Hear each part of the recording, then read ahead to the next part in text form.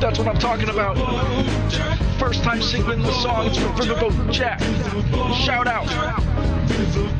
I don't know what I'm doing really, but I got passion. That's what it's about. It's all about passion.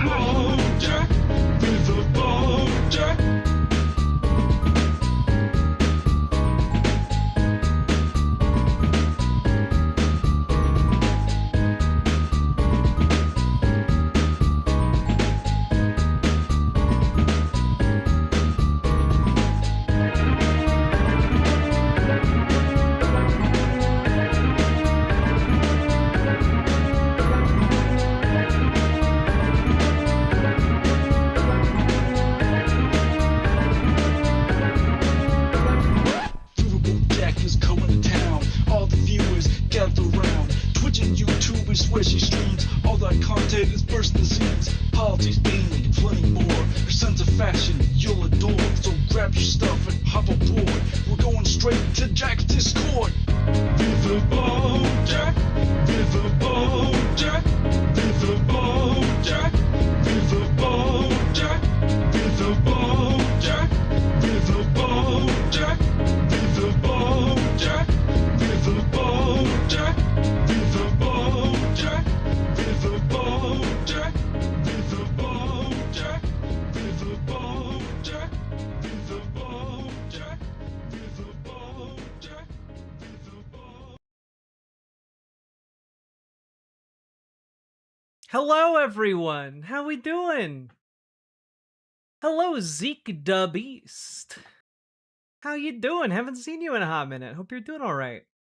Hello, Anders, Andy, Norup. Hello, Iquana. Hello, John Bainbridge. Hello, Comrade Girl 2018. Hello, Banana Brains. Hello, Soren Bastion, and welcome to your very first stream. Hello, Cute Dark Arts. Hello, Salmon Moose. Hello, Robin Xavieri. Hello, Cliff.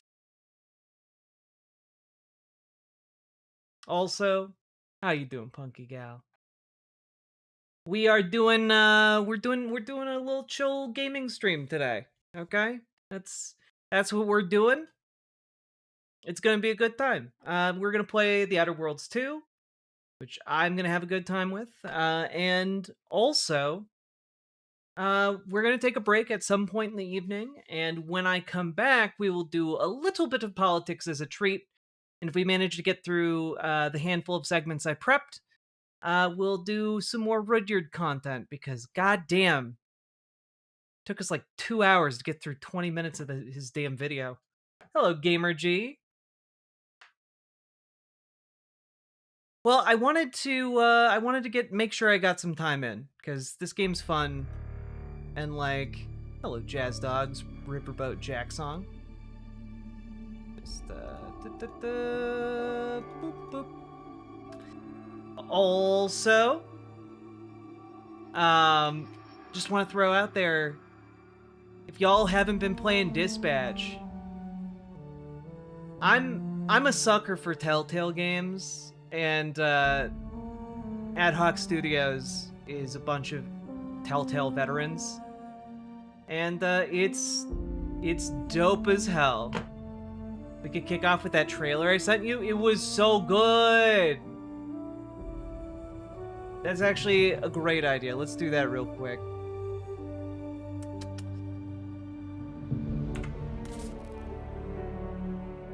Open volume mixer. Gonna mute this real quick. Boom. Nailed it. And where did I put that trailer?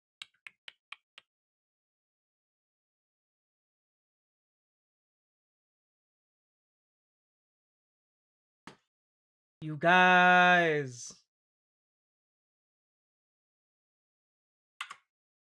Yeah, Dispatch is like an original property they co-developed with the Critical Role folks. And it's really fucking cool. Do.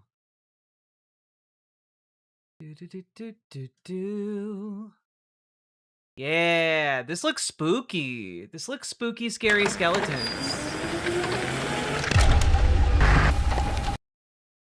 Also, my computer is not happy alt-tabbing out of Outer Worlds 2.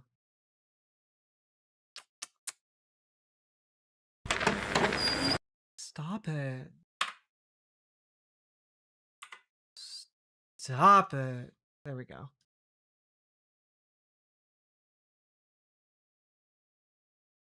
Boop.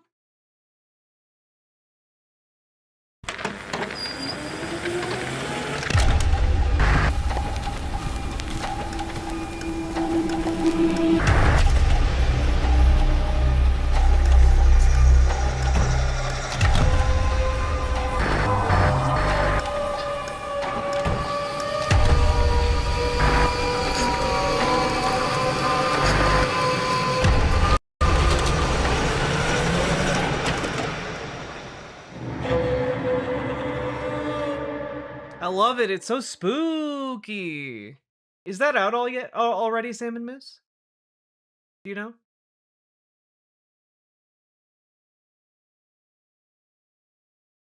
Dead format.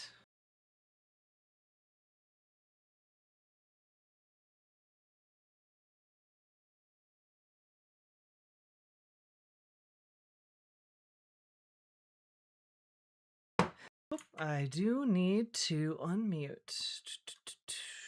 Question. I already know. Just making conversation. The demo in the second link? I'm not playing the demo tonight, but I will take a look at it maybe for next stream.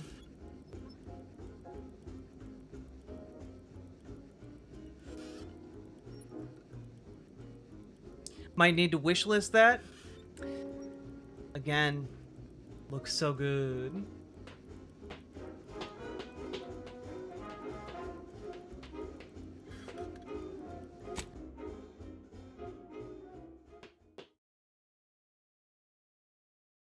God, I love the propaganda both sides make.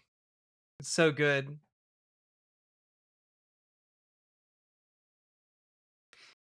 It felt like your jam and marmalade. Well, I don't know if it's my marmalade because I'm not a huge marmalade girl. Not my thing.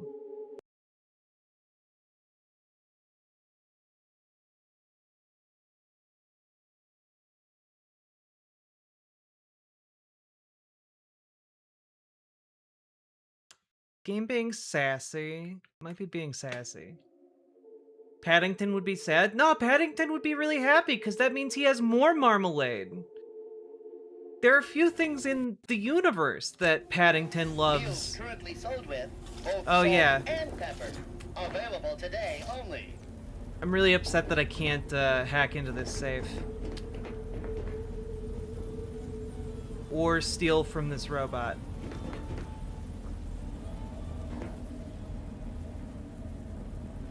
Doesn't appear to be anything here. And I can't trick the robot, because he's too simple-minded. Ooh, I do want to play Hell Is Us. Thank you for reminding me that game exists. We got coveralls. I might not know what all my wares are, but I'm sure we can find something you'll like. If you're in need of sprucing up the old wardrobe, I can Ooh, provide. Pathologic 3 looks cool.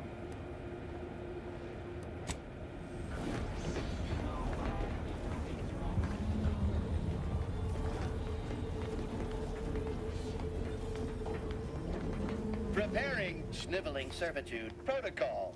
Complete. Greetings, most valued and attractive customer. What may this unit rehydrate for you? All wares were at some point cooked fresh. I do hope that the that Ad Hoc Studios makes more Dispatch. I played it last night. It was very, very good. I don't need anything from this guy, but I'm wondering if there's something I can buy in his inventory that would maybe allow me to continue. Like if I buy his alcohol. No, he doesn't say anything else to me. Okay. Well, damn it.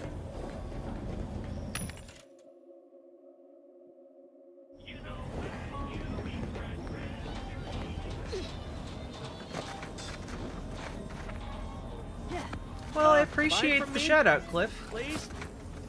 I've already bought from you, old man. Future's now.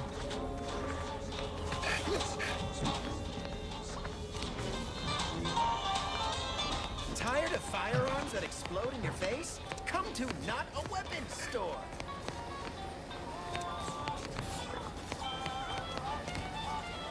Why is the gun outlined like I can pick it up?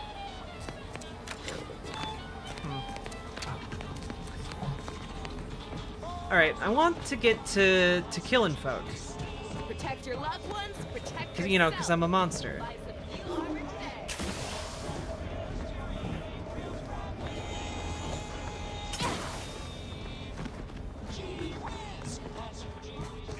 I guess I have to leave at this point, though.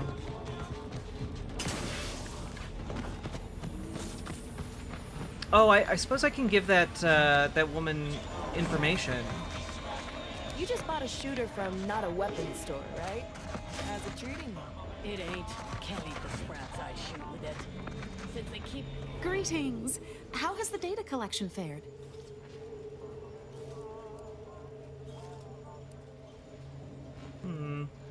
I've received information from multiple sources, but it seems to be contradictory. That's hardly surprising, considering the station's predilection for gossip. Hello, Amber So Brains. long as you provide us the information, we can parse through it and decide fact from fiction. Are you prepared to present what you have learned? I'm still working on it. All items only 5 bits. Look like quite the Pick it haul. up and it falls apart. I'll even discount the pieces Couple that dozen form it. Auntie's Choice sales logs. Some notes from the high-profile orders.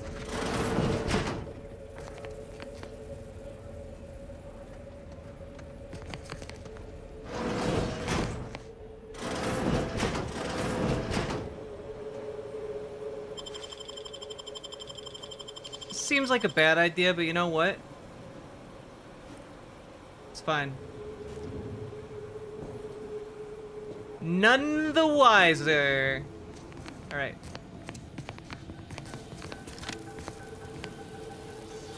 You shut the door here. And here.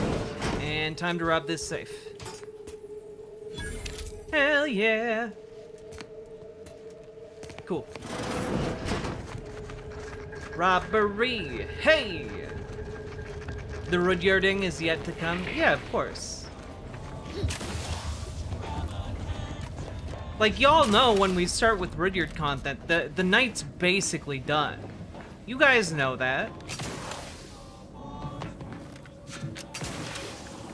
It takes us fucking ages to get through even a handful of his bullshit. It's crazy. Anything interesting back here?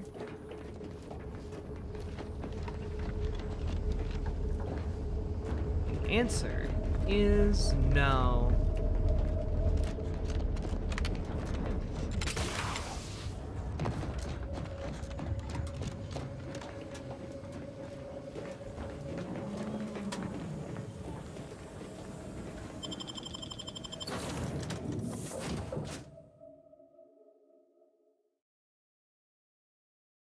Oof. Hello, the Kitsune Cavalier. Hello, Tea Leaf. Hello, hello, hello. Seattle mayoral election still not decided. Katie Wilson is now only about behind by 0.6 points. Damn. Cool. What is this about Rudyard content? Look, I have told you all that the pacing of today's stream is that I'm going to be playing this here video game. And you all are, of course, happy to interact and ask questions, and I'm happy to respond. And we'll have that fun back and forth pizzazz we usually do. And then maybe in about 2 to 3 hours, I might take a break. And after that break, we'll come back and we'll do some politics. We'll do a couple of different segments, all of which I think you will have fun doing. And then, if we get through all of that, we will do some Rudyard content. But it does remind me. It does remind me here one thing.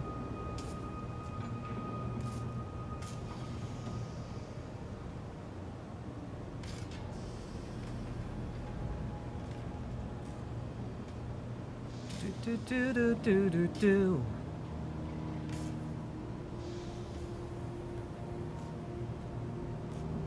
Oh boy. You know, I think I could probably close some tabs.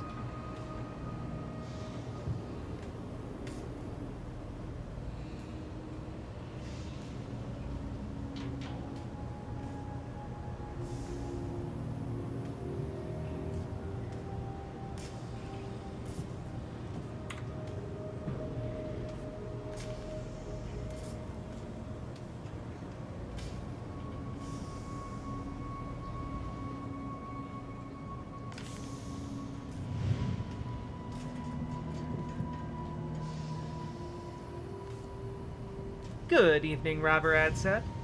Since we're just chilling, is tonight a whiskey night? You know, I hadn't considered it.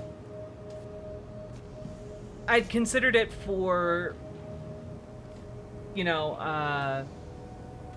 a more of an edible arrangement, as it were. But whiskey could be good.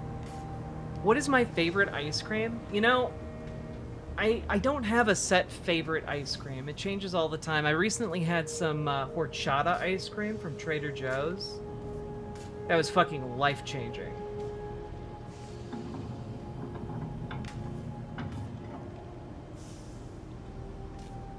I'm gonna downsize these tabs. No.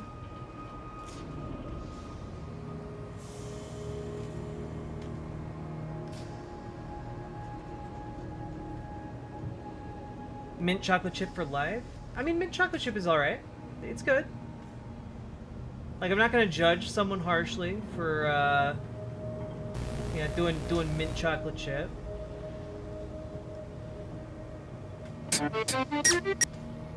Jesus. I have a lot of random shit open in my tabs. Yeah. You may have a plugin that helps with tabs. I'm not mad at that idea.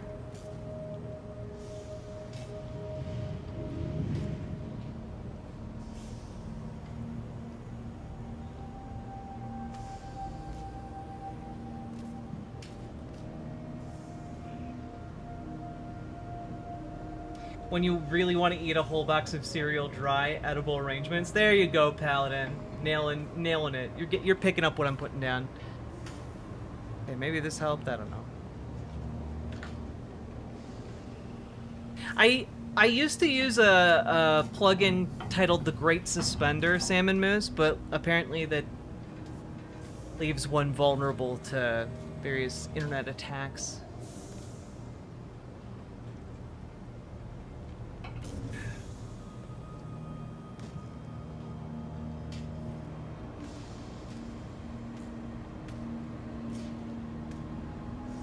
Did you see Trump asleep while Dr. Oz was speaking? Yeah, I saw the clip. I saw the clip of, like, the guy collapsing. All that jazz. Again, dude's wearing himself ragged by, you know, getting up, walking across the house. You know?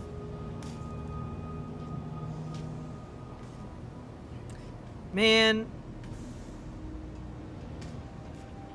Maybe I need to do...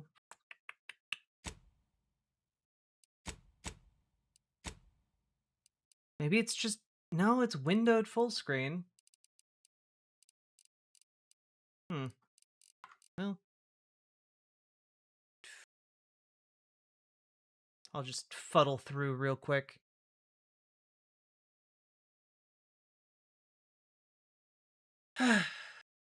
There's one called One Tab. It makes an HTML page of links so they're not open, but you can quickly drag them around to different folders.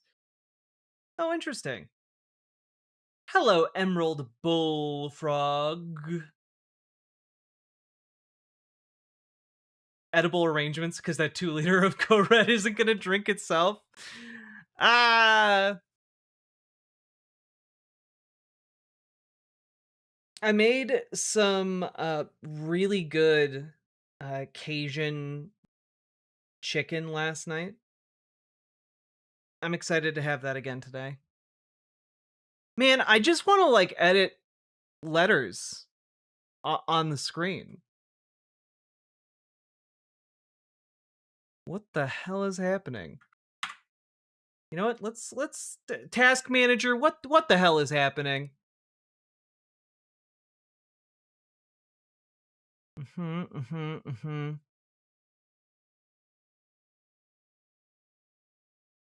All right. What you doing? What's running in the background? What's slowing you down?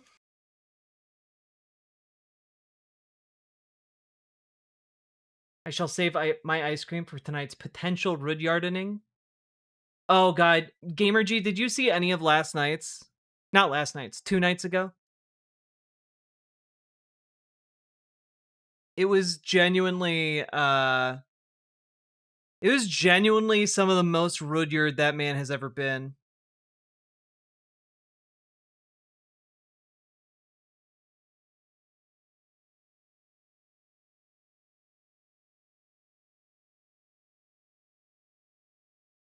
For the record, as somebody who's received an edible arrangement, they definitely would be a lot better if they came in 10 milligrams, 20 milligrams, 50 meg varieties. Hell yeah.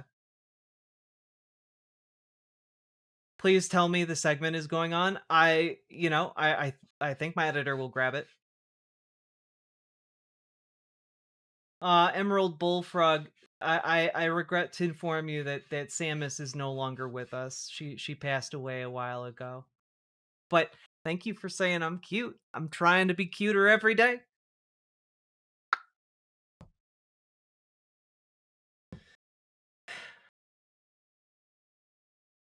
It's okay. It's okay. She passed away maybe 2 years ago now. I'm new to the Discord. That's okay. I still have emotes of Samus, so like it's not unexpected that people would bring her up. Okay, so I guess in order just to update text on the screen, we got to do this now. There we go. There you go. Now, chat, I will also drop everything. Whatever we're doing on stream today, I'll drop everything. If you guys make it to 400 subs today, I will drop everything, stop playing video games, stop doing normal politics content, and I will cover the entirety of the debate that the Virginia Lieutenant Governor attempted to have with an AI that kicked his ass. So, you guys requested it. I have listened, and if you pay me cash money, I will in fact work our way through watching a Republican own himself for no reason, embarrassing himself on the national stage. So there you have it, folks. My offer stands, and hope you enjoy. Go. There we go. I have no idea how. Well, I just told you how to make it happen. What's your Cash App? You can donate a membership.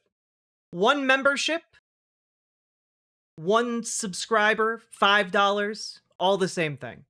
Whatever your subs are, whatever your donos are, I will translate them into $5 increments to throw up there. I ain't trying to give no Google, no cut. If you come over to riverboat.gg, which is the on-screen chat, you can donate via PayPal. And that way, I actually get the most money. So, any of you feel inclined to do that way, go for it. All right, let's try playing Outer Worlds 2 again. Also, you get to be in the site chat, which is, debatably one of the best of the 3 chats. And you get a lot of emotes, and you get a little colored tag next to your name that helps me know what your pronouns are, which I think is neat. Also helps other people to know what your pronouns are. Whoa, whoa, whoa! Site moderator Salmon Moose says site chat is best chat. Settling the debate once and for all.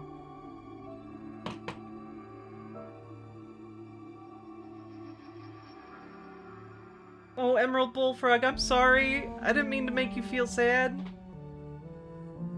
She was the gooderest dog, and she lived a good long time, and her body just started shutting down. The Order and their presiding bishop seem trustworthy enough. Have you seen seen their wireless advertising? Nothing's ever new or 110% improved. So honest, it's boring. HRT has me feeling all the things. Oh god. Same. Like, I don't know what the science is behind, like, HRT, like, trans femmes, and, like, I don't know, mood swings once per month, but, I definitely feel like I get those. And, I relate. Hard relate. Let's see here. Okay. Time to go to Dorado. Yeah, Josephine, I'm playing video games.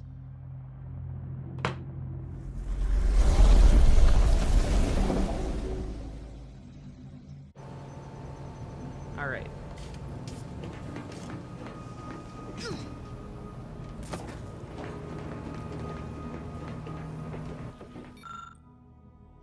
I do not have any unlocking keys.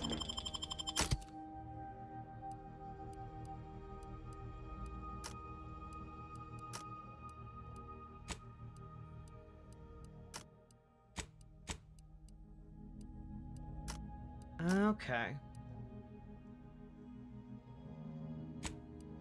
So far I haven't, uncharacteristically, I haven't fallen in love with this robot character. Maybe I just need to bring her around more. So I'm gonna give that a shot, and if she continues to bore me, she will be relegated to ship duty.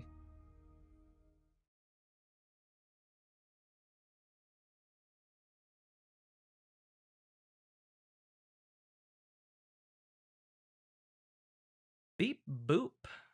Golden Ridge, we've been expecting you. You have your own ship? Yeah, baby.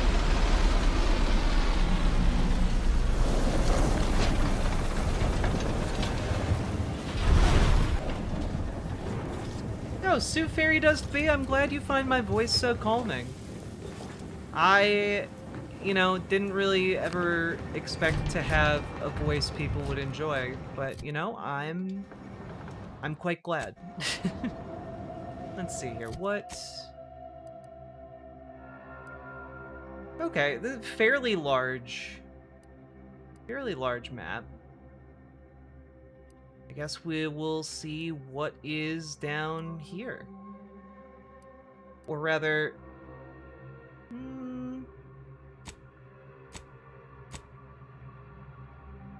Oh, I was sent down here to do the arbitrary measures quest. I'll go do that one first. Cool. Go.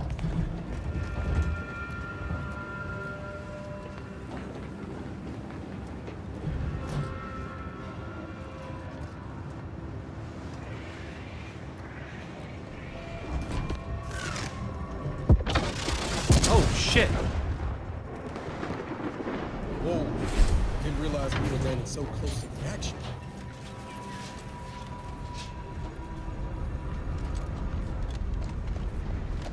Well, and now I gotta get a little hitch in my giddy up, I guess.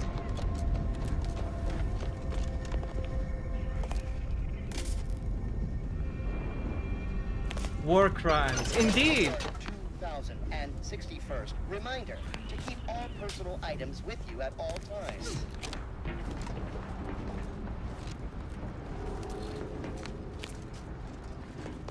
Stay vigilant. Report any suspicious activity to your nearest station warden. Thank you for picking up your personal belongings. We must all work together to keep Golden Ridge beautiful. Aw, I like you, robot. Wait. Our lines will not. Good subjects arrive 15 minutes early to avoid missing their train. Man, I need one more point in lockpick. These doors are killing me. Hello, Bastion. Yeah, I didn't do a good job notifying folks today. Since last I stepped about. Don't think we'll be hitching a ride anywhere quick. Anything cool in there? Oh man, it does look like there's cool stuff in there.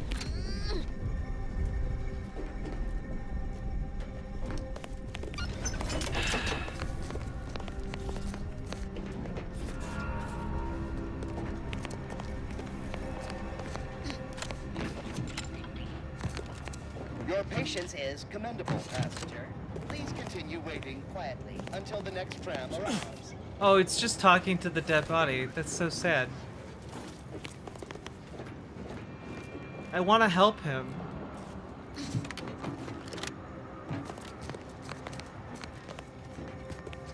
Now, what's going on here at this train station? A lot of blood and such.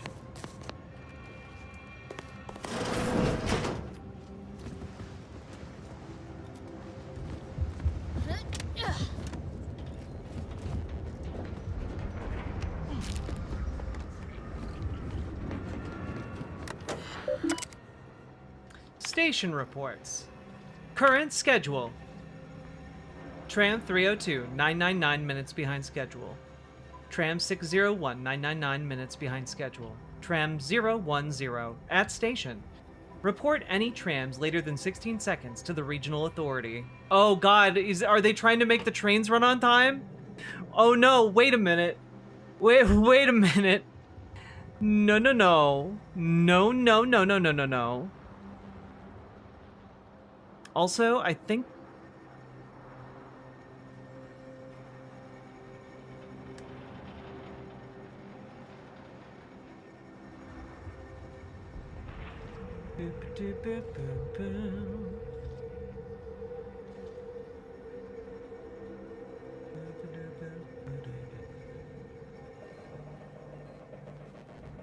One second here.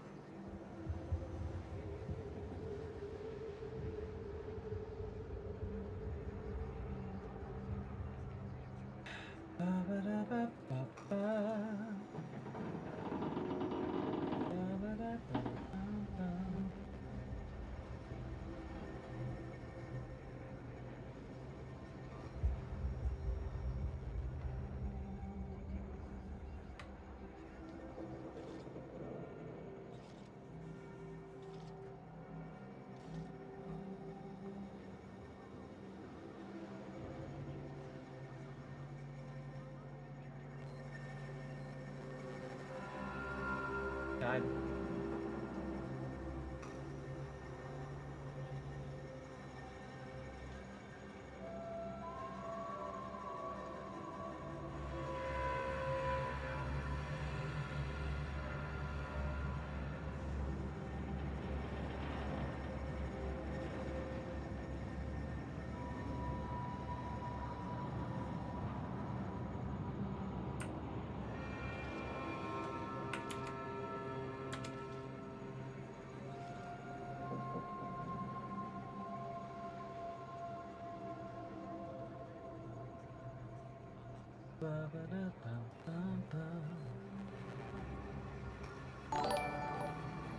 Sue Fairy Dust, thank you for being the first person to support stream today. Let's go!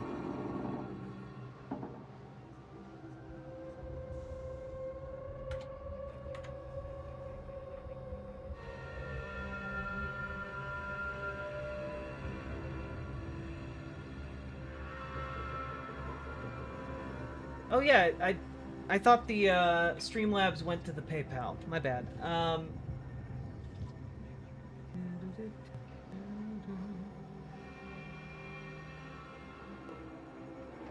Let's see.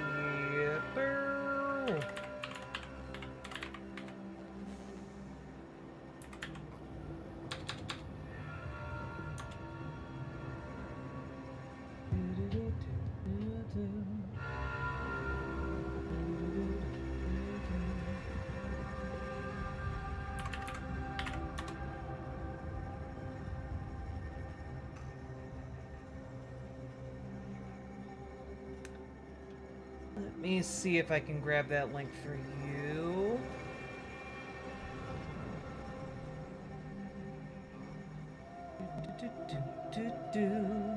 One would think I would have it a lot handier than I do.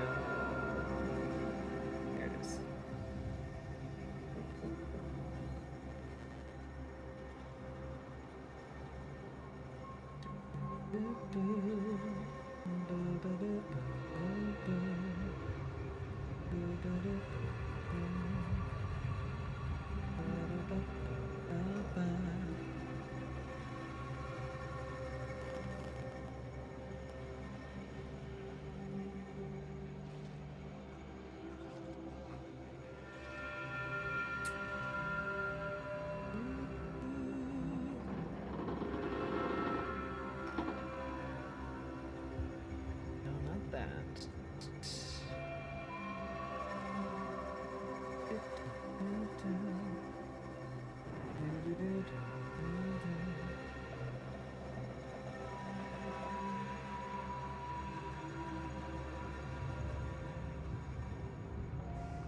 Zeke the Beast. I can't actually find it at the moment. At least not in the way that's handy. I would have to shut down the game and use my computer because I can't find it on my phone. I believe I know what it is, but not with enough confidence to say the address aloud on stream. I'm sorry. What are you looking for? I'm looking for the dono page that's on PayPal itself, rather than the donation pages that my website uses that PayPal then processes. It's a whole thing.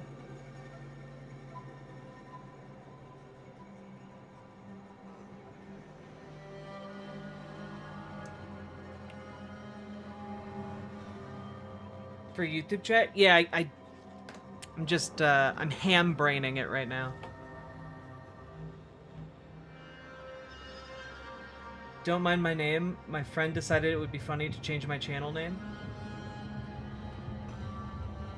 That's all good.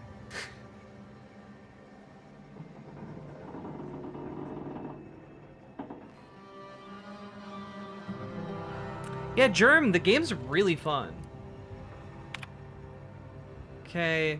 5 minutes behind schedule, staff shamed. 9 minutes behind schedule, staff admonished. 17 minutes behind schedule, conductor reprimanded and recommended for mental refreshment. Incident, citizen found eating food in non-designated area. Admonishment administered. Recurring incident with the result will result in increased admonishment with eventual mental refreshment if issue is not resolved. Cool. Do you think it's better than the first one? Yeah, by quite a bit. I'm not a huge fan of the companion characters at the moment, but like, I'm open to having my mind changed. I really like the quest layout and the environmental design. I think those things are nice.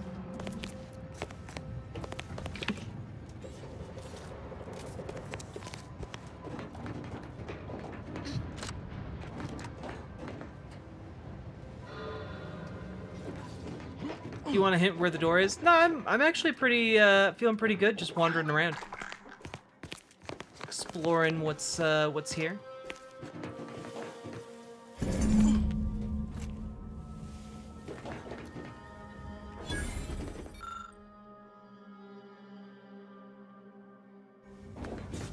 Okay, so I'm just now I'm Indiana Jonesing it.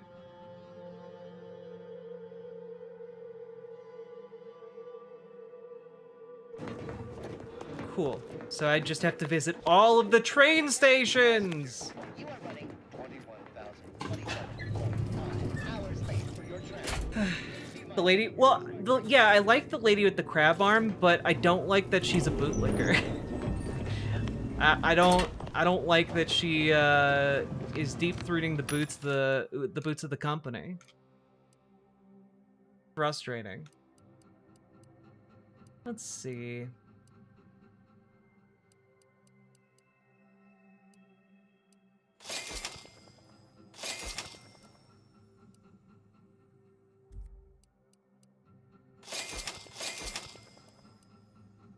Okay.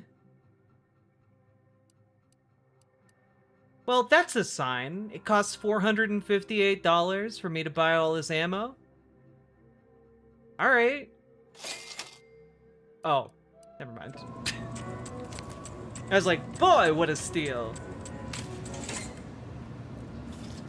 I remember Jack doing a few streams in the middle of the day to cover major Trump attacks on our rights. So now whenever I see a stream this early, I fear the worst. Yeah, I'm okay, I'm sorry. Multiple signs of habitation observed. Helpful tip. Agents are advised against touching stains of questionable origin.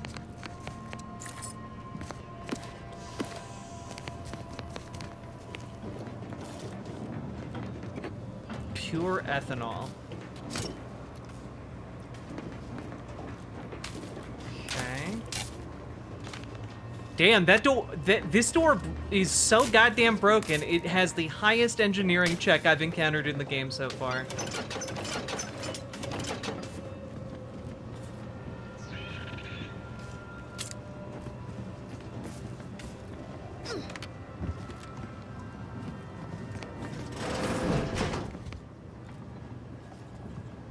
faster. I wasn't done exploring upstairs, though.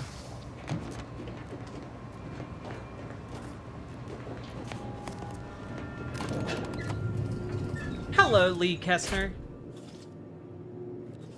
Any Red Spectrum vodka? Nope. The plan can wait. Maybe one of the train stations will have Ratman. We can only hope. 15 minutes early to avoid missing their train. Also, I'm really excited to use these guns that I got. Ah, a rift. Hello.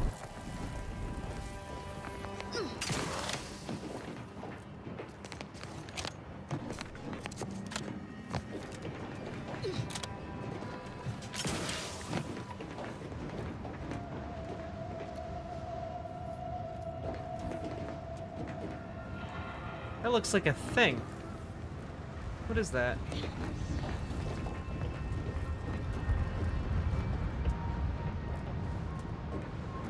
Oh shit. No, no, no. No, no, no, no, no, no, no, no, no, no. Fuck.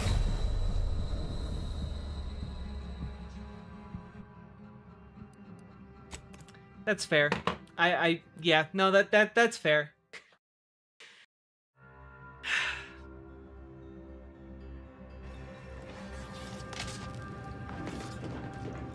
What happened? I was trying to see if I could do some clever jumping. A little bit too close to a too steep portion of a bridge that had gone out. Over to Matriarch's Mercy and meet with that abbot Nassar mentioned.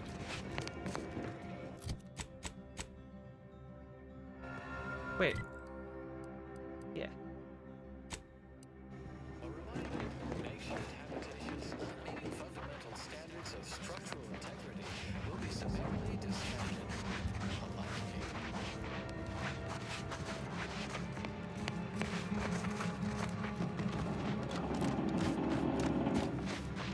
This game very much does not like Skyrimming. Yeah, which, you know, fair.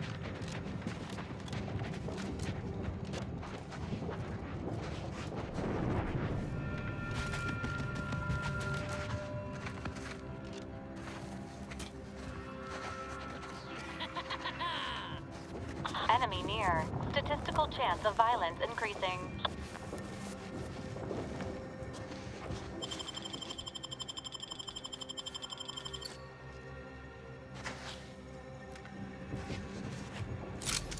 All right. Ready to wait. On your command. They owed me 5 stems.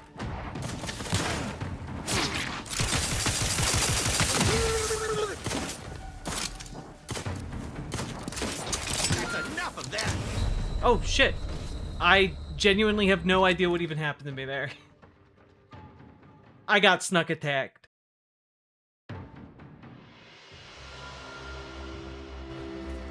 Hello, Yannick de Nieuwburg. Hello, Samantha's Trains. Alright.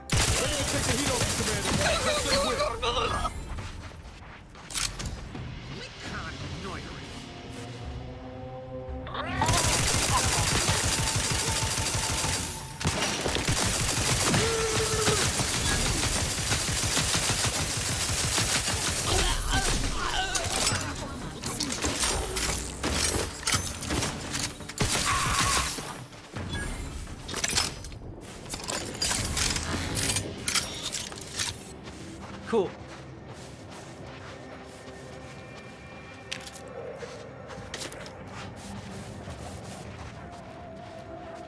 The trench shotgun is a seriously good weapon in this game. And a pistol called the Rattler. Oh, yeah. I've been really having fun, though, with these, like, machine guns. Especially the electric ones. Samantha's Trains, congrats on making it through some hard dental stuff. Ashley J. Curtis, hello. Hope you're having a great evening.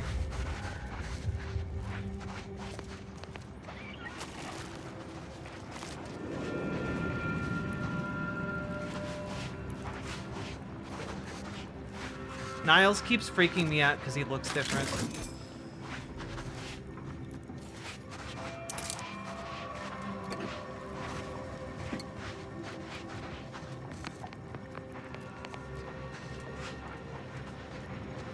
over here. No? Okay. Hello, Story the Bard. How you doing?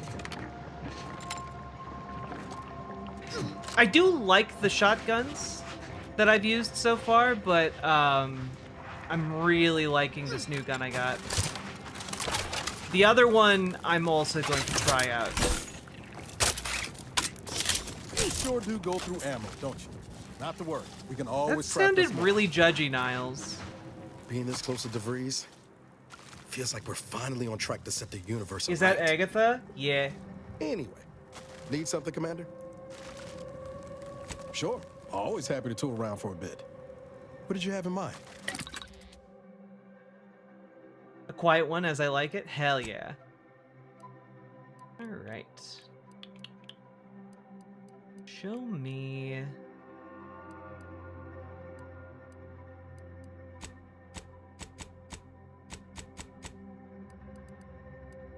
Oh, I need more scrap metal. Okay. There's got to be more scrap. Like literally everywhere I look, there's scrap metal.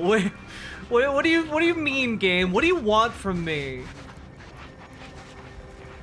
Like literally infinite amounts of it. Come on. God damn it. Haven't made it off Paradise yet. Paradise is huge. Like I don't blame you. Was that enough scrap metal, or was that just one piece of scrap metal? Wait a minute. I'm a fool.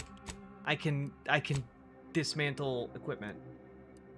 All right. Okay.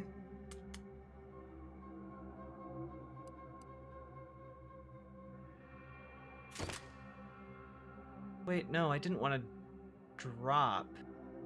Oh, can I only, like, dismantle at, like, a...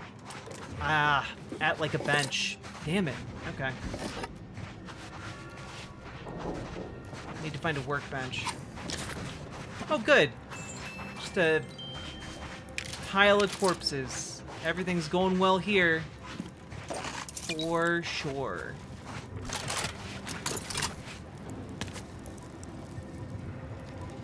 Niles can dismantle. I've already talked to him too much.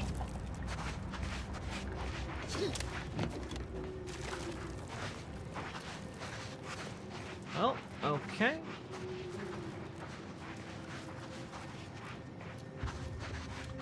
Just wander out of here.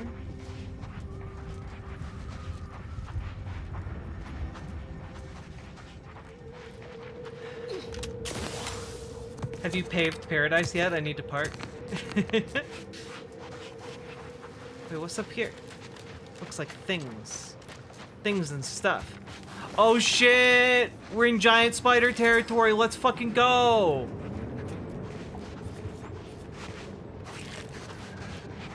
Oh, I'm excited. Crystal spiders. Hell yeah. Do you like spiders? Fuck.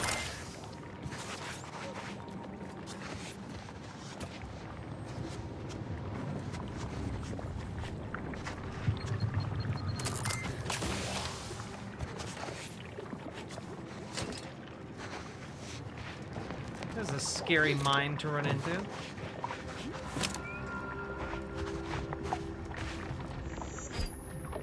Cool, cool, cool, cool.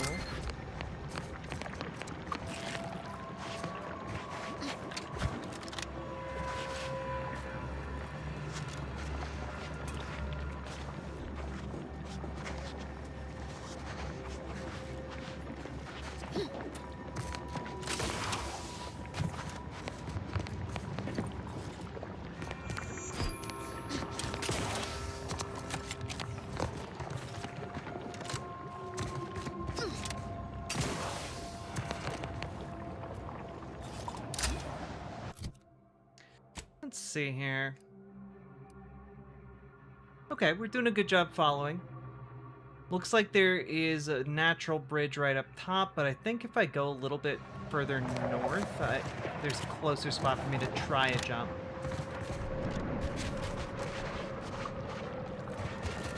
I believe I can fly.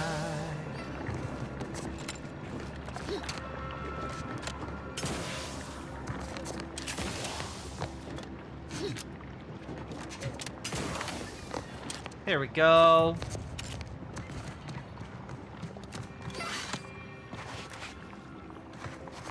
Look at this little guy.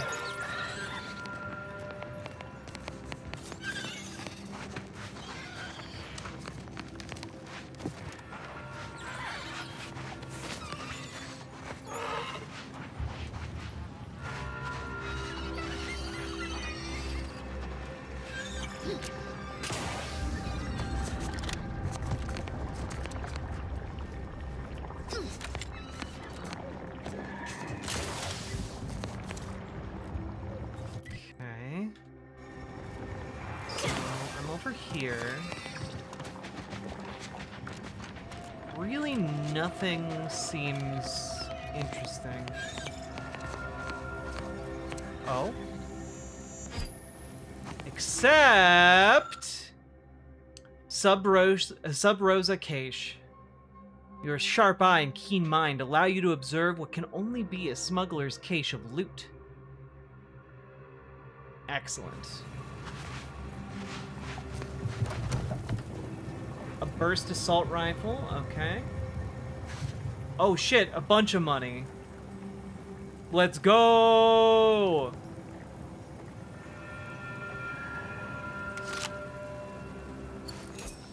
Yeah, I'm definitely taking all of that.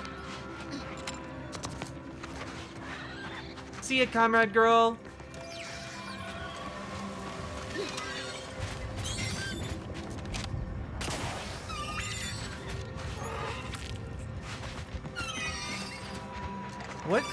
What is killing all these spiders? Injured Verachnid Hiveling. The off-putting yet inexplicably adorable Verachnid Hiveling is barely clinging to life, although it appears to have fared better than its broodmates, based on the 8-legged corpses scattered nearby. You see no evidence of this swarm's would-be exterminators, at least with the naked eye. Yeah, sure, I'll heal it. Cache.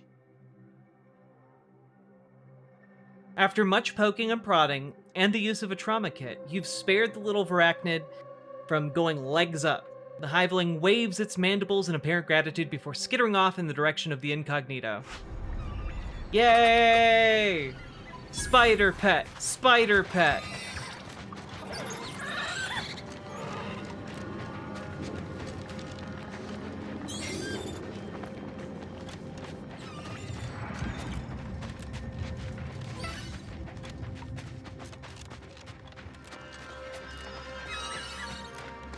What's over here?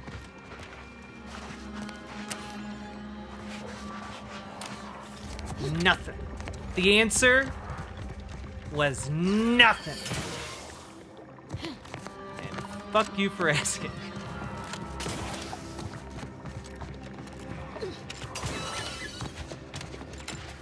Bastion, are you prescribing the linguistics? What have we become? What has this community come to? We used to be a real stream.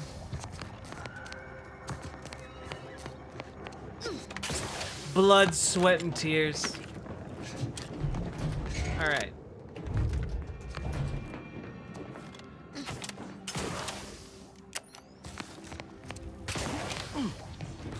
God, it's so dark.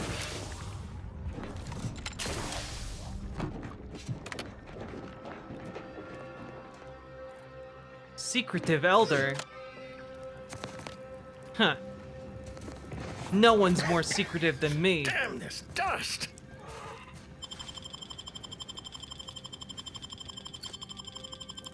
Earl's Grey Tea. Yeah, I'm good. I don't need your tea, old man. Stay back! Oh, wait. You aren't one of those damn scrappers. Apologies, stranger. Just a gene farming These eyes ship. Don't see as well as they used to. Perhaps it was fate you met me here. A capable sort like you is akin to an oasis in a hellish wasteland. So might you be willing to help an old injured man with a simple task? No, first of all. But number two, do you think his helmet is made out of metal? Like, is that supposed to be a metal bowler hat with lights on it? That's so silly. It's so silly. I love it. Depends on how simple this task is and whether you can pay. Oh, I most certainly can. You'll surely not Hey, regret your damn it, troubles. Sputnik! As for simplicity, well, I know an intrepid and resourceful wanderer when I see one. You'll manage just fine.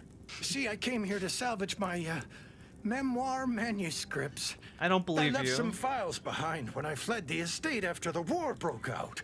Tragic, yes, but what else was an old man to do? If you're keen to help, one file's in a locker in the tram station.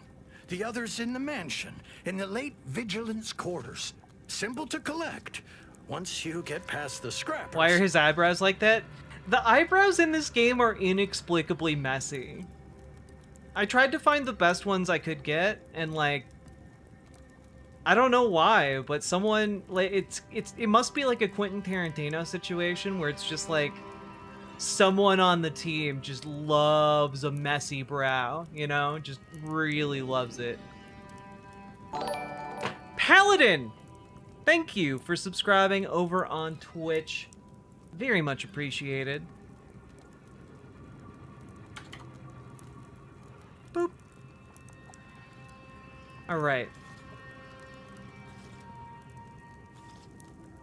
Why would your manuscript be in the vigilance quarters? Why? Because she was an avid reader, enamored with the tales of the brave and the brilliant. I was a close advisor, see? And once she No, this learned guy of my lying writings, she couldn't resist so hard. taking an exclusive first look. Bless her.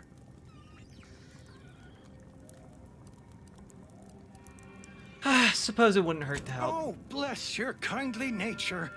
Do return promptly should you happen upon those, scribblings of mine. Silly old The character fool. model in Come Satisfactory is here without aid. femme-coded. Dono to support Lefty. Yo! SLID! Thank you for the $15 dono! Let's fucking go! No. I don't know why I really wanted to make it rhyme.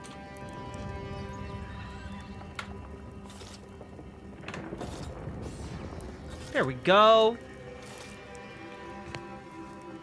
You could eat him and chew him up, spit him out. Well, of course I could. But I choose not to. The way I play these games is simply by knowing I could at any moment just unleash death and misery on everyone. But I choose not to.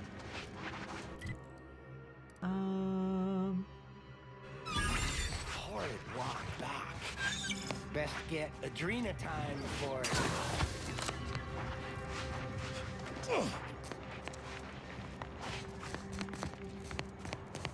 Guess I'm just gonna keep going up.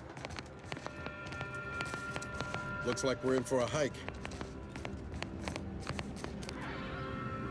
Niles, I swear to God. Niles. We're already halfway up the mountain, Niles.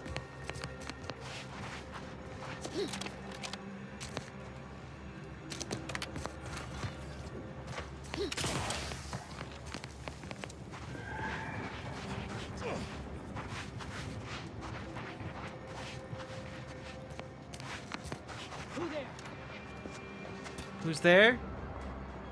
Your mom! Bastard got away.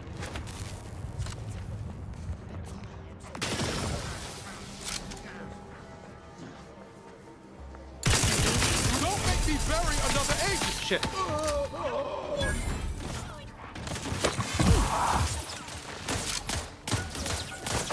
I'm the one you need to worry about. I'm at it.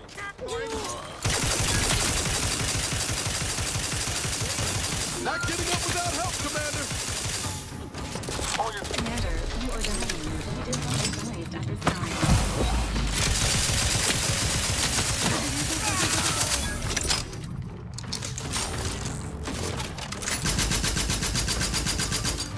God, I'm really not good at this game.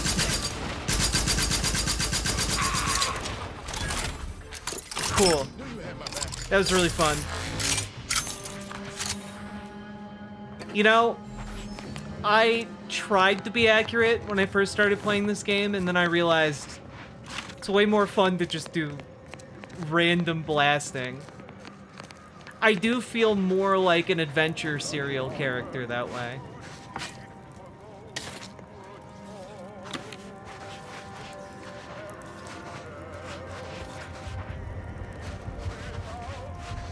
Good time.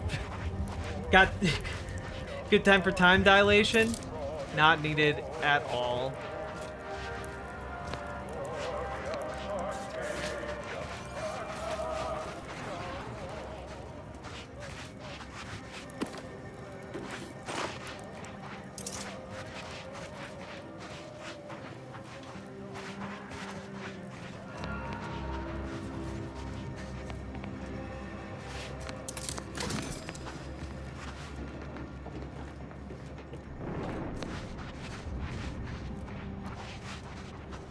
Time gape?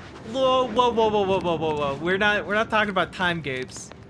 You guys have bamboozled me into a wide variety of shocking innuendos over my time doing this, but we're not. Look, we gotta draw the line somewhere, and I think I'm drawing the line at time gape.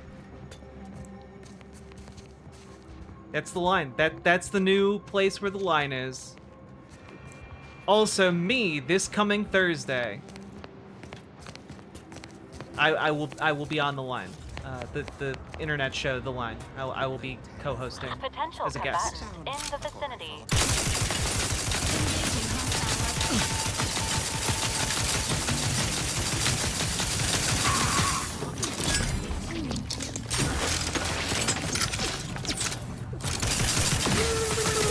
Sorry, ain't ready yet.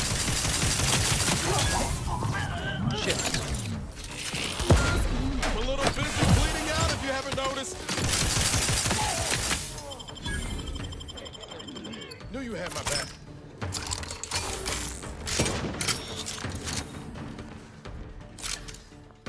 Yeah, who could be down here? Emergency protocols ready.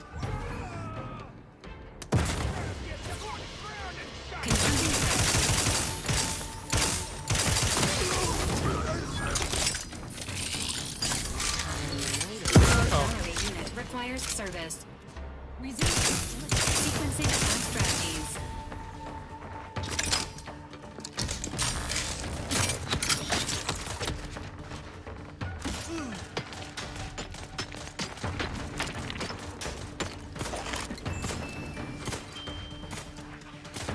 Give the water and I'll take care of him, Commander.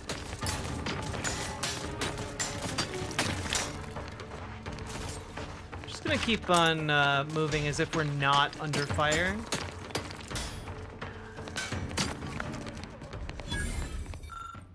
Scrapper note. If you can read this. If you can't, have someone else read it for you. Keep away from the refugee camp near the estates. It's full of automechs that'll kill you and smash you good. Not worth getting killed for a handful of refugees who won't have any adrena time anyhow. Oh god. Oh, adrena time. Could wait for them to fall apart. Storm in, scrap them, but better to avoid them altogether. We got all of Golden Ridge to plunder. Edward Dunsany. It's locked in. Arden wasn't sure what was going on, even though Lux seemed so certain. I probably need to get back to Arden via text. I should do that right now. Thank you for reminding me. I am a forgetful lady. Boo-boo.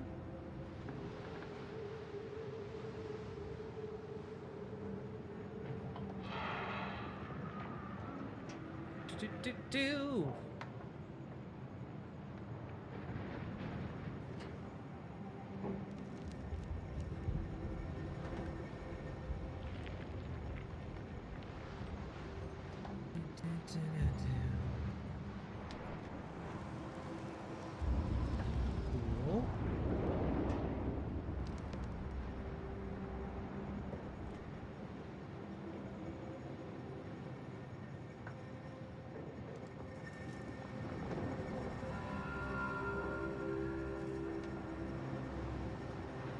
Looking forward to being on the show.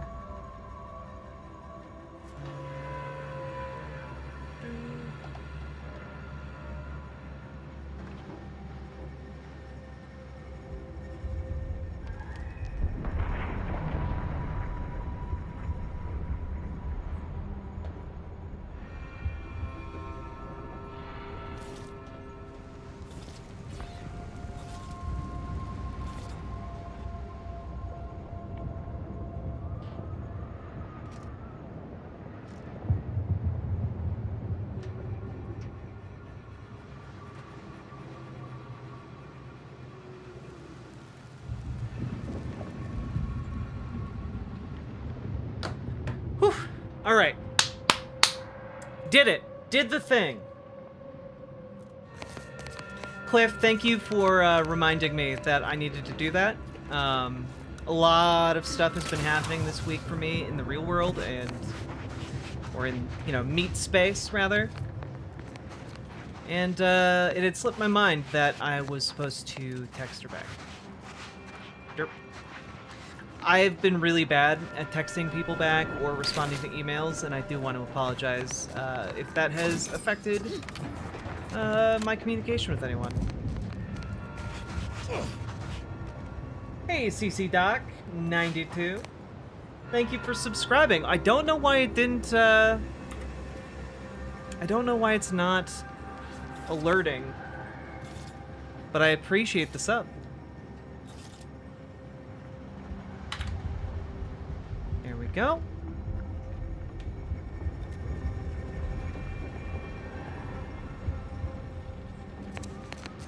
I'm used to it. Yeah, look, it's not out of, I can assure you guys, it's not out of any malice that I never, that like I'm bad at texting back. It's just, I'm just really bad at it. It's not because I dislike any of you. Dilation in the meat space? I'm selectively listening. It's alright. I love you anyway. Saw you on YouTube. Love your commentary. What? Thank you. I feel like we've really been growing on YouTube lately. Know the situation is dire. Oh shit.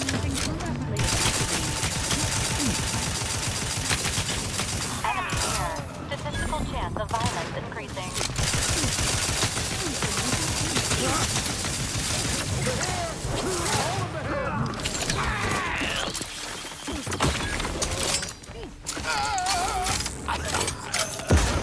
God, I keep getting Niles confused with one of these guys.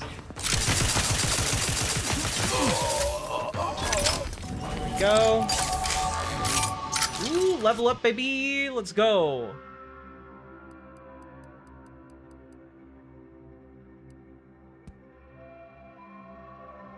All right. I need another level in lockpick, and now I'm free. I also think another in guns would probably be helpful.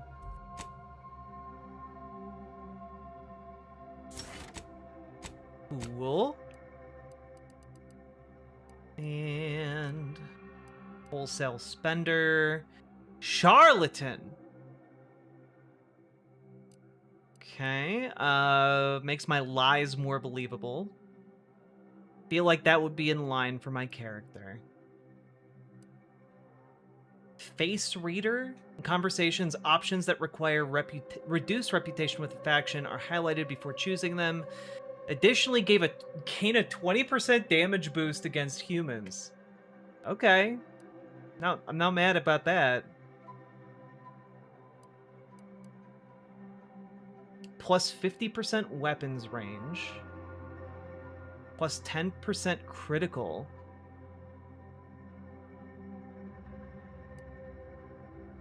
Cool, cool, cool.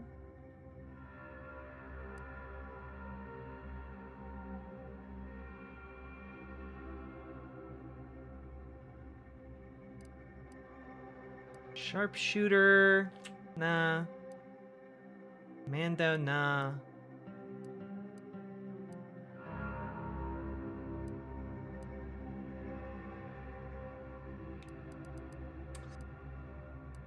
I'm leaning towards either I should get Charlatan.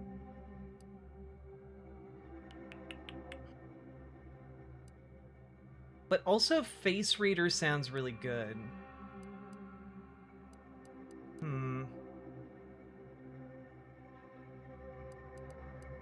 I'm gonna do Charlatan. It's like my whole vibe.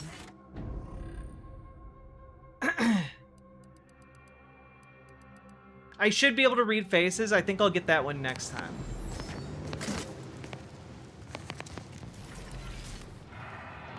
Yeah, Emerald Bullfrog, like that is exactly how my brain works as well.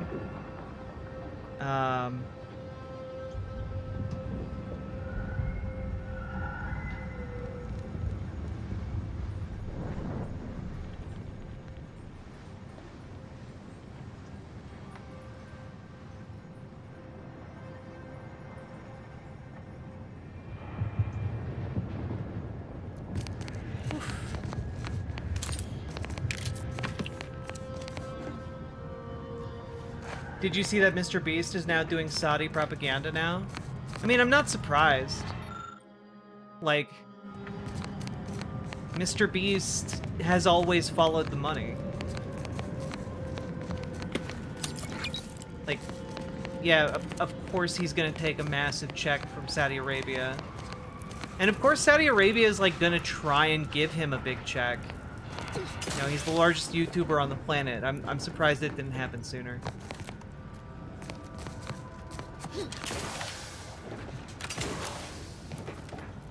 He's opening a fucking theme park in Saudi Arabia? Well, yeah, I mean, he's probably also trying to do a lot of business and get, like, I don't know, diversify his portfolio by opening up multiple new Squid Game locations. After all, why settle at just one country Squid Games when you could do worldwide Squid Game?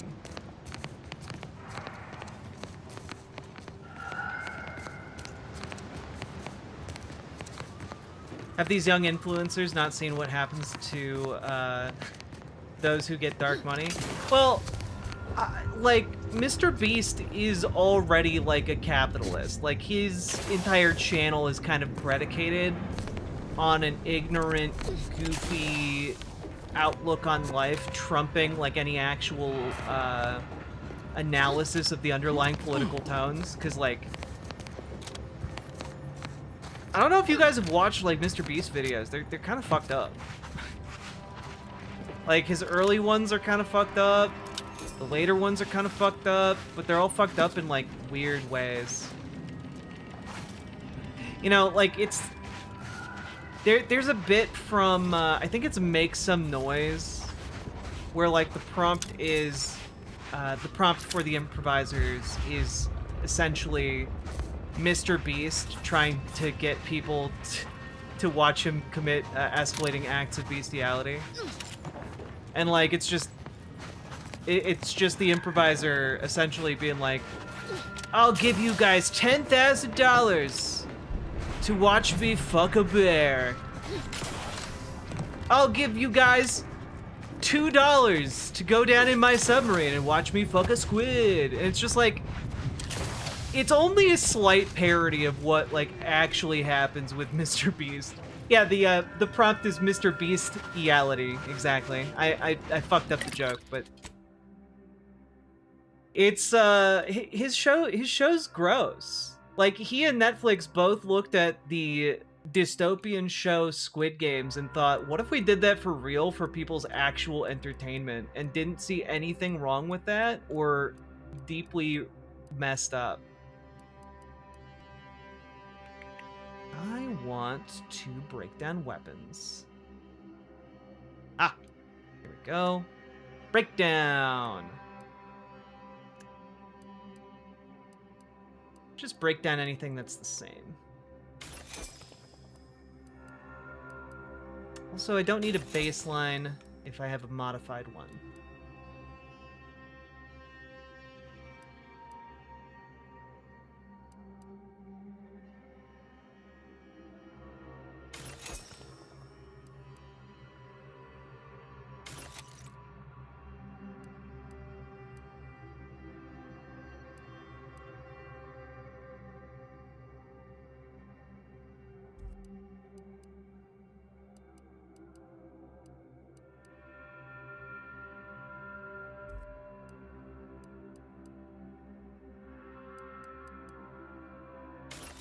go.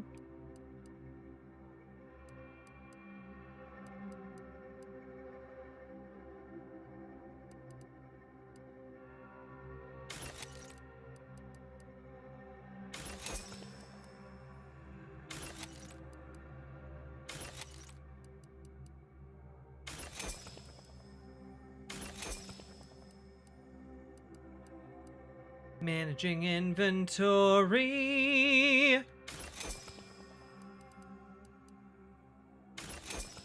Managing inventory. All right. Let me craft some bullets. Here we go.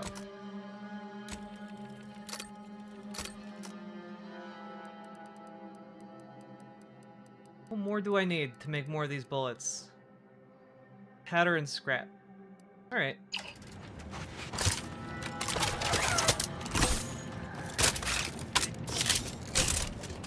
Okay, finally have a full clip in both my guns. Let's go.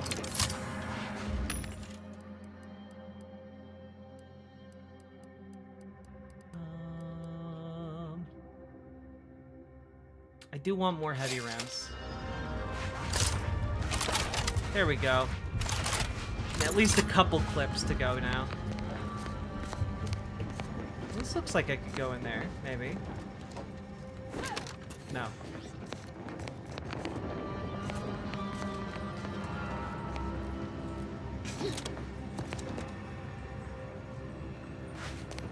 Also, folks, like the stream and consider dropping those subs, donos, memberships, super chats, etc. Because they genuinely help keep this show going, and you'd be pretty cool.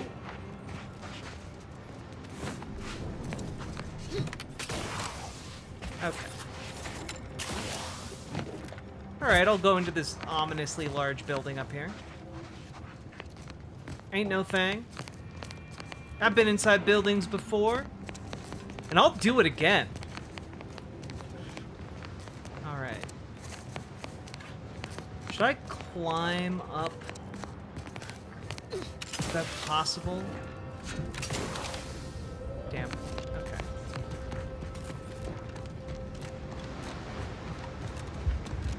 Just seems that perhaps a full frontal assault may not be necessary.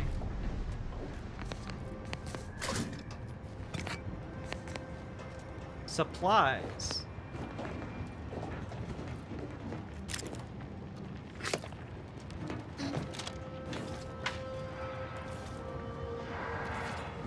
Oh, all right.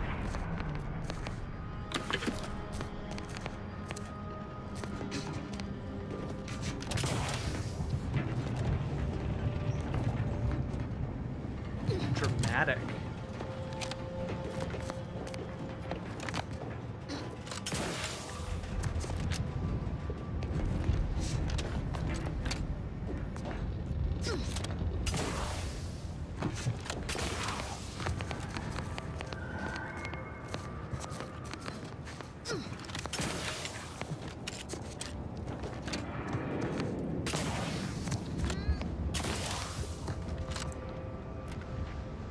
Space!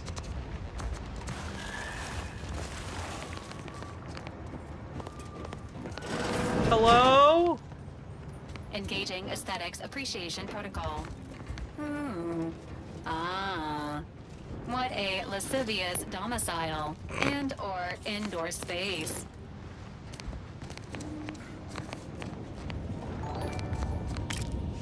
Yo! Nindreen!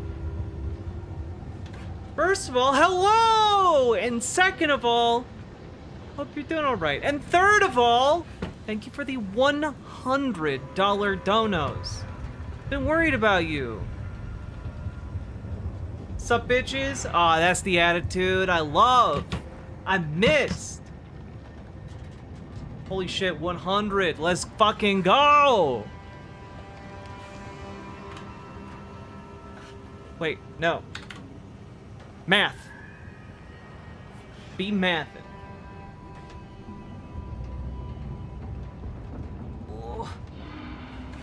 I'm really glad the sequel seems good. I loved the first one, just thought it was a little shorter than I wanted. Also, sorry for earlier, my power is out. Oh, it's all good. Stuff happens. We can reschedule.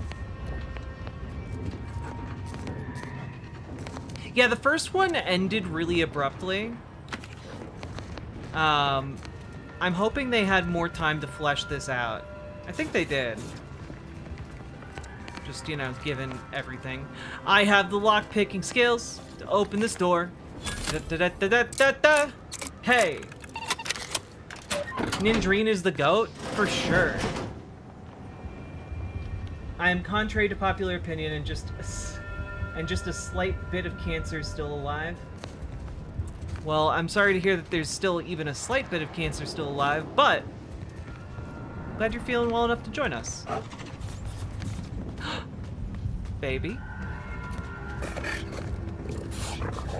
Baby.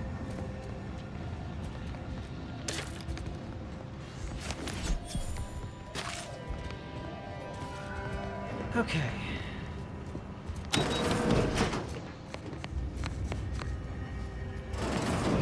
This window. Don't like it. These strangers. Should rip them out, shatter them, transfer them with ourselves. Yes, yes! Grab an order glass scrawler next outing. They'll display us in the standing. I guess I should kill them. Cut them up.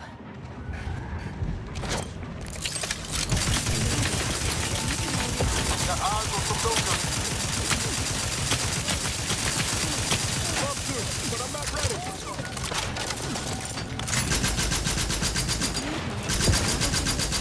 Appreciate a little help, Commander.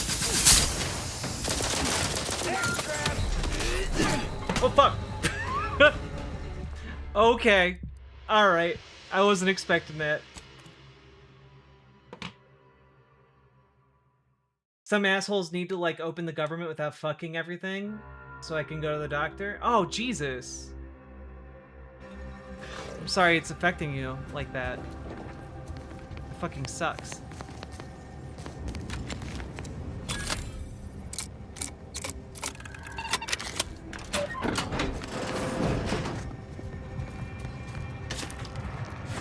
For a second I was like, I'll be fine. I just got that trauma kit.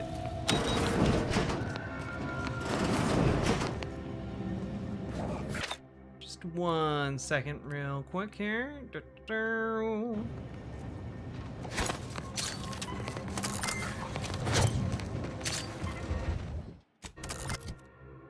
Let's see, what do I got? What do I got equipped here? Got a couple explosive grenades as well. Alright. It's fine. Draining time. Emergency protocols ready. Got eyes on some locals.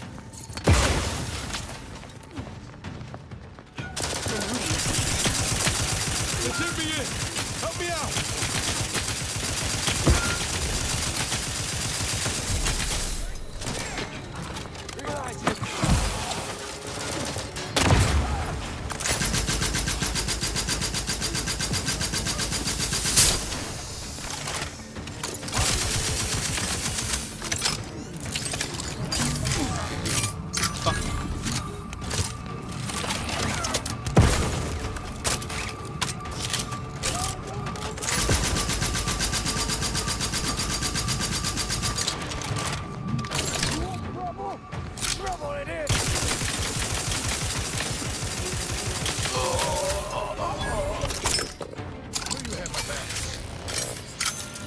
Yeah, I totally had your back, Niles.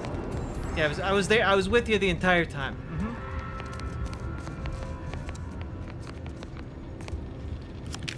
Got the estate key. Got the wham bam. Hell yeah.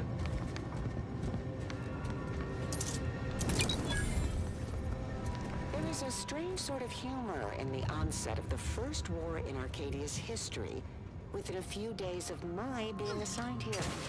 As far from protectorate society as possible, Golden Ridge suffers under an invading force, and moreover, it appears that our Order colleagues have betrayed us. At first, I lamented my isolation, But I've realized I was where I needed to be of service. The scores of abandoned subjects need a leader. I have enlisted the staff at these estates to help accept the first influx of still loyal Protectorate refugees. More shall come. I shall lead them out of the shadows and into the light. For the good of the Protectorate. Of course. This is my calling. For the good of the Protectorate. Obviously.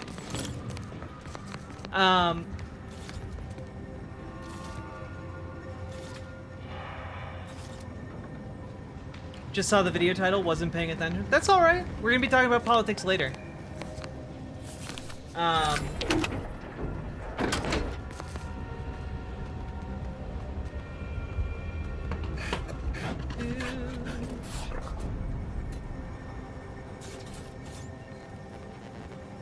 Cool.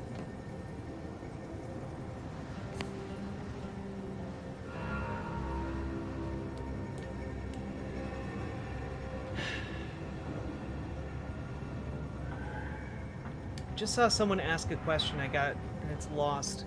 Oh, how does the premise of the sequel relate to the original? Genuinely, it just seems that it takes place in the same universe, same solar system area. And, like, factions from the previous game exist. But that seems to be the extent of it so far.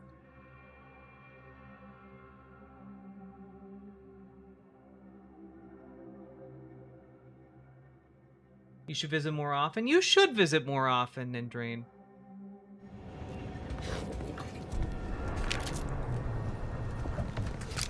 Incendiary revolver. I mean, alright.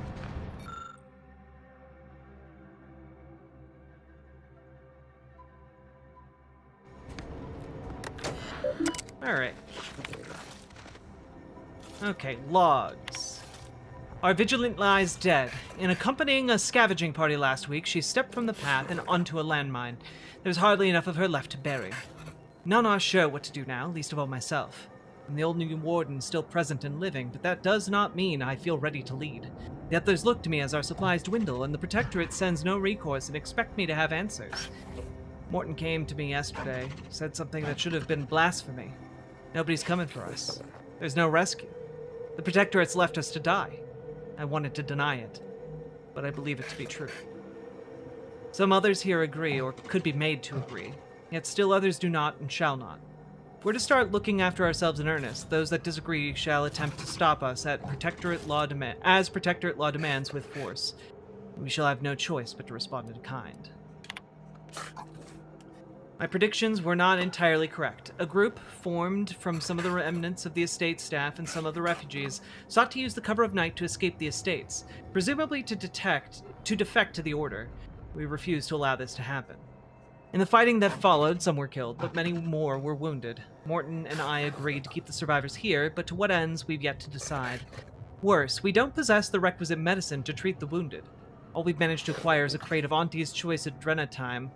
Would appear to be faintly similar to the Matriarch's own Mercy oxymorphone, though obviously more crude and seemingly designed for a specific alternate purpose. But we are desperate, and it will help ease the pain of the wounded. By the Matriarch, what are we doing? Preventing our own from joining our enemies, only to treat them with our enemies' supplements? It's enough to make one weep. Ex-Warden Edward Dunsany. Precipice. Something is going through the estates. A sickness, or, I don't know. We're not ourselves anymore. The banditry has become perpetual. Our earlier pretenses of honor abandoned. Morton personally killed several desperate refugees earlier, and I'm terrified to say I cannot recall what I did or did not do. We wanted their supplies, to see if they possessed the invader's substance. Adrenatime. But they had none. Feels like I cannot think, cannot resist, cannot feel. I write this only to remember that I wrote it, and that there was something before this doomed precipice I feel myself irresistibly drawn towards. So, Auntie's Choice is getting people hooked on drugs. Cool.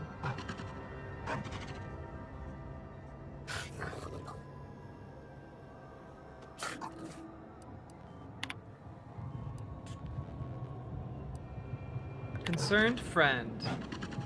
You sent a lot of words in your last message. Here's ours. Give us Adrena time and don't die. Give us Adrena time and die. Send anybody you want. We'll kill them and take whatever they got. It better be Adrena time. Everyone here needs the Drina. We don't have near enough. We killed your man, but he didn't have any Drina. Tell us where you're messaging from so we can show you how happy we're not. Cool, so they went fucking nuts.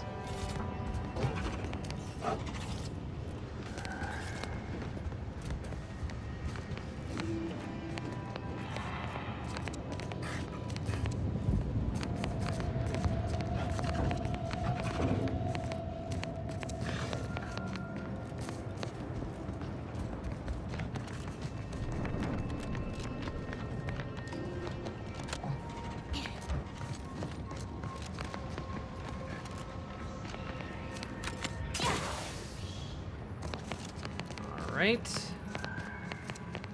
Now we're over here. Have we been here before? Yes, we have.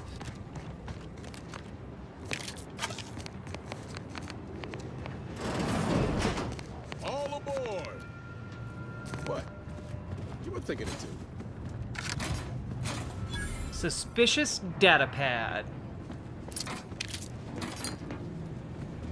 Oh, this was the thing the guy wanted. Okay, cool.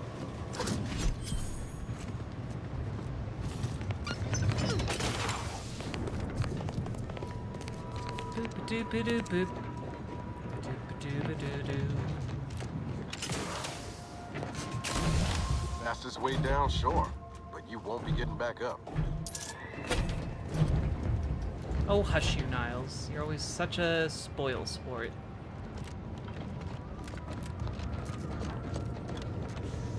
The design of this place is wild. I do like that they went a lot heavier with verticality. Like, vertical levels are always just fun as fuck. Ooh, can I fast travel down to the bottom?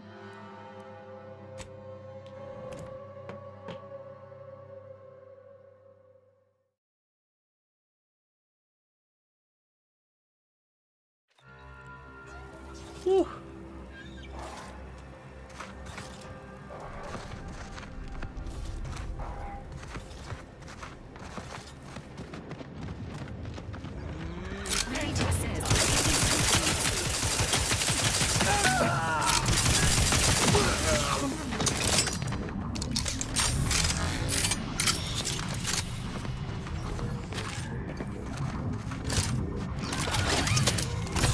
This gun's pretty good.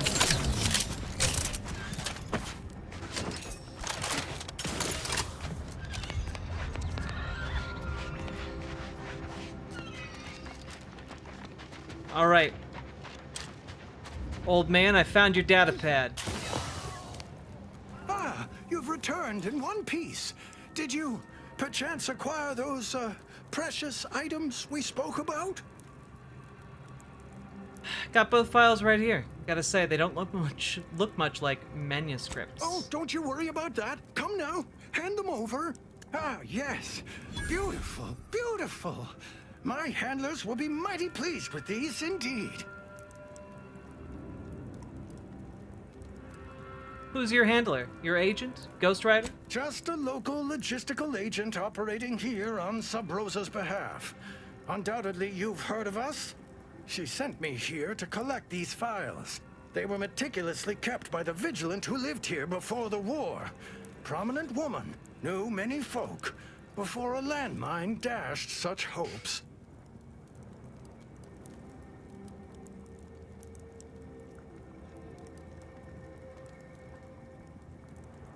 What do the files of this dead vigilant have to do with you? Nothing to do with me. Everything to do with business. What the vigilant knew, some folk would pay premium for. I'm sure you understand. Now, this little old spider has to get his affairs in order. Here's something for your troubles. Farewell. Bye, spider. Before I forget, stop by Agent Kobor in Matriarch's Mercy if you ain't already.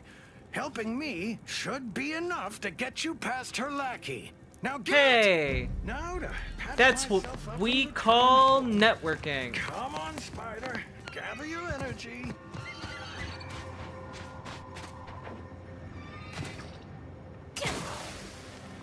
It would have been funny if it was his porn folder. I do have to agree with you, Cliff. Agent vitals have fallen Okay. below acceptable Parameters. Oh, I got really hurt by jumping while running downhill. Okay. I see how it is. Thank you for the chill stream smiley face. Well, Robin Xavier, you're very, very welcome. And thank you for the $5 dono. Very much appreciated.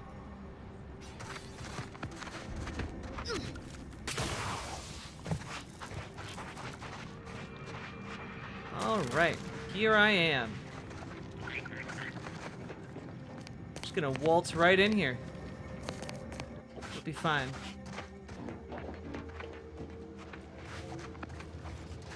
This doesn't look ominous at all.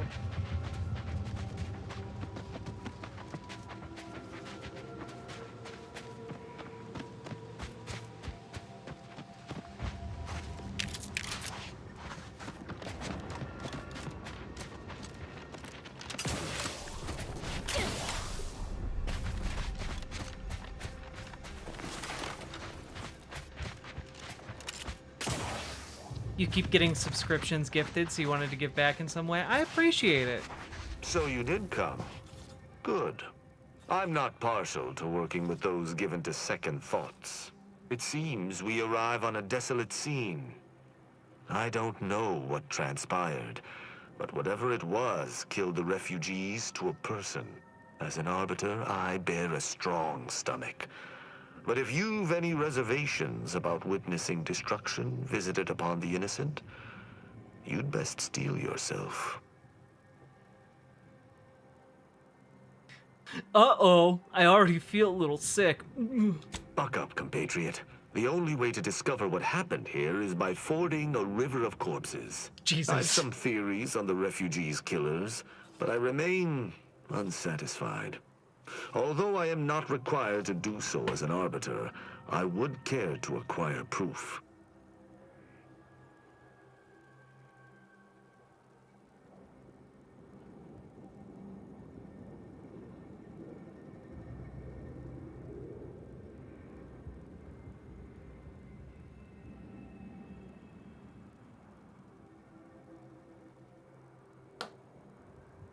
I needed to let my partner know that when she gets home, she needs to let me know so that I can smooch her. A kiss attack! I started watching Jack a little bit before she went on her first date with her now partner. Yeah! We're coming up on 4 years together. It's adorable. Guys, I shit you not. Like, she makes me blush so hard, and she's so pretty, and she's so funny, and she's so wonderful. And I just like her so fucking much. I'm not gonna cry because I'm gay. You're gonna cry because I'm gay.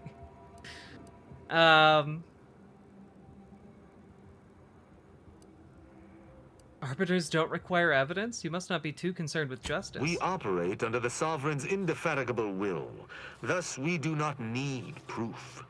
But my training was somewhat unique in that it emphasized the value of thorough investigation. Let us comb the remnants of this charnel house. But meeting her made me reconsider. Like, I thought storybook love was, like, only in storybooks. But, nah, it's real. And it's one of the best feelings in the goddamn universe. That's an incisor, all But you have to be willing to put yourself out there and get hurt. It's kind of one of the key components of it. Alright. I cannot help but feel a pang for these people, cut down without a hope of defense. We must. It all started because of nacho cheese, indeed, Nindrine. And fork facts. And eels. and because she held my hand too long.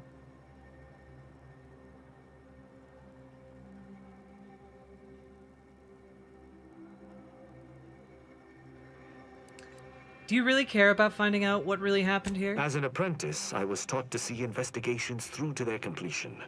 Evidence begets evidence and can lead one to uncover further criminal elements. Any further interest is purely academic. Very well.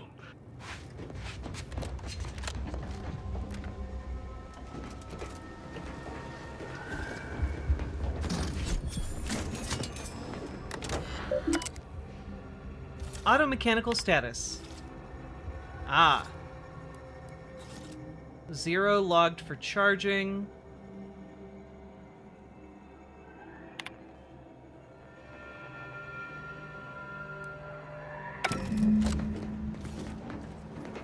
Okay.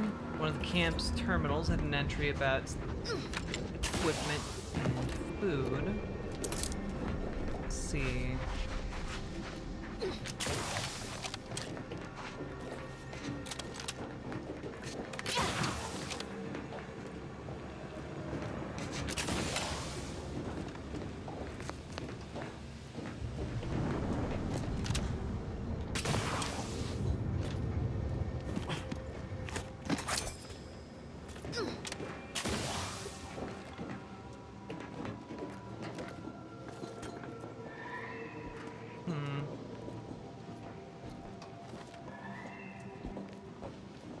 The real question is who told who their eyes were pretty first?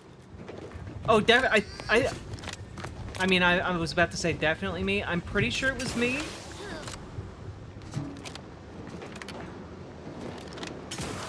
And then my partner was like, no, I'm just looking for friends. I was like, okay, I'll be your friend. And I fully intended to just be friends. And then that became impossible because we saw each other in person and felt how he felt.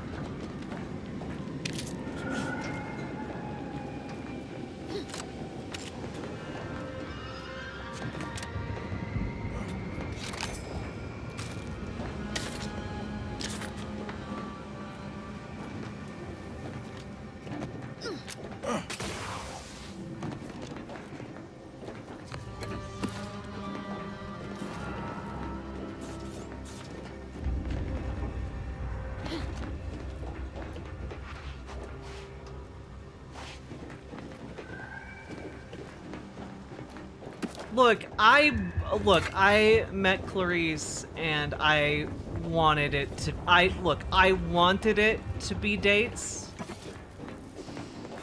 And I was going to just be friends, but then she held my hand too long and I knew that she liked me back. And so then we went on a real date.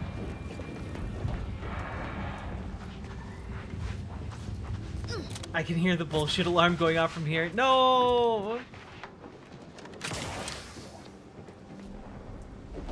I didn't want to just be friends, but I was fully intending to just be cool with it. And then, you know, turned out we weren't just friends. We were love guys.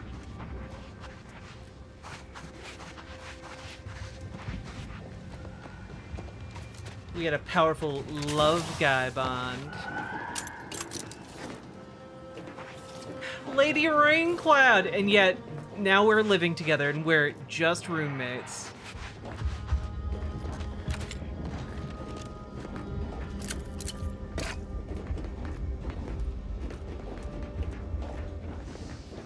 Oh no, there's only one bed. But just roommates. Nah, we're love guys and smooch guys.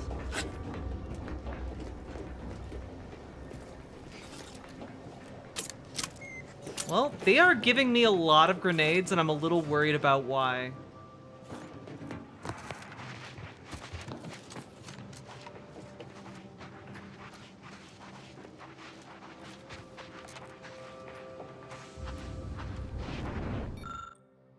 Let's see.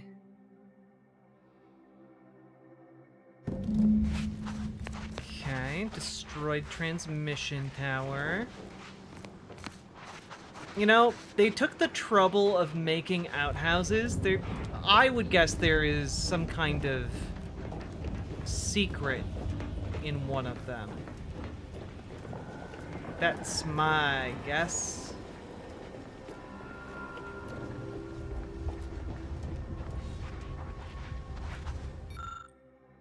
Can't hack that.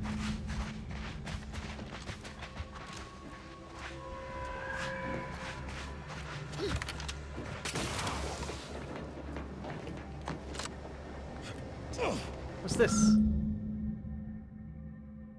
A radio tower. Okay.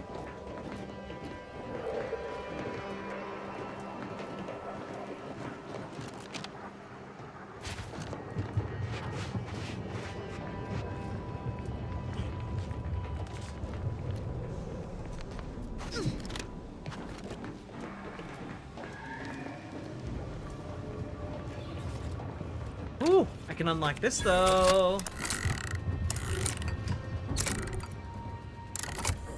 Hello, nine-tailed witch. The secret you find in outhouses is redback spiders under the rim. Source, an Australian. I hate that for you guys. A periscope helmet? Let's go!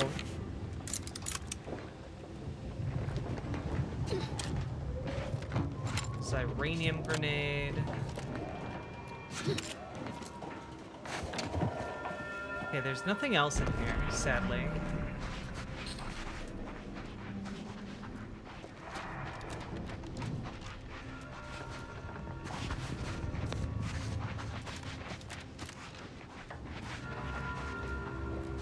Anything back here?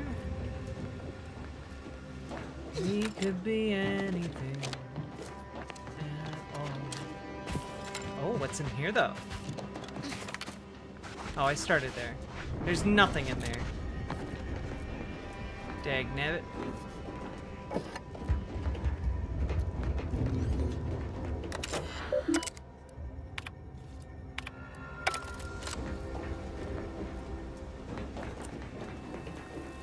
Okay, those are the drone bays. Alright. Salutations. Has your search uncovered anything of remark? No encumbrance. Yeah, none. It's great. Howdy, shimps. Just got a letter from the VA and a call from school that the Veterans Administration VR&E program that was sending me to school for editing and production did not pay them, and no one is answering the phone or emails. So I have been dropped. No school and housing allowance for retraining. Near as I can tell, I have to find a new school and restart the 6-week program whenever the shutdown ends and after the next window opens. My life just got reset by 3 months. That is fucking infuriating. God. I'm really sorry to hear that. Yeah, the shutdown is really starting to get bad. The good news is I think Republicans are starting to buckle a little bit. Largely because they are aware of how utterly deranged they look right now. Talking about like, oh yeah, we're gonna pull another plan to rival Obamacare right out of our asses. Yeah, don't worry, we got one. It's secret. No, you can't take a peek. And it's literally just a paper that in child's handwriting says healthcare on it, written in crayon.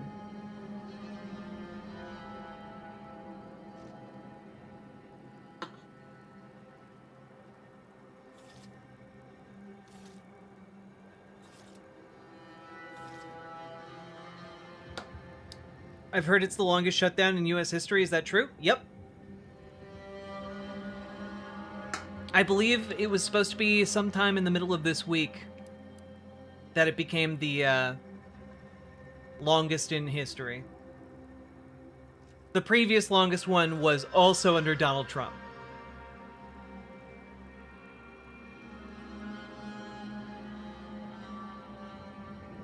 Who's James Watson, Paladin? Refresh me? Concepts of a plan can only go so far. Yeah, a lot of people are going to be, not okay. Also, folks, I did want to just say and remind you all, we have a mutual aid section for the Discord. If any of y'all are having trouble buying groceries or anything this month, please post in there, and I think everyone's going to be heading and peeking in there every once in a while during this government shutdown to see who they might be able to send a couple bucks to. So,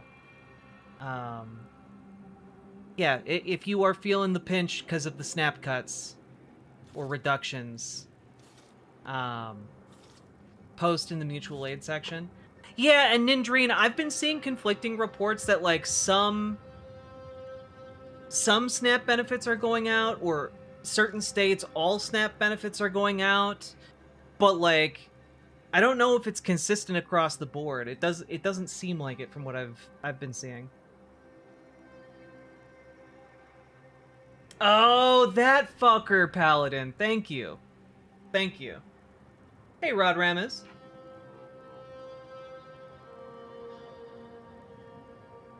Oof. You've been busy. What did you find? Found a high-powered transmitter. Looks pretty heavily damaged. Seems this base has seen its share of destruction. I maintain that it feels deliberate, judging by the still-standing buildings. Was there anything remarkable about it? Dems offered a plain amendment just to make sure subsidies were continued as they were under the Affordable Care Act, and Republicans rejected it. Yeah, I mean, like, they don't want to undo any of their cuts.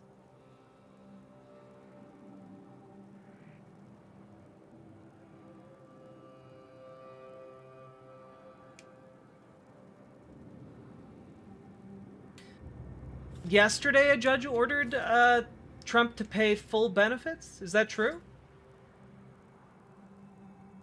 I was aware that a judge had ordered the government to pay benefits, and then Trump was like, oh, we're only going to pay half. And then was saying, we're not going to pay it at all.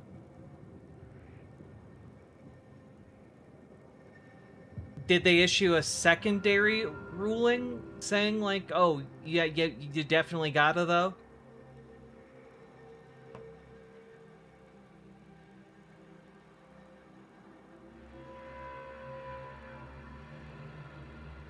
He snubbed that, so they said he had to pay it all? Hell yeah.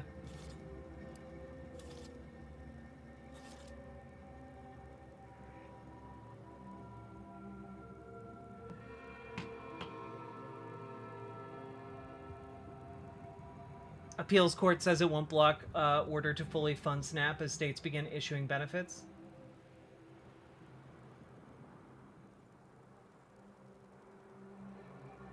Okay, so they're still fighting it, but it seems like in the meantime states are paying it. If anyone is feeling the pinch because of late payments or anything, though, please post in the mutual aid section.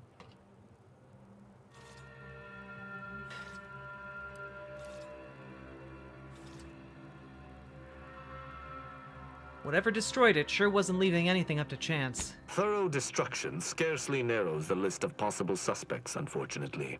Did you have anything else? All of this to protect pedophiles and like protect pedophiles and kill people who need healthcare, so that they can give a larger payoff to their billionaire handlers. Oh, Jess, you got your SNAP benefits a couple hours ago in full? Hell yeah. Some states, Montana is not. God damn it.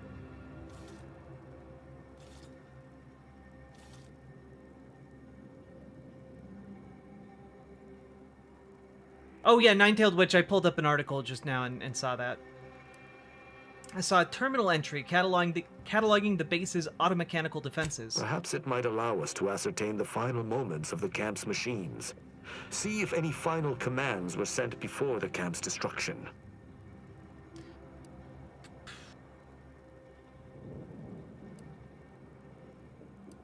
Judging by what I found, it's odd that there aren't more wrecks littering the camp. Sharp-eyed, aren't you? I noticed that as well. One destroyed automech in a massacre seems minimal. there was a destroyed automech deeper in the camp. That auto-mechanicals would fall in the camp's defense is logical. That there would only be one is not. Did you notice anything interesting about it?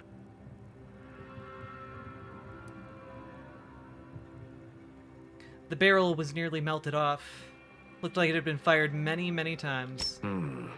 Meaning its combat protocols were active for quite some time before it was destroyed. I took a look at the camp's wireless communication tower. Oh? I wouldn't expect a localized transmitter to harbor anything of note. Prove me wrong.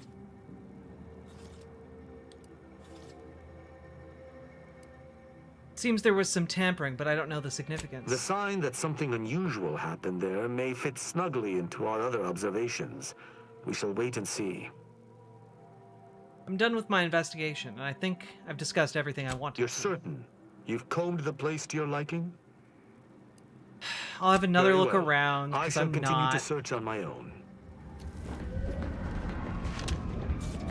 Maybe I need to also look outside the perimeter.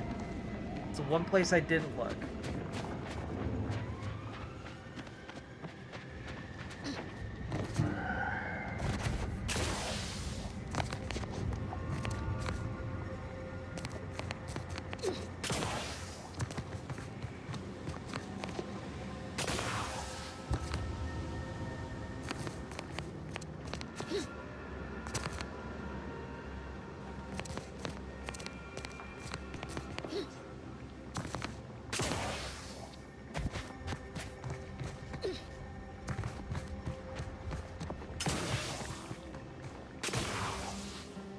No. Oh no.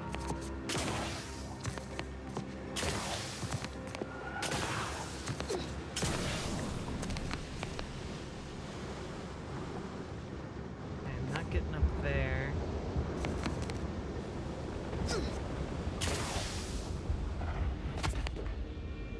Ow. That hurt a lot.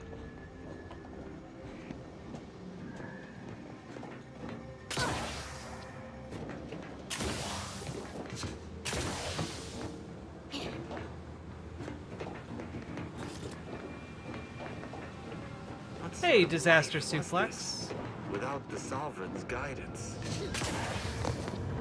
The Mamdani victory invigorated my soul, and then yesterday all of the anti-trans rulings really did the opposite. Like, I'm sorry, what the fuck, 6th Federal Court? Still, like, Circuit Court? Like, what the actual fuck? They ruled that actually it's totally fine, for harassment to occur in a public school, as long as, like, the harassment was around observable fact. And, like, it's such a patently insane ruling that I was utterly flabbergasted, right?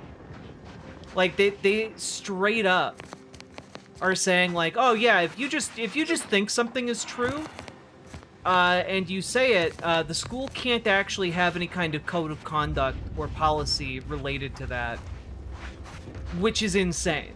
Like, that basically is opening up the door for saying you can't actually enforce any kind of conduct policy. Like, if, I don't know, if kids are saying fuck you to the teacher, like, oh, you can't do anything about that, sorry, it's their freedom of speech. And it's like, okay, yeah, but, like, there's also, you can have codes of conduct, right? Like, both should be able to be possible in this country. And instead they're like, no, actually no, as long as you believe in the observable fact, then, well, you can just say whatever you want. Just, you know, call that kid an F-slur, I guess. You're just commenting on, like, things you think are true. Like, that's what the ruling essentially meant. Saying that the school could not have policies prohibiting misgendering.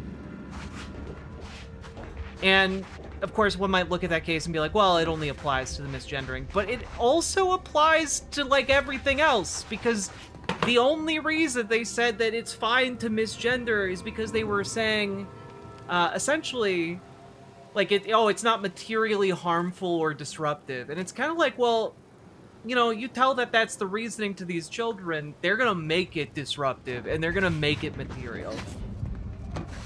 I don't know if you've ever met children or teenagers who give a damn, but, they'll really give a damn.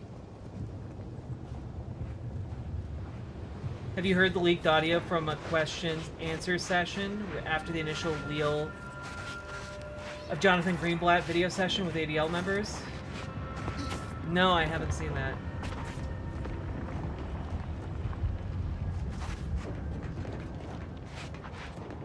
Salutations. Al Gunther, thank you Has very your much for the search raid. uncovered anything of remark? You're certain you've combed the place to your liking? Yes. Then let us debrief and see if we can deduce what transpired here. Have you any theories as Like, to what killed these people? Genuinely, what's to prevent... Like, if you're saying, oh, well, you're just making comments based on observable fact and it has no material, or no material harm is being done, like, I feel like if this was about cis people, it would just be like, oh yeah, no, you can't mock someone for throwing like a girl and viciously harass them. Like, you can't do that, actually. You know? But if it's against a trans person, I guess you can. It's really gross. And, like, not to mention the precedent it sets for, I don't know, things like skin color. Like, you're opening the door there for schools to essentially have to allow race-based, like, attacks, verbal attacks, harassment. Like, yeah, no, this just opens the door to every kind of bigotry. And, like, it's wild, because we just came off of, like, 2 years of Joe Biden, like, clamping down on campus protesters. And, like, then the Supreme Court's like, well, actually, they can say whatever they want. You know, up to and including racism against each other. Like, that's crazy.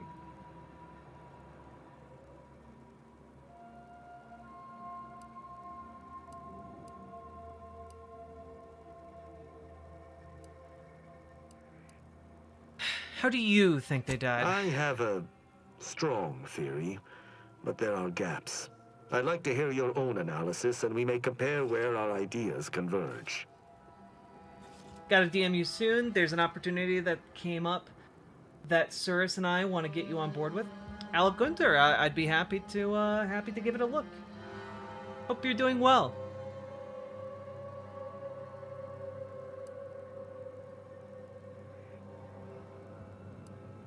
There's clearly some kind of attack, but I'm not sure what happened. Although I'm no ballistics expert, the death wounds on the corpses appear to match those inflicted by an automech.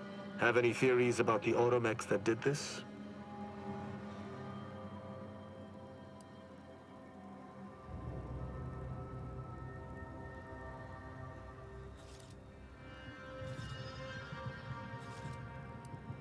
I do. I think the camp's automechanicals were reprogrammed to target the refugees. My thoughts exactly. How do you believe they were compromised?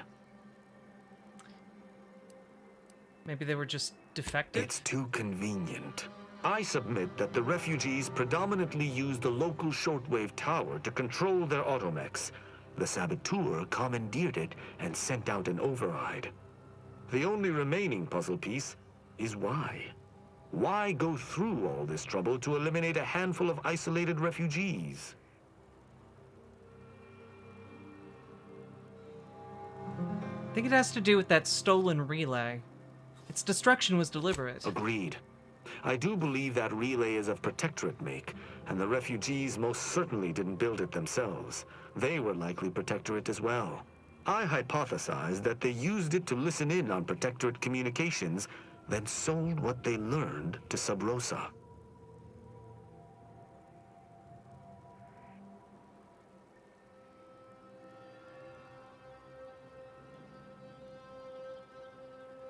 1 second.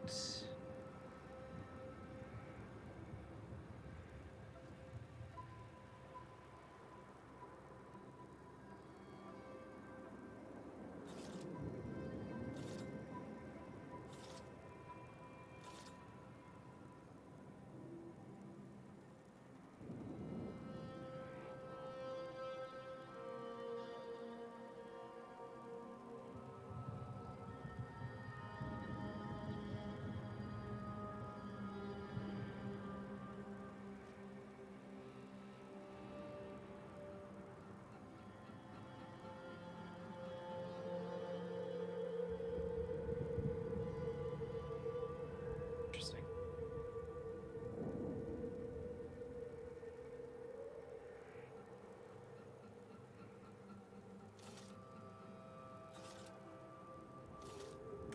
Okay.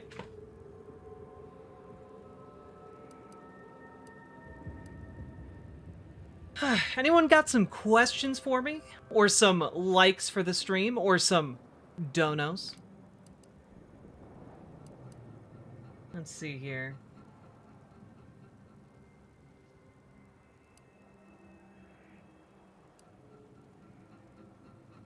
And the Protectorate wouldn't take kindly to that. After the Vox Relay's recent destruction, High Command would have ordered a security sweep of all communication systems. This outpost's relay would have returned a signal. Upon learning of this camp's existence, they'd have dispatched a sentinel to cross off any would-be traitors. Hence the destruction we bear witness to. If only we'd found this dastardly sentinel. They must answer for their crimes. I admire your enthusiasm, but these refugees were traitors to the Protectorate. Though I still believe there was a solution here beyond complete annihilation. Can we get now, with more... that finished, we... Hold. Some things approach. Be ready. I suspect someone has disapproved of our inquiry. Can we get more soft hole lore?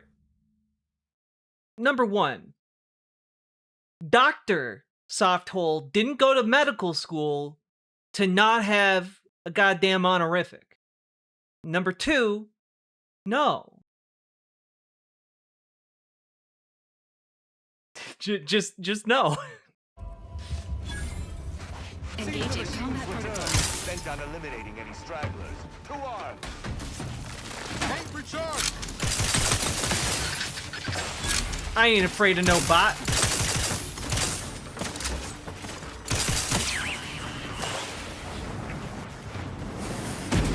Oh god.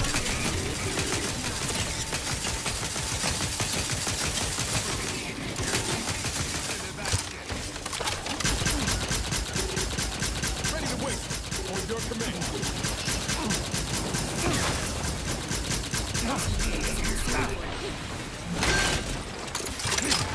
Prepare this unit to perform better in the field.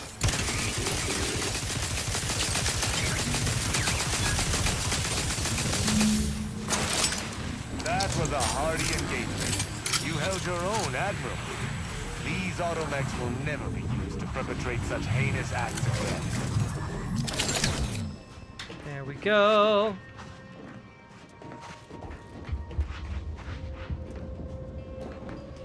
Right. Oh, ooh, ooh. The love of my life is here. 1 second, everybody. I'll be right back.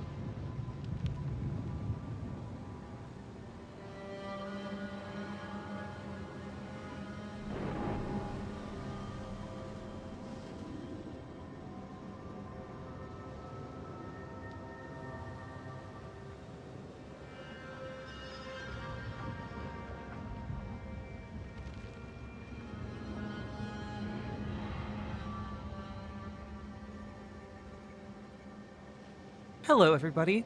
I return. How we doing? Thank you all for being patient. Appreciated. I'm sorry. I was gone for a long time. How have you all survived? My precious little babies. My little boublés. I'm sorry I scared you, Tea Leaf. Oh my goodness.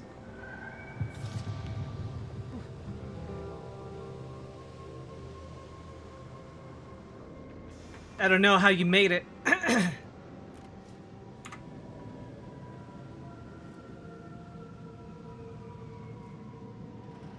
All right. Whew.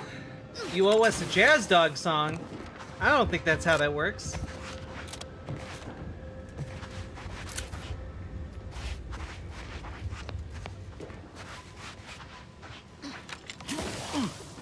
You like the spooky music? It's good music. Now, folks, getting closer to the time that we're switching over to politics. How y'all feeling about that?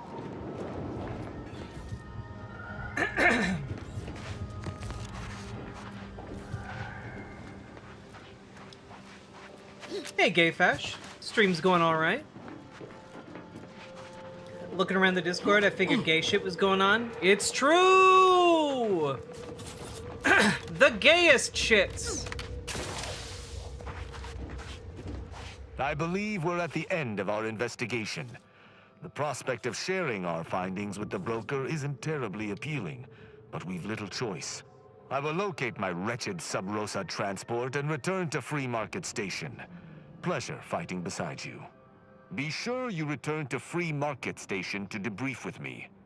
Despite our work here, I somehow doubt the broker would grant an audience to me alone.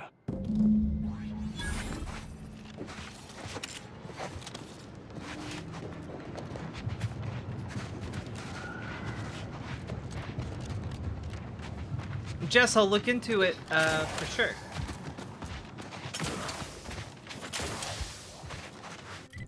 Let's see here. I'm gonna head north.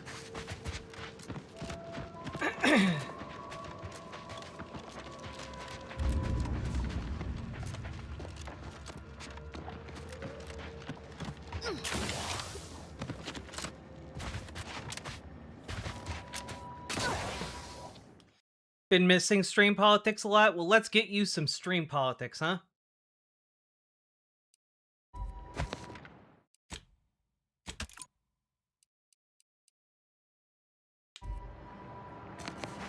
Save complete.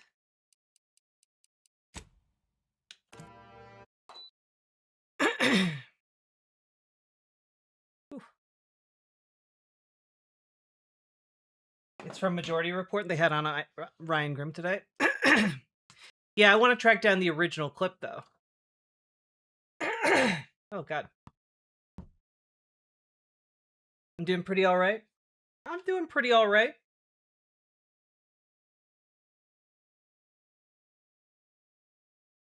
Boop, boop, boop. There we go. How we doing, folks? Y'all ready? Did you see the ADL guy on Morning Joe attacking Zoran? So funny. Genuinely seeing Mika Brzezinski get that upset is a treat.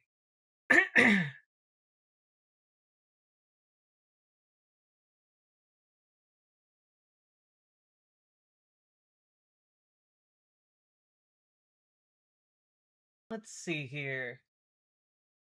Same stream or new stream? Same stream! Fuck it! I'll update it. Just chatting. And now it's super serious politics stream. There we go. Nailed it. Live dangerously. Live dangerously. All right.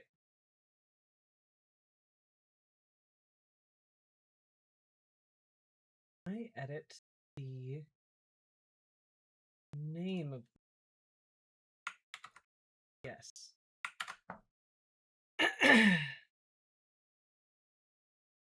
Now we're in news and politics. Look at that. Whew. My goodness.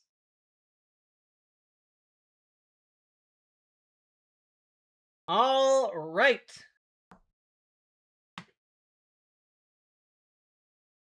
Hello, Danger Days. Hello, Zula Goetia. Hello, Stoudman. Hello, you can call me Jess. Hello, Cliff. Hello, Mr. Malachite. Hello, Salmon Moose. Hello, Aska. Hello, Bastion. Hello, Gem, Mabs Alicorn. Hello to you. Hello, Catabingo Rising Revengeance. Hello, John Bainbridge. Hello, Mithril. Hello, Summer11XX. Let's get started, shall we?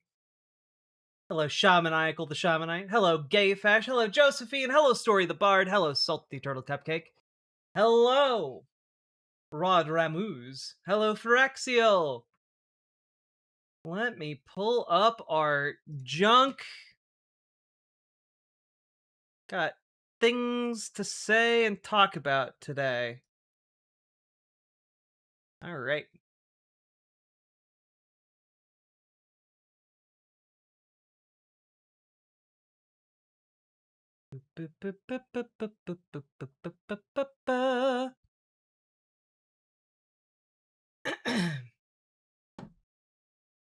Okay.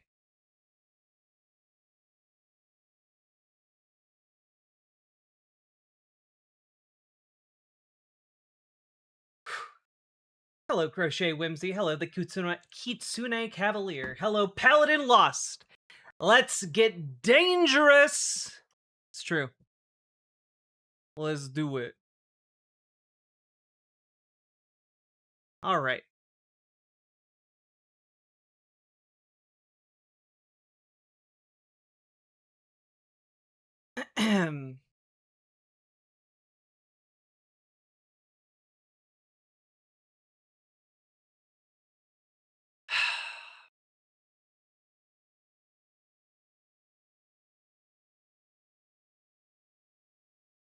Got to prep the segments. Here we go. All right. Ready? Ready. So, folks, we have to talk about who on the political horizon should we get excited about next? What progressive is pushing a leftist message that is embracing of the working class? And one name that, like, I just have followed over the last couple years has been State Representative Rua Roman, who is from Georgia, has announced that she is running for governor of Georgia. And she gained some degree of notoriety and fame, not notoriety, fame, last year. She was one of the people who was going to speak up on behalf of Palestinians at the Democratic National Convention and was refused a spot to speak by the Kamala Harris campaign. And she has been hitting the pavement, hitting the dirt, and traveling all across the state of Georgia, building up connections and communities across the land. And she gave one of her first interviews a couple weeks ago, and I wanted to take a look at it with all y'all because she's been doing the groundwork necessary to try and push a statewide campaign in Georgia. Georgia recently, in the Blue Tsunami event that took place, had two Democrats unseat two Republican incumbents in statewide elections on an off election year. So her long shot run seems to be getting a little bit closer to reality. And I think, hey, you know what? I think she's someone to keep in mind. And if you are so positioned and inclined, volunteer for. So let's take a look here. Here's just an example of one of her recent campaign stops. That's not even... There we go. There we go. We did it. We did it, everyone. We have visual confirmation. Yeah, she's absolutely lovely. And you can see her here smiling in the middle. And let's take a look at her recent interview with 11 Alive. She's just delightful. State Representative Rua Roman joining us on the Georgia Vote and 11 Alive. Thanks for being here. Thanks for having me. So let's start with the obvious. You've made a lot of news in the last couple of weeks. You're running for governor now. Yes, I am. Why do you want to be Georgia's next governor? I'm running to build a movement. The reality is that for 20 years, Republicans have controlled our state, and in that time, hospitals have closed. Our minimum wage has stayed at $5.15 an hour, and even our education ranking has been getting lower. And the reality is the most immediate way we can change that is to change who's in power. And so I'm running to raise the minimum wage, take homes back from corporations, reopen hospitals, invest in small businesses, and feed hungry kids. And for me, that is sort of the way that you should be governing. You laid out a lot of policy issues there, and I want to dig into them in a moment, but I want to start with... Like, hell yeah, sensible policy positions? What? Yeah. Reopen hospitals is, I gotta say, usually a pretty compelling argument for a politician, because it turns out people need those.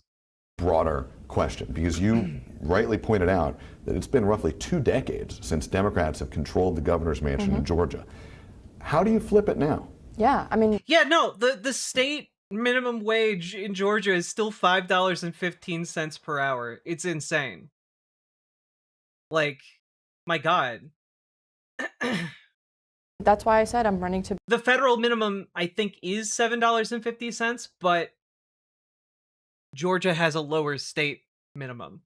Build a movement, right? I firmly believe that the best way to reach voters and to change who's in power is one door, one conversation, and one person at a time. It was from the first campaign I ever volunteered. How can it be below the federal wage? Because federal and state law are two different things. Volunteered for was Michelle Nunn Jason Carter campaign in 2014, and I remember very clearly after that first door knock getting really excited and saying, what if we actually talked to voters directly? What if we had those conversations with them and told them what we're fighting for and not just... Well, yeah, how it's practiced in the state Catabingo Rising is that you have to follow both the federal and the state laws, right? So on a state level, it's not a state crime to pay someone $5.15 per hour, but it is still a federal crime. So, like, you guys are like, wouldn't Georgia have to follow the federal minimum wage? Yeah, businesses in Georgia have to follow the federal law as well as the state law. So if the federal law is $7.50, then they have to pay $7.50 to avoid federal charges. Be timid about maybe I thought it was whatever is higher. It is whatever is higher on a practical level, but the federal law and the state law, like when the feds introduce a new law, like that doesn't mean state level legislatures pass the same law. So sometimes there are cases where federal law overrules state law, and some cases where state law overrules federal law, or, you know, because like a state can set a higher minimum wage than the federal law too, in which case a business would be charged on state charges if they paid below that. A little bit better, but have aspirations that we're working towards. I am sure that there are going to be some Democratic voters who hear that and they're going to be nodding their heads along.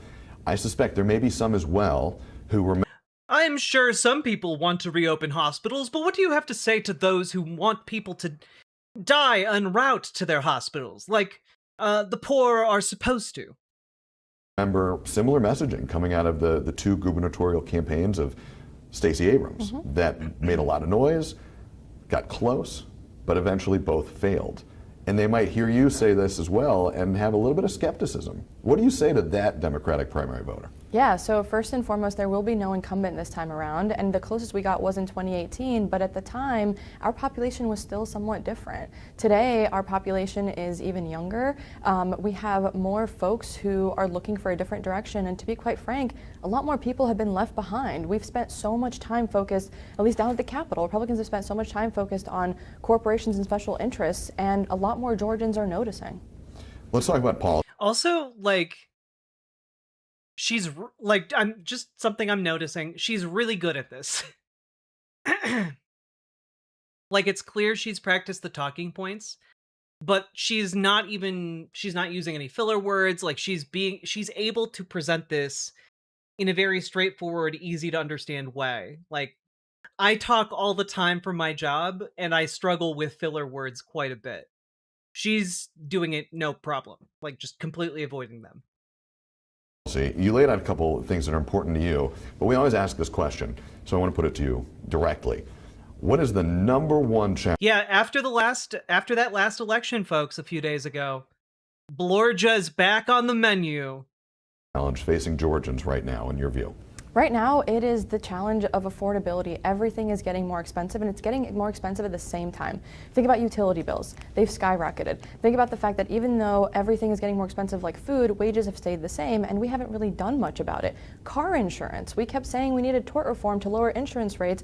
Once again, insurance rates are going back up. And so no matter sort of what profession you have, you're a small business owner, even what financial status you're in, everyone is experiencing some financial discomfort right now or straight up financial difficulty. Affordability has... Like, now is a perfect time to start leveraging this because the employment numbers that have been coming out from independent watchdogs are pretty grim, to say the least. Like, you have a few of these watchdogs are reporting that around 1 million people have been laid off, which to give you guys perspective, that's more than in 2008. So that if any of the current economic indicators are at all indicative, running on affordability is the savvy play right now.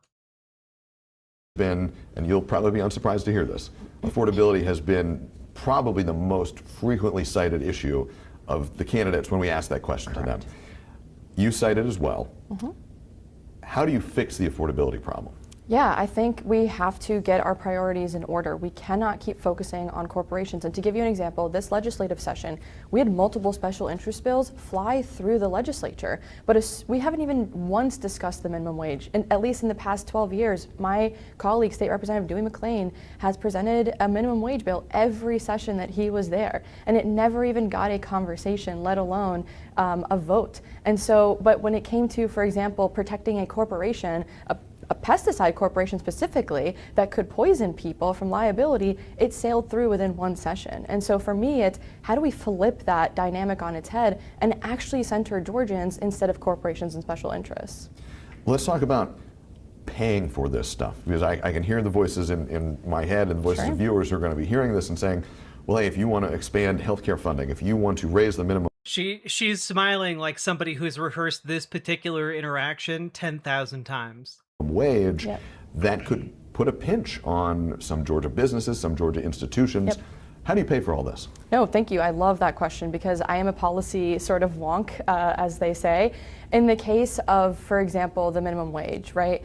We would look at it in a way that, hey, corporations are already paying these wages to other people outside of Georgia. Georgians deserve a higher wage. And so what if, when it comes to implementing that minimum wage, we actually put small businesses on a longer time span so they have more time to adjust. It's actually less disruptive to them. And the focus is on those bigger corporations because they are competing and they're getting a lot of tax incentives from us anyway. So effectively staggering when the rollout of this rising minimum wage would be. So big corporations have to comply sooner. Smaller businesses have longer timeline to get ready for it. Correct, because right now if you look at our tax code, it is very amenable to large corporations, but not so much small businesses. Large corporations are the ones that get the bulk of it. To the question on, for example, healthcare access and healthcare expansion, we're losing way more than we're gaining by not doing this. A lot of small businesses, if we're going to be talking about them, are shuttering because they cannot afford to give their employees health insurance. We've actually lost a massive chunk of the film industry, specifically because of the cost of healthcare in a state like Georgia. And to be clear, we've already paid these tax dollars. These are actually tax dollars sitting there that we don't have any access to because we refuse to expand Medicaid, which is a bill that could be less than a page long. This is an excellent point to make, especially as the Trump administration is trying to strip healthcare from a lot of folks who live in Georgia. The current administration is right now in court arguing that they should be able to starve children. Again, a lot of those children live in Georgia. Talking about being a policy wonk, in your view, that's how you describe yourself and your view in state legislative topics. Georgia has a sizable surplus right now. Correct. What do you propose be done with those billions of dollars in surplus? My concern right now is because of the federal tax cuts, we are going to be experiencing a lot of disruptions. So if I would be forced to use that surplus, it would actually be to keep us steady as we weather that storm. But in addition, that is already generating interest. I mean, there is literally generating constantly interest. What if we took some of that interest, which is constantly recreated money, and built some programs that could be micro-targeted to the communities that need it most? So that way we're not spending money we don't have or money that we might need on a rainy day, but it's actually a program that could be a long-lasting program for Georgians that need it the most.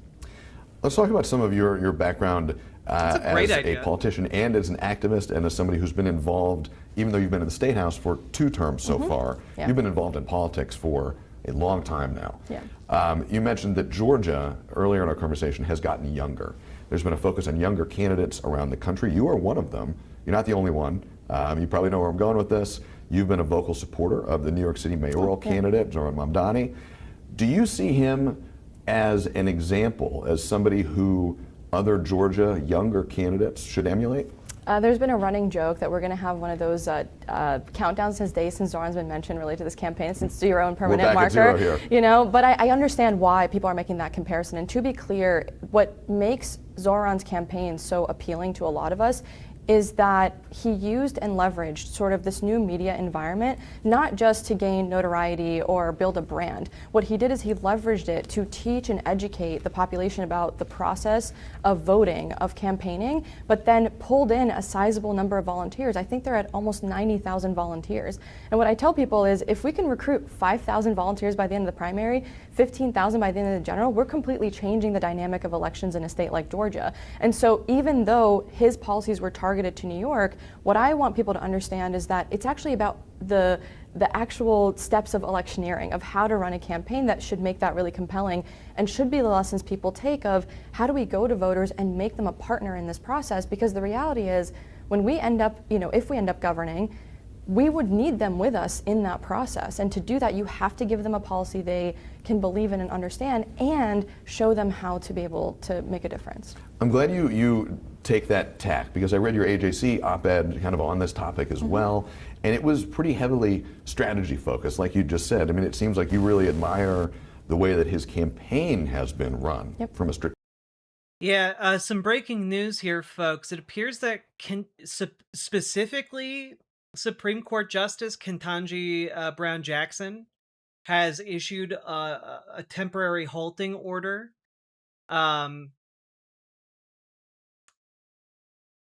impeding the rollout of SNAP benefits. Specifically, she ruled that until the appeal is officially ruled on, the Trump administration will be able to withhold SNAP benefits. And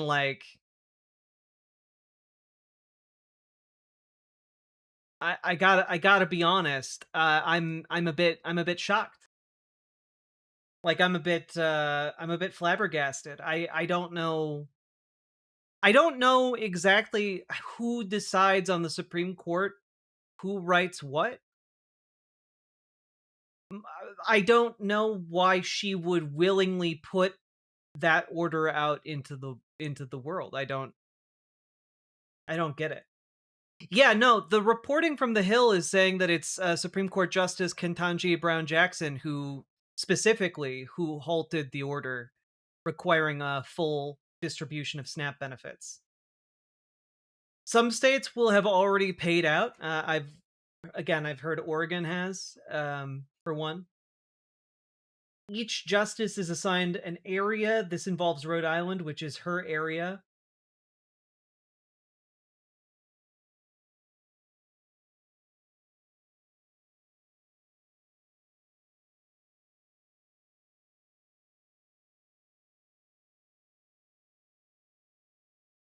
God.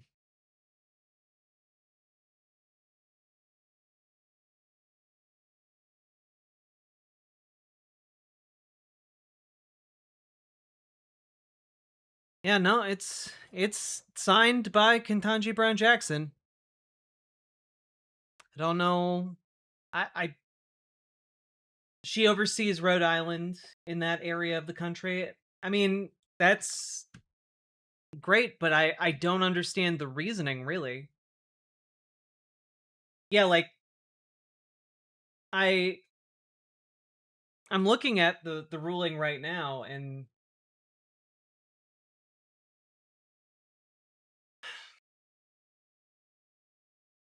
earlier today, the applicants asked the United States Court of Appeals for the First Circuit to stay the district court's orders pending appeal and to issue an administrative stay to facilitate its consideration of that stay motion at 6:08 p.m. The First Circuit denied the applicant's request for an administrative stay, but stated that it intends to issue a decision on the stay pending appeal motion as quickly as possible. The applicants filed an application in this court this evening requesting a stay of the two district court orders pending the disposition of the government's appeal to the United States Court of Appeals for the First Circuit, and if the Court of Appeals affirms those orders, pending the timely filing and disposition of a petition for a writ of certiorari in this court. I'm really bad at reading legalese. Application at 1, the applicants assert that without intervention from this court, they will have to transfer an estimated $4 billion by tonight to fund SNAP benefits through November. Given the First Circuit's representations, an administrative stay is required to facilitate the First Circuit's expeditious resolution of the pending stay motion. It is ordered.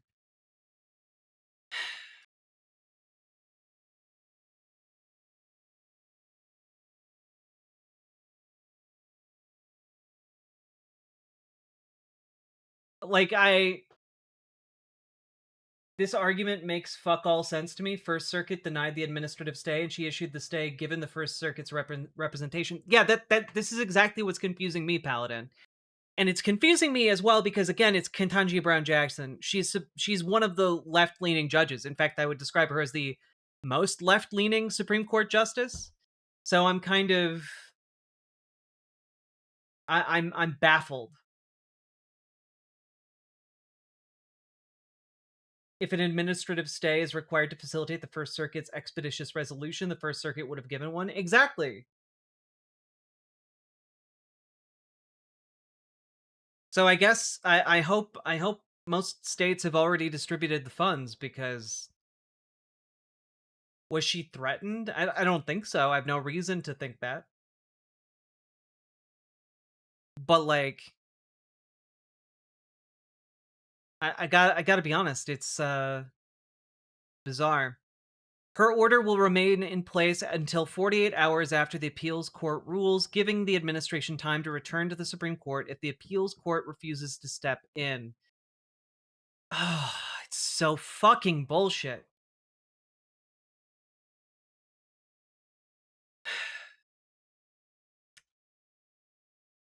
By the time the administration reached the Supreme Court, the USDA had already sent a letter to regional SNAP directors indicating it was working to comply and process the payments.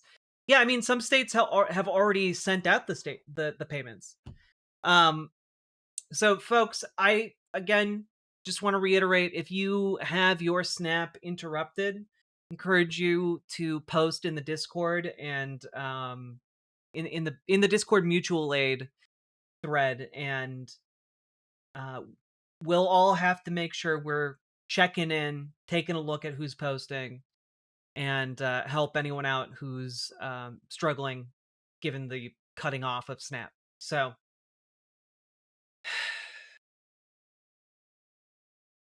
It's just really bizarre. You know? Don't know what to make of it yet. I have to wait for more info.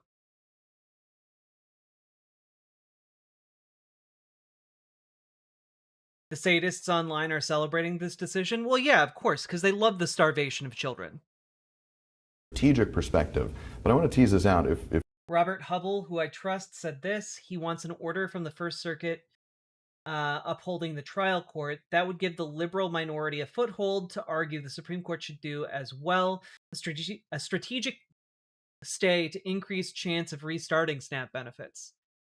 So maybe it's like a 4D chess move to try and like shore up SNAP indefinitely, not just in this immediate crisis. Oh, God.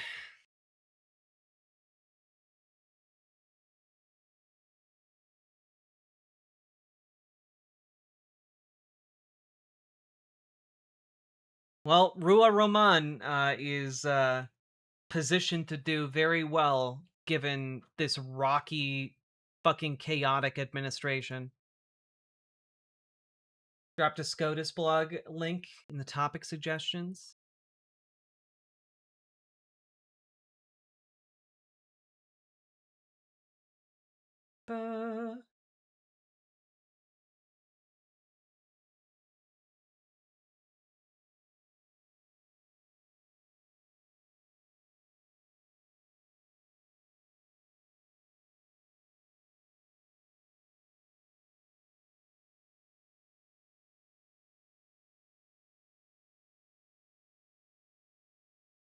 I mean, this goes over a lot of the arguments that John Sauer makes on behalf of the DOJ.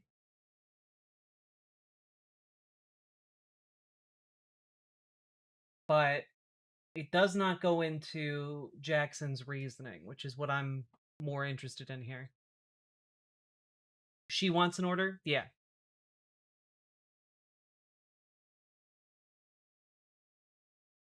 God. Elon Musk gets voted by his board to receive potentially $1 trillion. And the Trump administration is going to court. And I must reiterate, the Trump administration is going to court to argue that it should be able to starve children in this country. To argue that they should be able to starve 23 million children. That is what this monstrosity of a government is spending our taxpayer dollars doing. Paying lawyers and politicians to argue that they should starve children here in this country. Disgusting. Any way you cut it. if you'll permit me, Please. Your support for Mamdani, is it solely strategic, or do you also agree with him on a lot of policy issues? Yeah, I think his focus on affordability is one we should be talking about a lot more. Because at the end of the day, the thing about politics, especially with so much money... Like, I don't know, people who are real, like Rua, like, now's the perfect time to get involved in politics, because everything is so horseshit right now. For so many people, being an honest advocate, organizing folks on the ground who are just sick and fed up of being sick and fed up is a really effective strat. In politics is inevitably campaigns end up talking about things that an average voter goes, I don't really know why we're talking about that. That has nothing to do with my day-to-day life. And his laser focus on, hey, I talked to my neighbors, I talked to people on the street, I actually went out into the community and asked them, what's top of mind for you? That's actually how we ran our first campaign. I remember before we fully got into it, when we would go knock doors, the first question was, what's top of mind for you today? You know, I would introduce myself, say I'm running for office, and then I would... Sake Tanuki. We don't want to starve children in this country. We want to starve children in all countries, the GOP. Yeah, and we'll give all of the savings to our billionaire donors. A brilliant plan. $1 trillion for each of us. How could no one have thought of it before? We're making the world a more efficient place. Harumph, harumph, harumph. Sake Tanuki, thank you for the 5 tier 1 subs. Very much appreciated. And, Yo, Run Jack, DSA letter campaign writing got a $4 raise to all city workers voted on 13-1 in our common council. Now it's on the mayor's desk. Hell yeah! Get that cold hard cash for those working hands. Let's go! That's what I'm talking about. You guys can do so much cool shit in your community when you start getting involved. Ask them that question. And that's what he did. He physically went out and talked to people, and then that's how he built his platform. And similarly here, we physically have been going out and talking to people for a very long time, and that's how we built that campaign. And so for us, it's about, what if we did this differently? Instead of a top-down approach, what if we did it from a all-of-us-up approach? Let's talk about, you mentioned that, reaching out and you know, having the two-way conversation. You're obviously a Democrat. The Democratic Party is a big tent party, and there are lots of different... Worth mentioning, if you'd like a truly leftist education, Haymarket Books has every ebook they carry for $2. This is a good way to learn some social justice for the cost of a pizza. It's true. Haymarket, I like Haymarket Books a lot. Highly recommend as well. And Paladin, thank you for the $5 dono. Very much appreciated. Let's go! Get some reading done on theory, while also organizing in your community. Groups and factions and coalitions within the Democratic Party. There are progressives, liberals, centrists, pragmatists. Oh, this sale ends in 2 hours? Folks, go, go, go, go, go! Haymarket Books. Which is a 3-syllable word that I should be able to pronounce. But there are a lot of people under this Democratic Party tent. Progressives, liberals, Democratic Socialists, centrists. Yeah. With what time? It's a very good point. As somebody who is busy literally 100% of the time, yeah. How do you define yourself? You know, I am letting voters define me. I think for me, at the end of the day, I would define myself as someone who is laser focused on the economic issues that matter most to Georgians. And so some people have called me a populist, some people have called me a progressive. And I think that's sort of a lane that we sort of fit in between. But the reality is that politics is changing. Those labels on left versus right aren't fully covering the dynamics of politics anymore. I really, really think it's become a more bottom versus top, top versus bottom kind of approach. And we are seeing it in our bills, in our day-to-day life, and even in the legislature. It's become very disconnected. And there has been talk about this big tent party. There have been questions about the path forward for the Democratic Party, which is not new. When a major party loses a presidential election, there's always some soul searching, right? Yep.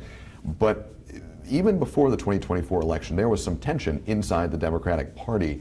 And you played a little bit of a role in a moment of that. You'll remember back in 2024, you were possibly going to have a speaking slot at the DNC. Yeah. You ended up not having that speaking slot.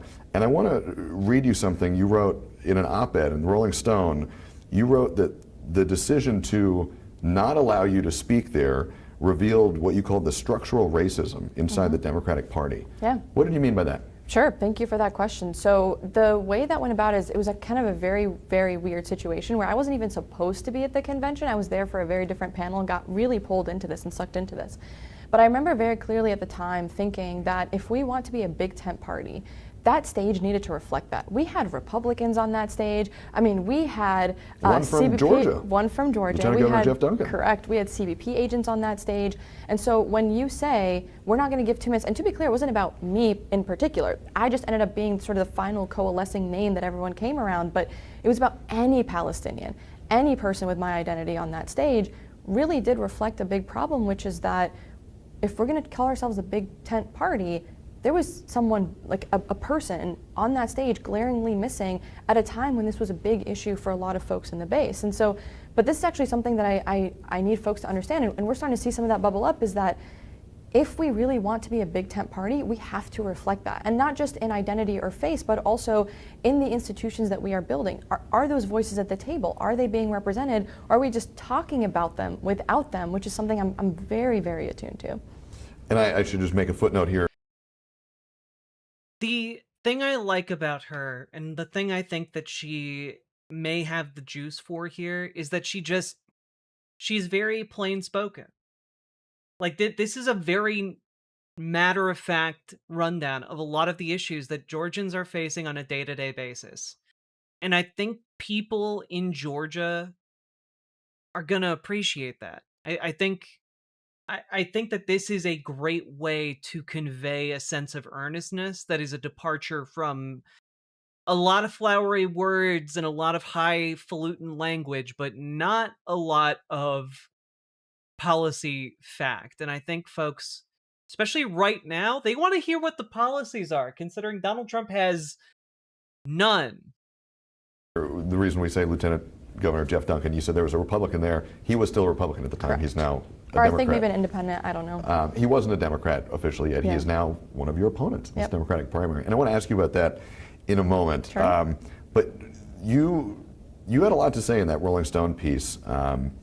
You also wrote that in that Rolling Stone piece, you said that you agonized over the decision whether to endorse Kamala Harris for president or not. Yeah. That was a pretty easy decision for many Democrats, but not you. Why? Yeah, so me being Palestinian and the ongoing genocide in Gaza meant that I was representing a constituency and a population that didn't have a voice. But the reality was that no matter what had happened at the DNC, what had sort of gone down related to me personally, right? Because it is going to be one of those, well, Okay, wait. I do trust Chris Geidner here.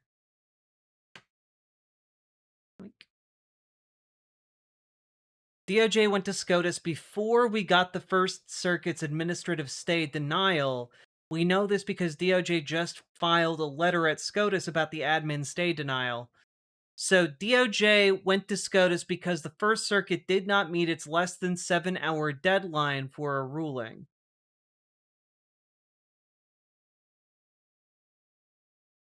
What?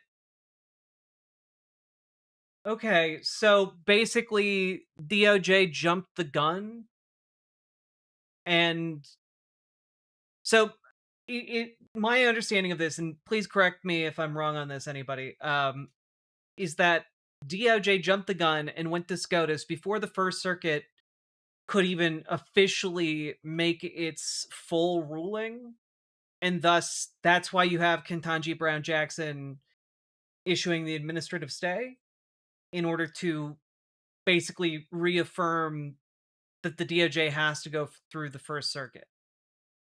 Is that correct? Either way, that's insane.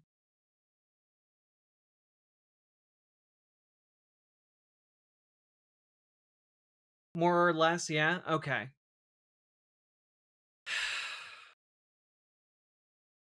I hate this administration so much. well, they rejected you off the stage and you still endorsed them anyway. That doesn't make any sense. And when it came to that agonizing moment, one, it was Basically, they did a ask mom and ask dad trick where they asked both First Circuit and SCOTUS for the same stay. That should really be something where they get disbarred, right? Like, that seems like so underhanded at such a high level of culpability and seriousness that, like, you shouldn't be able to practice law anymore if you do some dirty tricks like that.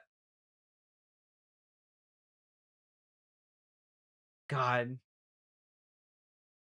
am I even the right person to do this? I'm a state rep from Georgia. I'm not even a member of Congress or any kind of national figure. And two, would No, not actually bad enough to be disbarred. Gee, fuck. These guys suck. the community see that as a betrayal? Because for a lot of people, a lot of them aren't from Georgia. Those who are watching this don't know what it's like to be in a swing state. And so the question then became, is it my role? Why am I even in this, right? Why am I as a state representative even in this?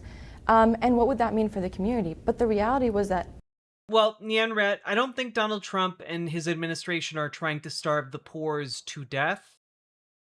You know, the poors. I think what they're doing is trying to break down democratic resistance so that they don't have to back down on healthcare. So it's not that they're trying to kill all of the poors via SNAP refusal of payments. They're trying to kill a larger group of people by denying them health care. You know, so they're using the starvation as a political pawn in order so that they can give their rich donors the money that they're going to be saving by cutting Medicaid. Yeah, it's like even more bullshit than you're articulating. And like right now, directly attributable to Elon Musk and Doge, there are already like something around an order of like 400,000 children have died as a result of USAID being cut off and defunded. It's crazy. You have no idea how many are on SNAP? Yeah, it's over 40 million people. It's I believe the exact number is 43 million people, and 23 million of them are children.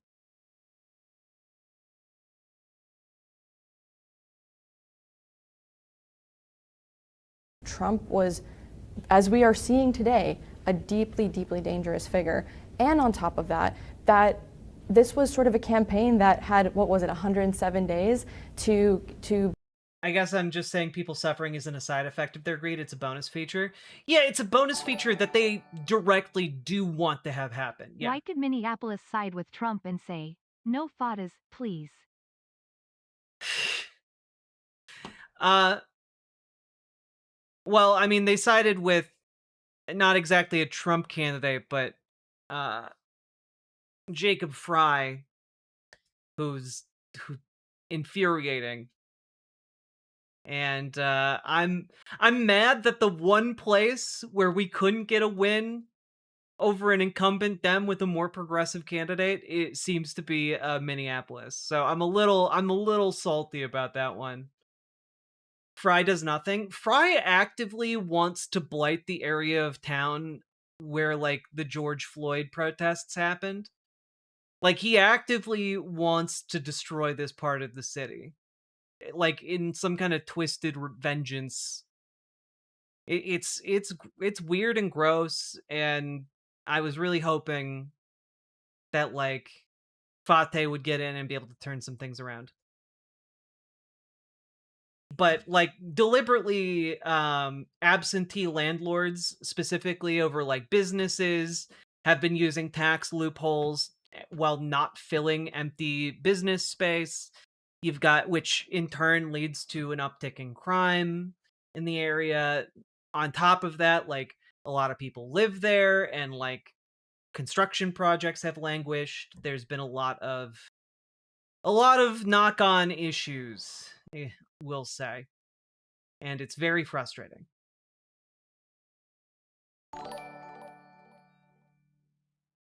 I blame St. Paul. Twin Cities no more. We must have a citywide divorce. Sake Tanuki, thank you for the 7 tier 1 subs. Very much appreciated. And that brings us actually to 10% of our goal. Let's fucking go. And also, let's finish this interview with this fascinating new political star. I want you all to pay attention to this woman. I think she could be a big deal. be able to get to the finish line. And when we have a state where we won by 11,700. Actually, one last thought before we go. I do think Fate's campaign achieved a large enough percentage of the vote in order to make Fry, out of political necessity, tack further to the left. At least that's my hope. But we'll see. We'll see. 180 votes. It was a moment that I had to do. Did you feel in some ways torn between practical politics and your principles? No, it was actually specifically. Don't you dare cut ties with St. Paul. They have better domes than you could dream of, Minneapolis. Around, is this my role to play? Why am I even in this, right? And who am I to speak on behalf of an entire community? I think a lot of times when you are the first and you're elected as a first, people kind of immediately put the microphone in your face when something happens related to that community. And I'm always very, very cautious of using that platform to speak on just my opinions. For me, it's, am I being reflective of that community? And so anytime I spoke, for example, with a party leader, I was always clear to say, I understand why, strategically, why this is important, but the rest of my community isn't there yet. Here's what we need to do to win them over, because it was important for me that I wasn't just erasing everybody's voices for sort of political strategy in this moment. I want to drive us back to some Georgia-specific conversation here. This camera angle is really disconcerting and ominous. In the remaining minutes we have left, I appreciate you making the time. I do want to spend one last moment on international policy. Sure. Just because I would be remiss, as you and I both know, you use the phrase genocide to describe how you view what is occurring in Palestine right now. Yep. You and I both know that there are people who agree with that. Representative Marjorie Taylor Greene at one point used that word and made a lot of noise about it in describing the situation. But there are others who take great issue with that descriptor. What do you say to somebody who would take issue with describing the situation as a genocide? I mean, to be clear, Congressman Hank Johnson did too, and I think for a lot of people who have been watching this issue, seeing it unfold, it's not even about my opinion or my feelings. We have organizations, including Israeli organizations like B'Tselem, Amnesty International.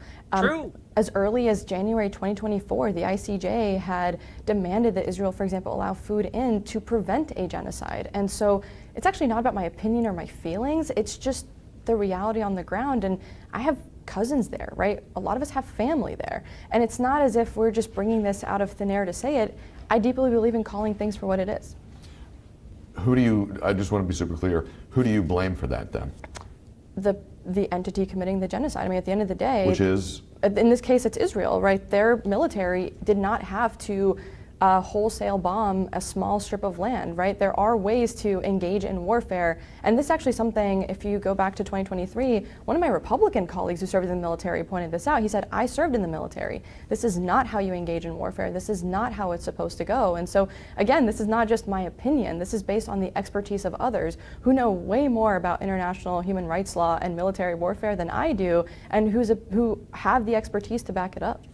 Let's talk about Georgia. Let's talk about the Democratic primary field. Yeah. I was on air earlier this morning, and an anchor asked me, you know, it seems like it keeps evolving, and I said it feels like almost every week there's a new candidate jumping into this. And I don't think I'm betraying any kind of journalistic independence and saying that's great for voters because they're going to have a lot of choices. As a candidate, I'm sure you keep an eye on the field as well. It's a big field of Democratic contenders. How do you stand out from the pack? I mean, at the end of the day, one, the way that we are building this campaign is very different. We've been focused already on mobilizing volunteers, and we haven't even done our big volunteer push yet, and have volunteers from 40 counties signed up, hundreds of them, to be clear. We're going to be focused on, like I said, we were one of the first to put lines in the sand of these are the goals we want to achieve. Does this mean we're going to get every single thing if we're governing? No, but I firmly believe in setting those goals in the sand. Obviously, I am younger, but in addition to that, there are way too many people that have been in office for way too long and have become really disconnected. And so what if we brought a different perspective to the race and mobilized voters who for a long time didn't feel like their voice mattered? There are, I think... Seems like a good idea. Maybe we should vote for this person and elect her. Politics, I think Democratic politics in particular, are in some ways at an inflection point, or perhaps an inflection point. There are candidates like yourself who are floating a new theory, in some ways, of a candidacy. I've also heard from some people say, right now in Georgia, what Democrats need is a more traditional, moderate, centrist candidate. Boo. To people who raise that, what would you say to them in response? There's that famous phrase that's the definition of insanity, is doing the same thing over and over again and expecting different results. And in this situation, I see it as no different. Our voters need to have something to just vote for, not just vote against. And I think oftentimes we think that if we just put in the most middle of the road candidate, which by the way, I don't know what middle of the road means. When you talk to voters, every voter considers themselves a moderate until you talk to them about an issue they're really passionate about. And the coalition we're trying to build, the things we are really passionate about, are things that impact the most number of Georgians. And so when they say, let's just lean into another traditional candidate, let's just go to someone who we think can pull from here, the numbers aren't bearing that out. What ends up happening is for every sort of one of those elusive voters that we might win, we're actually losing 3 of our own to the couch. Not even to the opposition, but to the couch. And it breeds this, I tell people all the time, our greatest opposition isn't necessarily other candidates or Republicans, it's cynicism. Too many people have felt like nothing's going to change. But I mean, how amazing would it be if we did make that change happen? You talk about the apathy that you... Like, she's right though. Like the biggest hurdle is fighting off that apathy. It is getting people to care and to care enough that they do something that they wouldn't normally do. That is the biggest hurdle in organizing. And she's 100% right. Like people don't get off the couch just because like generally they don't get off the couch because of fear. They get out like if anything, they get on the couch because of fear. Like they want to like cuddle up and be cozy or make themselves small out of fear. But what gets people off the couch is the hope and belief in something better. And so she's 100% correct. And she actually gets it. She understands the assignment. You see in Reactionaries get off the couch because of fear. I think trying to spread fear motivates people in elections far less than actual belief in change. and some frustration, I think, is what you're alluding to in your view of some voters.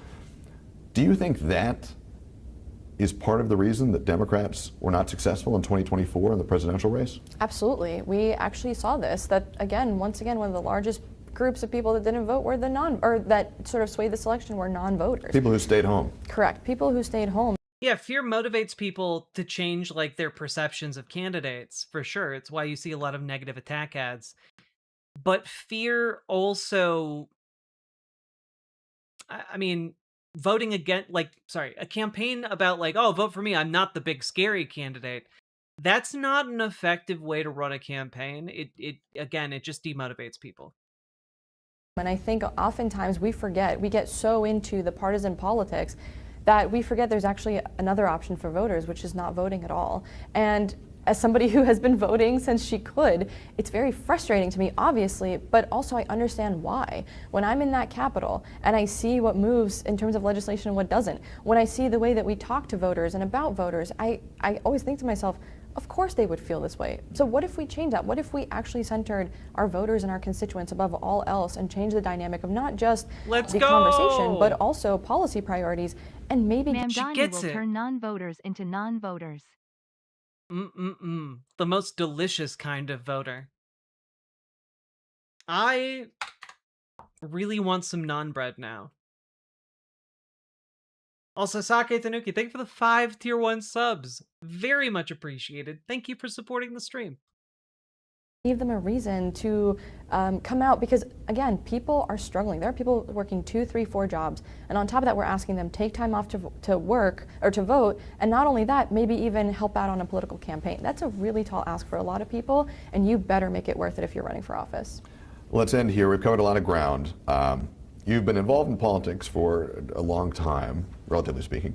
But you are still a younger member of the Democratic Party. You're a fairly new legislator in Georgia, 2 terms in the state house.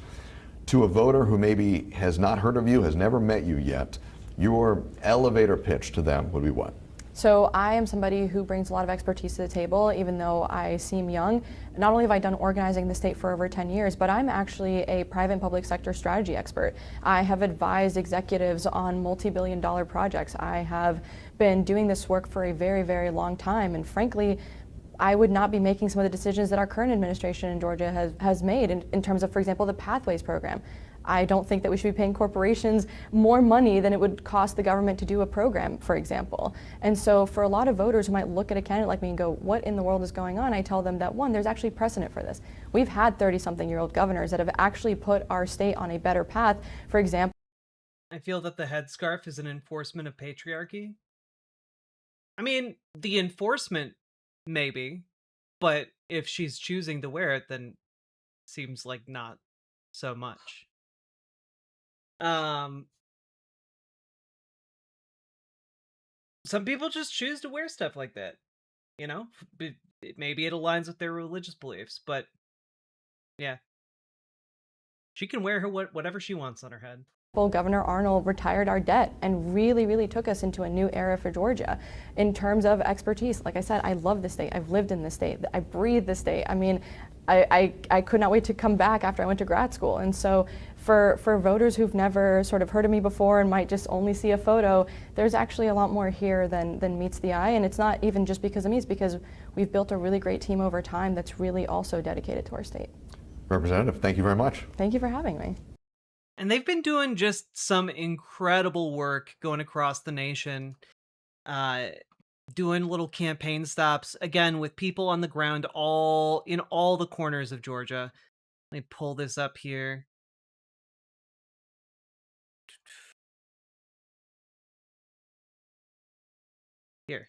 Here's an example from one of the most recent ones. In case you don't know, we just flipped 2 Public Service Commission seats yesterday. On that same note, we thought, doesn't it make sense for us to immediately begin prepping for next year? Because what we have been saying since before we even launched this campaign is that Georgia has always been in play. Our state has one of the youngest populations in the country. We are a majority-minority state, and yet none of our statewide leadership has reflected that in any way, especially when it came to our socioeconomic status and the people who make this state what it is. For too long, we've been told the only way to win in a state like Georgia is a very, very specific playbook that rarely speaks to people that look like all of you in this room. And I mean that in every way.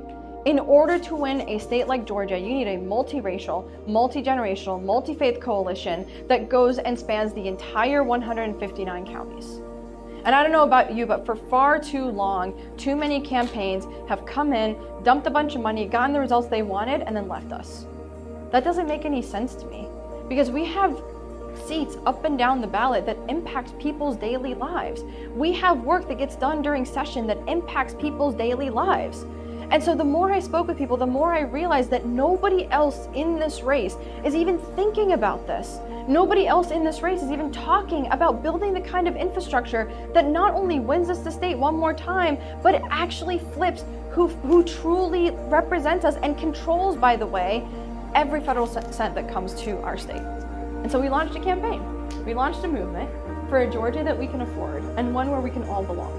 And that was very intentional wording.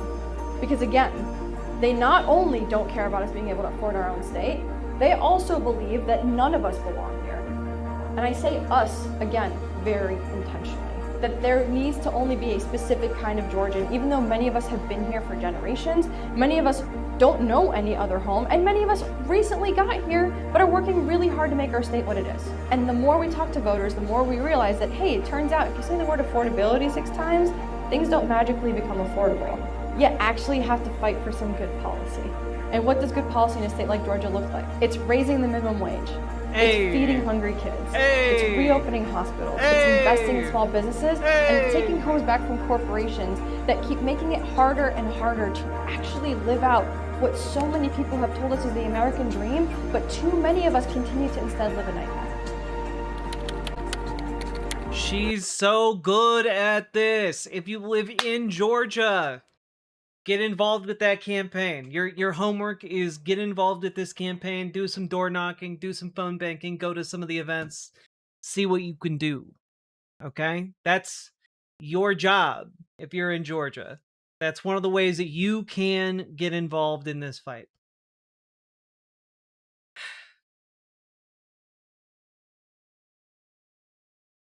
Yes, Paladin, I think it's another good call, another good point here, especially given the breaking news in the middle of this segment. Folks, if any of you need help as a result of losing SNAP benefits, due to how insane all of this is, there might be some people who live in states that had partial payouts or full payouts, but they didn't get it for some reason. It's all up in the air right now, but if you need help, because you lost SNAP benefits, head over to the mutual aid part of our Discord and post the relevant info for how we can help. I know there are a lot of really good-hearted people in this community who want to be there for you and want to be here for you through these hard times, because our government might fail us, but we cannot fail each other. So we will all do our best to help one another through these difficult times.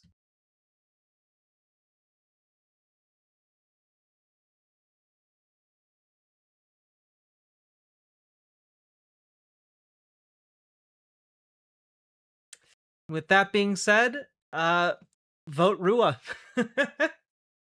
I think she's great.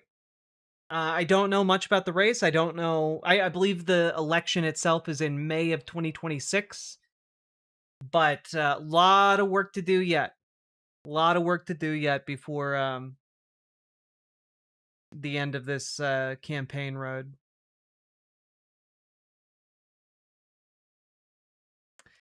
Here is the listening tour itinerary. It adorably graphics like this keep getting posted on her campaign social media feed. So if anyone wants to go actually meet her at a campaign event, she's posting where she's going to be all the time. And perfect way to get more involved in politics. Very approachable candidate.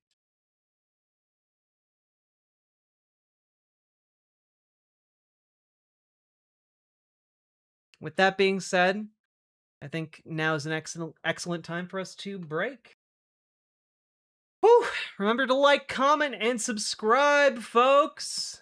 Do the things that help the channel grow. And let's keep on going.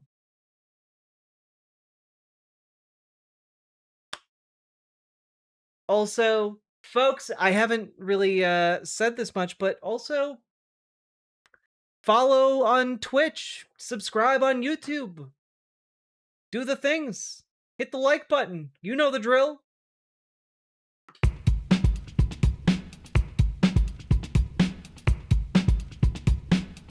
Go, go, go. Click the button. Click the button. Click the button. Click the goddamn button. Click the button. Click the button. Click the button. Click the goddamn button. Click the button. Click the button. Click the button. Click the goddamn button. Click the button. Click the button. Click the button. Click the goddamn button. Click the button. Click the button. Click the button. Click the goddamn button. Click the button. Click the button. Click the button. Click the goddamn button. Click the button. Click the button. Click the button. Click the goddamn button. Click the button. Click the button. Click the button. Click the goddamn button. Click button. Click button. Click button.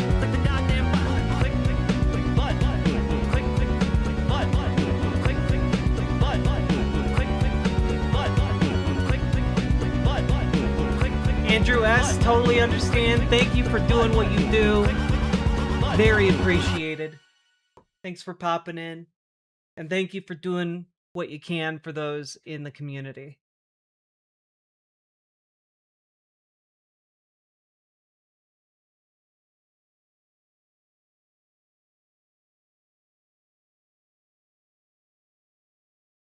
Dance party!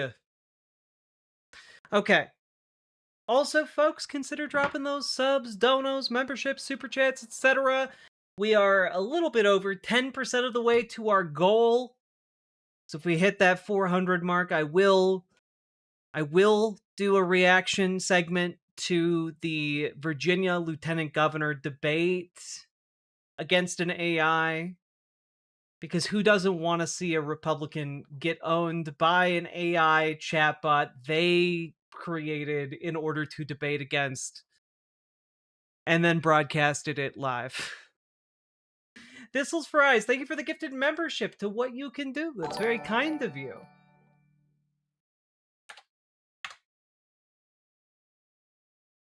The Virginia what? Yeah, Lieutenant Governor debate happened. And yes, the debate.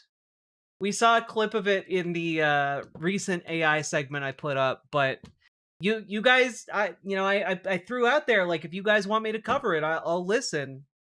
And you guys said you wanted to see that coverage, so when we hit our dono goal, I'll drop everything and we will do that. There you have it, folks.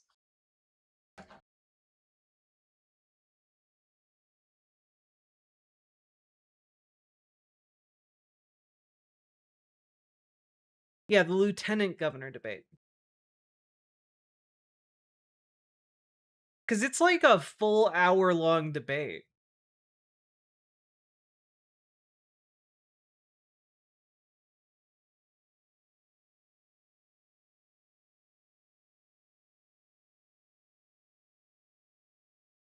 Yeah, Paladin, I don't know why game developers keep putting out the grand strategy games, because, like, who got time for all that?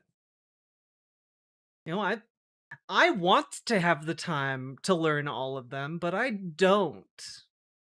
Barely have the time to play Dispatch.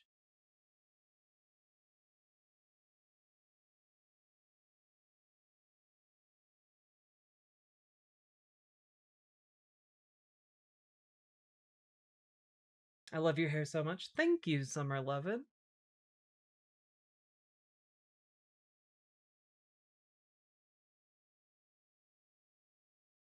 Whew, I washed it today, so it has to dry out a little bit. Have to release it from its prison.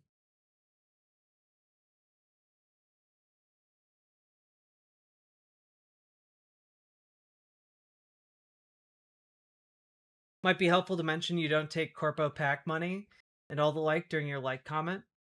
It's true, I don't. You know, it's weird that I feel weird saying it, because it's weird for me to recognize that I'm starting to get big enough where, like, I don't know, Corpo Pack money might actually want to pay me in the first place. Like, it's weird to recognize that my growth has reached that point. But, you know, I do not get sponsored by corporate PAC money. I don't have a billionaire secret donors. All I have is you guys, and I really, really fucking appreciate you guys. Yeah, we hit 19,000 subscribers. We're on our way to 20K, which 20K feels that feels like suddenly, you know, I know it's a small arbitrary jump from 19K to 20K, but 20K suddenly feels like, oh, we got something here, you know? Get a script going and read from it, it'll be much easier. I'm not good at scripts. Here's your definitely not corporate, non-billionaire funding. Well, Sake Tanuki, thank you for the 2 tier 1 subs. Very much appreciated. I guess I should clarify, as far as I know, none of the chatters are in fact secret corporations in disguise. I don't know that for sure, I guess, but as far as I know, to my knowledge. Don't lie, Jack. We all know you get dark money from Grigor and yet Russian and Big Water. What? No. Look, Jim Water is just a close personal friend of mine. And Grigor Nyet Russian is just a hardworking immigrant. Okay? A hardworking immigrant who's being unfairly maligned because of his inconvenient last name. Grigor Nyet Russian here. Jack is not a tool of corporate or foreign interests, only as humble Texans. Go Stars of Dallas. In an unrelated note, here is your payment. Keep promoting big ideas. Paladin, thank you for the $50 dono. My God. Sorry. I mean, Grigor Nyet Russian, thank you for the $50 dono. And by dono, I mean payment received. Over. Das Vedanya Kamerad. Sake Tanuki, thank you for the 2 tier 1 subs. Oh, God. Excellent timing, you two. Is Dr. Softhole your pharma rep? No, because Dr. Softhole died, chat. I don't know what I have to say to get you to understand that Dr. Softhole cannot be my big pharma rep, because Dr. Softhole is dead and gone and never coming back, because that's how death works. That's the death mechanic of our world. I had to go up the ladder. Grigor's not a small money donor. Once I get back into the groove again, I will make a Niet Russian song. My motivation is on an off cycle. Hell yeah, Jazz Dog, let's fucking go. When did he pass or her? Yes, she passed about a week ago. Dr. Softhole is never dead. She lives on in our hearts. God. Gone too soon.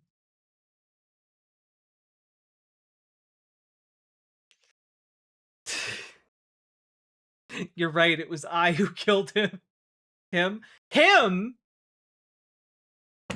All of you assuming doctors can't be women. Sexist. Sexist. Sexist, all of you.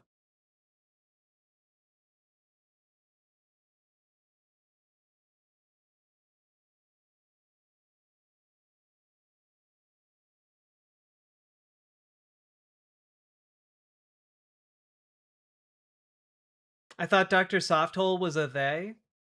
No, Dr. Softhole uses she, her pronouns. I'm a woman, can I be sexist? As a treat. You're right, we need to fight for doctors' rights.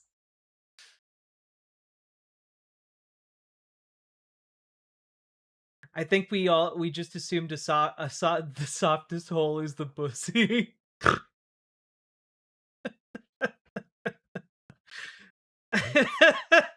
Oh God.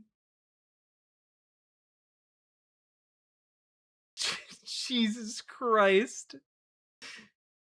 Cursed emote, Salmon Moose.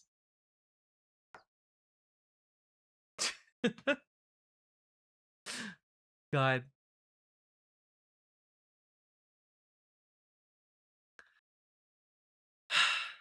All right. Are you guys ready for one of the segments of all time?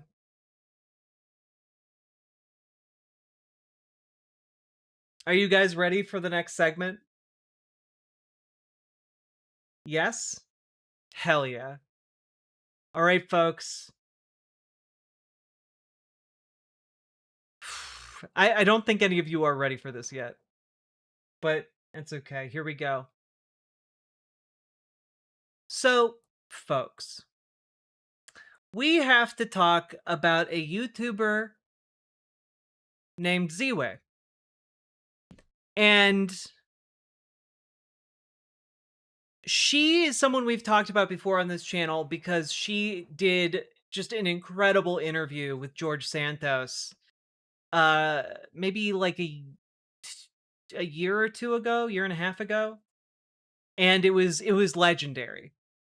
And she recently had a sit down with current mayor of New York, Eric Adams. And I have to let you guys know that it is maybe one of the most singularly disturbing interviews I've ever seen in my life. It's, you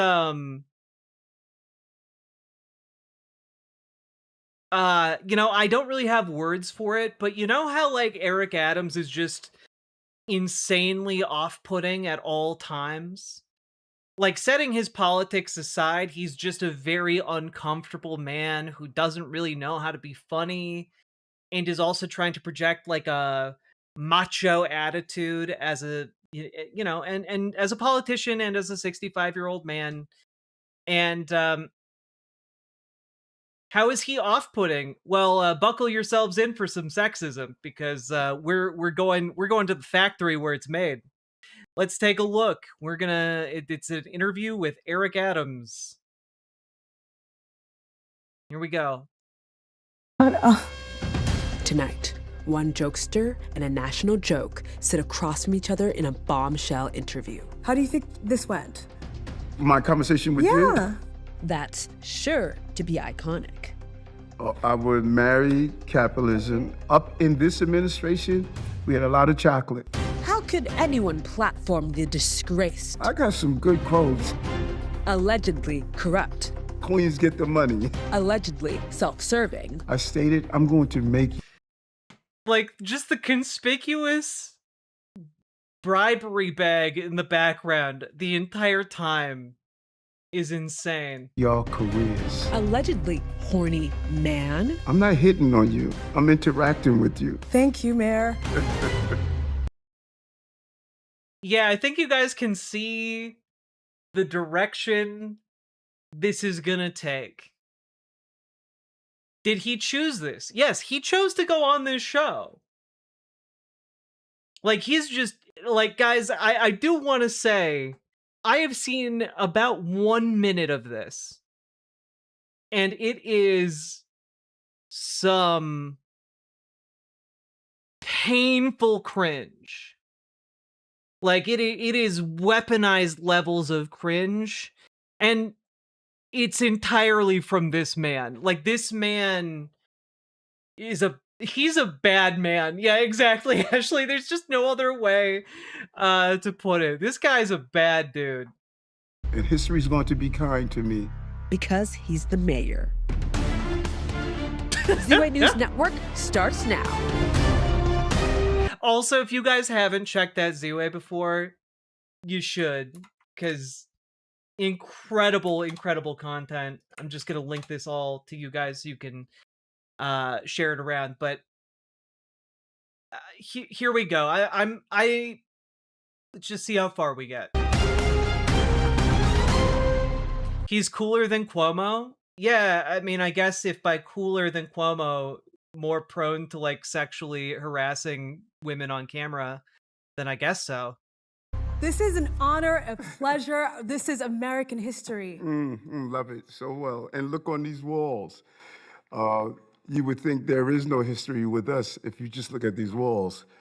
But my face is going to be up with David Dinkins. Oh, your face will be up with David Dinkins. I believe that, I received that, and I hope to get a copy of your portrait. Yes, yes. May I start the interview? Yes, you can. Hi, I'm Z-Way, and my next iconic guest is the 110th mayor of New York City, baby. Please welcome Mayor Adams. Thank you, thank you. May I Good to call be you here. Eric? Yes, you can. And do you have a bag of cash for me? No, not at all. You know, I left it downstairs. Now, Mayor Adams, you spent your tenure as mayor waging war against the rats. Now, unfortunately, you've dropped out of the race. Would you say that rats have won? Not at The Ratmen are winning because I'm not in office. I, Curtis Lewa, I'm not in office here in New York, and the rats have already won. all, just the opposite. Rat complaints have decreased in the city. We containerize garbage. They told me it's going to take me 5 years. We did it 3.5 years. And I hate Mickey and his crew. Oh. And if anyone ever bumps into a rat, they think about it all day. Don't tell me you like rats. I don't like rats. Okay, if you lifted your toilet seat and Mickey popped out, you'll never sit on that toilet seat again. See what I mean? See what I mean? Like,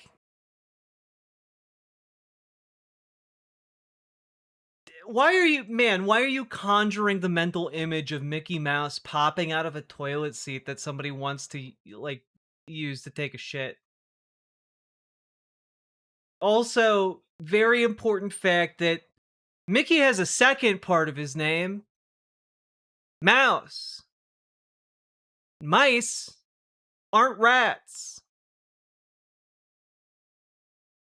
If you take your garbage lid off and Mickey pops out, you'll never take that lid off again. So I did a great favor for you and other New Yorkers. I took one hazard out of your life, the rats. You've said New York City is the Istanbul of America, Yes. the Athens of America, the Yes. Islamabad of America. Yes. Which international cities would you compare to the following boroughs, like Staten Island? Staten Island is the Little Italy of America. Oh, and the Bronx. The Bronx is the Puerto Rican, Dominican of America. Those aren't cities. And Manhattan. Manhattan is probably the United Nations of America. Oh, okay. None of those are cities. Come on, man. We're just listing things. Brooklyn. Brooklyn is the everything of America. Everything of America, and finally Queens get the money. That's right. Queens got the money because I gave them the money. And so they should be the most appreciative of America. Please, to camera, if you could tell Queens to appreciate you more. Queens, you should appreciate me more. You got the money because I gave you the money as the mayor. Queens get the money. What's your favorite subway stop to stop and frisk? All of them when it's used correctly. You know?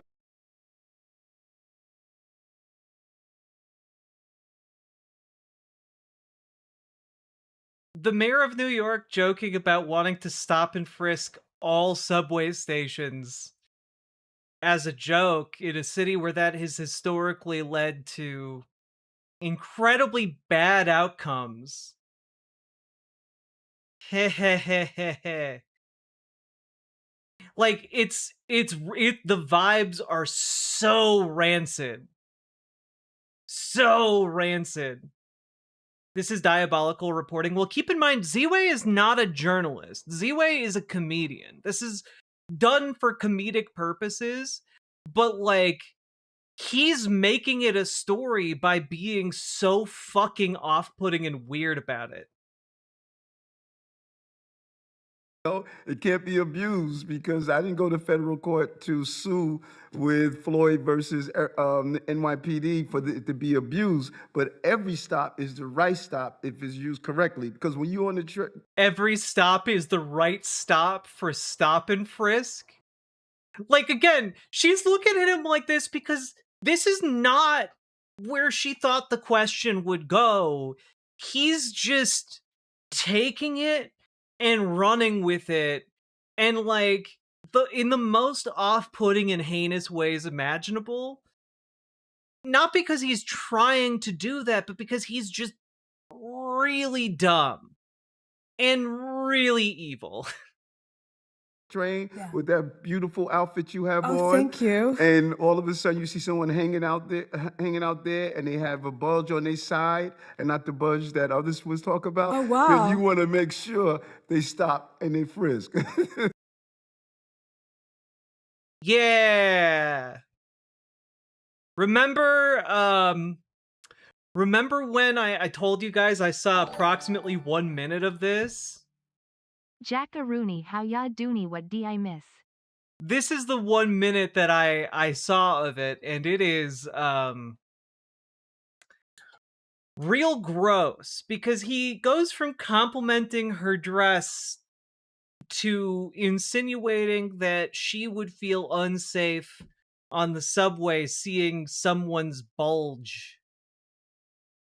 Didn't he hang out with Sneeko? Yes, he did.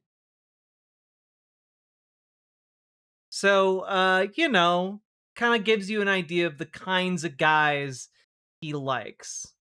I don't think he's evil or dumb. I don't know. If you're sitting down for an interview with a young reporter and you start talking about hypothetical criminal bulges, you fucking know what you're doing and you're a fucking freak. You know?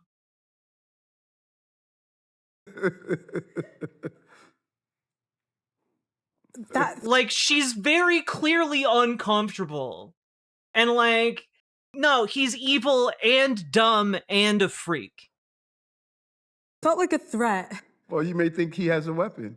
What are you saying right now? I don't know. What are you feeling right now? I don't know what you're saying! He, like, that's gross. That's gross. That's just gross. Like, Jesus. Okay, we're moving on. Coming up. Question for you. You once said UWU notices Dahmer. Sake, thank you for the 2 tier 1 subs. Very, very much appreciated. God damn. New Yorkers, I'm like broccoli. You're going to hate me now, but you're going to love me later. I got some good quotes. You know that. What about let my haters be my waiters when I sit down at the table? Well, that's with my coming success? up, but do you want me to skip around? I have a float in my interview. When you look at what I've done and the criticism. Yeah, Z-Way is doing a great job. The fact that like she was able to hold it together there and just like keep going. That's crazy. What bulges? Okay, so he was trying to say, oh yeah, if you go down to the subway in your cute little dress and you see someone with a bulge, you know, you don't want to be wondering if it's like illegal weaponry or if it's for other reasons. Like and then he hits on her some more. Like he's trying to say that she gives him a boner.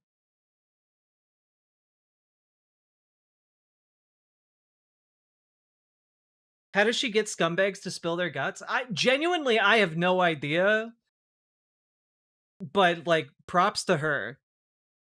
Yeah, I don't know if you guys picked up like what he's talking about there. He's talking about a massive fucking erection. Like that's why she got uncomfortable. That have come with it. Now, all of a sudden... Yeah, he thinks he's funny talking about that and making this woman uncomfortable. This is giving a whole new definition of whitey bulging. God damn it, Sake Tanuki. God damn it. But thank you for the 2 tier 1 subs. They realize how good the Adams broccoli is. The Adams broccoli. Yes. Now, you said that you believed that Gracie Mansion was haunted. Yes. What are the ghosts saying to you? You hear them all the time. I hear them all the time moving around. There's one room in Gracie Mansion where there's a lot of banging on the wall, like 3 a.m. in the morning. You know, I don't know what the heck this is all about. Every time I comes in, it stops. There's down. She's trying so hard not to laugh at him. Oh, God. Upstairs in the kitchen, you hear pots move around all the time. You hear people walking and chatter and noise. Now, normally mayors wouldn't say it. I bet you all the mayors knew it was haunted and they wouldn't. I'm okay, I'm just spitballing here, but like, aren't all of those sounds explicable given the fact that it's a huge ass house and there are going to be other people living in it? Or like people working there at all hours? Because they were afraid on how they were going to be perceived. Yes, you are the first mayor visibility ghost. Yes. I appreciate But I'm that. the first mayor to do a lot of things. You've called yourself the mayor of swagger. Yes. What do you think New Yorkers need more? Swagger or rent freeze? I think that you should. Yeah. I like her a lot. She's good. Have rent freeze and walking with swagger because you got the rent freeze. Oh, got it. Okay, 2 for 1. I'm going to give you some quick fire questions and you tell me which you prefer. Got it. 0 bond or 0 crime? 0 crime and 0 bonds and in all of my nightlife. Spirit Airlines or Turkish? See what I mean? He's making it really fucking weird because he wants to hit on her directly and he's like, yeah, no bonds in my nightlife because he's trying to fuck this woman because he's a creep. Airlines. Turkish Airlines with a lot of good spirit while you're sitting in with more leg room. Dirty Sprite or Dirty Cop? Trying to work that what was one. the first one? Dirty Sprite. Sprite? Yes. Soda? Like the Future song. Oh, okay. So listen, I don't know. You're in the You gotta club. break it down to me, you know? Or I want clean on both ends. Okay. Turkish lira or the Saudi rial? The lira. Okay. Just the little inserting a bunch of things about Turkey in there is great. Okay. Coming up, you said regarding the election that no matter what happens, Eric isn't going anywhere. When is your next trip to Istanbul? Well, I'm looking forward to getting back there. You know, the Grand Bazaar is one of my favorite places. For someone who's been to Turkey so frequently, you never got the hair transplants. What, is that stylistic or? No. We are witnessing one of the least successful attempts at rizzing ever caught on camera. Yeah, this is genuinely the tale of a man who just can't take, you know, I would say take a hint, but like it's so much more than a hint. He can't take an entire fucking novel. Something about having a bald head that I just think, you know. What's the Turkish connection here? The Turkish connection is that the case against him is for taking bribes from Turkey.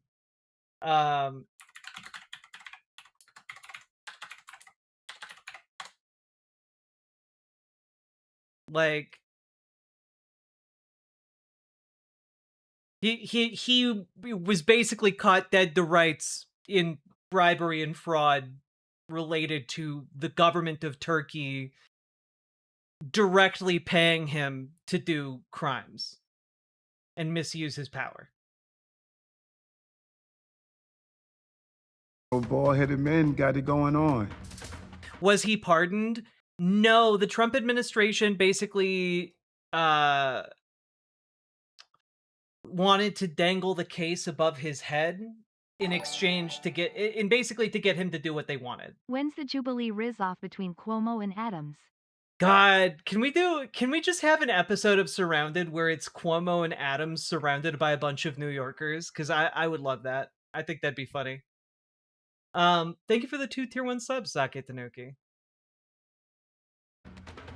Now, you said this is the city of nightlife. I must test the product. Yes. After New York's cooling centers, where's the coolest place in New York to start your weekend? Oh, God, so many. I would start. Oh, did the Trump administration? But the Trump administration dropped the charges with the option to bring them back again. Right? Am I wrong about that?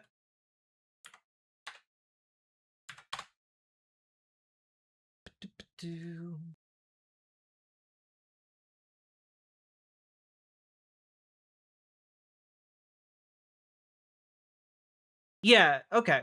Exactly. In February of 2025, the DOJ ordered federal prosecutors to seek a dismissal of the charges against Adams. However, that left the door open for them to be reintroduced after the November 2025 mayoral election. So, a judge stepped in to force it to be with prejudice. Good. Okay, never mind then. They wanted to drop it without prejudice, which would allow them to be reintroduced, but then they were dropped with prejudice. Cool. Yeah, it's maybe one of the biggest modern day scandals in US history.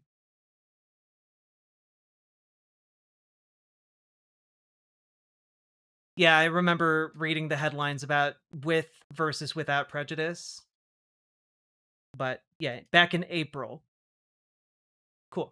At the summit at one Vanderbilt, sometime Yeah, they were doing some quid pro quo shit between the Trump administration and Adams, and then they were also, doing some shady shit with Turkey. Have you seen the Bachelor episode of Game Changer? I am now imagining that, but insert New York mayor. I have, and it's one of the best episodes of Game Changer. Also, Nathan, thank you for the $5 dono.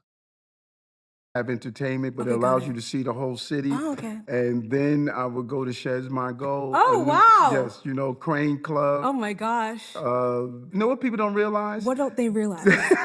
They took my evening out and said, oh, he's just hanging out. No, listen, Dad said if you're going to hang out with the boys, you got to get up with the men. And I do it all the time. I don't know what that means. A city that never sleep, a mayor can't even take a nap. As the nightlife mayor, what time? Okay. Time does the club really get jumping? It depends on where you are. Some of these crazy laws restricted the time. I wish, with pride, was a judicial term, so cases could be ruled with pride and prejudice. Oh! Sake Tanuki, thank you for the 2 tier 1 subs. Appreciated. Times that they can stay open. You go to other places and they have a 24-hour district. Got it. I think we need a 24-hour district. 24 hours of partying with Mayor Adams? What do you say to critics who think that maybe a 65-year-old man is too old or embarrassing to go to the club? Well, first of all, let your haters be your waiters. Okay. As you sit down at the club night of success, I'm not sure why do people think 65 you should not be out. When I get out of the shower and take a look at myself and my six packs and the firmness of my body, I'm living the 65 life. If you'd like to show your six pack to camera, please.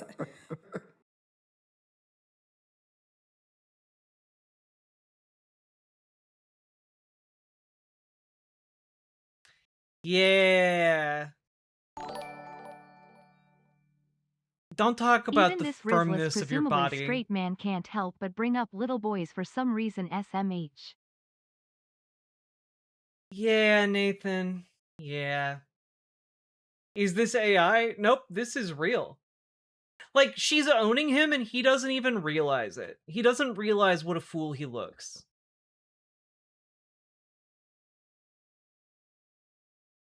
One time that man pushed me out of his way, I'm gonna miss being able to recant that tale.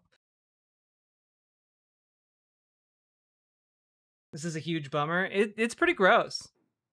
But, like, this is his swan song. Let this be the last time we hear about Eric Adams. If you could wine and dine the Statue of Liberty on a date, where would you go? On a picnic somewhere. You know, I like to cook myself. I cook Oh. a nice plant-based meal. Oh, And then vegetarian, vegan? Well, it's just plant-based. It's eating the majority of my meals are plant-based. Got it. But I will cook it and show how well I can cook. And would your haters be your waiters there? Yes. And would you buy the Statue of Liberty drinks? A Yes, I will. bottle? Yes, I will. Would you try to hook up with the Statue of Liberty? I just...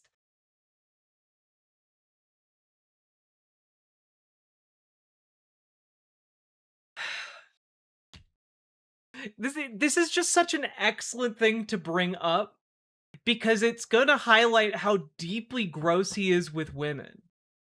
Right? Like, in an absurd, accessible way. That night? I'll do a single malt scotch and a cigar and find out what she likes to drink also. Got it. And wait a minute, I'm not trying to hook up with her. She's out hooking up with me. Oh, this.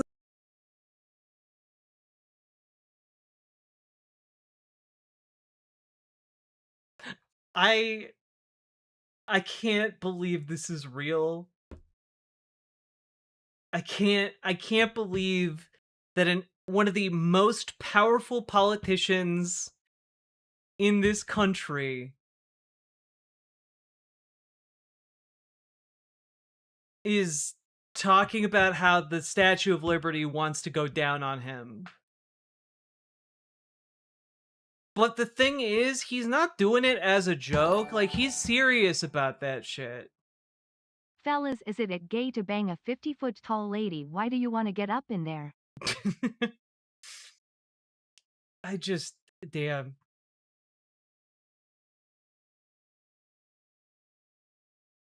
Oh, notice his ugly ass socks. You know what? I'm a fan of socks. I like socks with patterns. Whomst among us doesn't have ugly socks with fun patterns? Let them cast the first rolled up sock ball. Lady Liberty. Yes. And if you could talk to this camera like it's a shorty from Rockaway, Yes. how are you picking them up at the club? See what happened to you, shorty from Rockaway? You should have hooked up with me and you would have been the first lady of the mayor. You didn't. You know, so you're still on Rockaway, taking that A train, and I'm here at City Hall. A real mayor of the people would offer to go down on Liberty first. Exactly. Like, she hasn't been out on a date for, I don't know, presumably her entire life. Like, you gotta woo her. You gotta be the Gomez Adams to the Statue of Liberty. And like, this man is no Gomez Adams.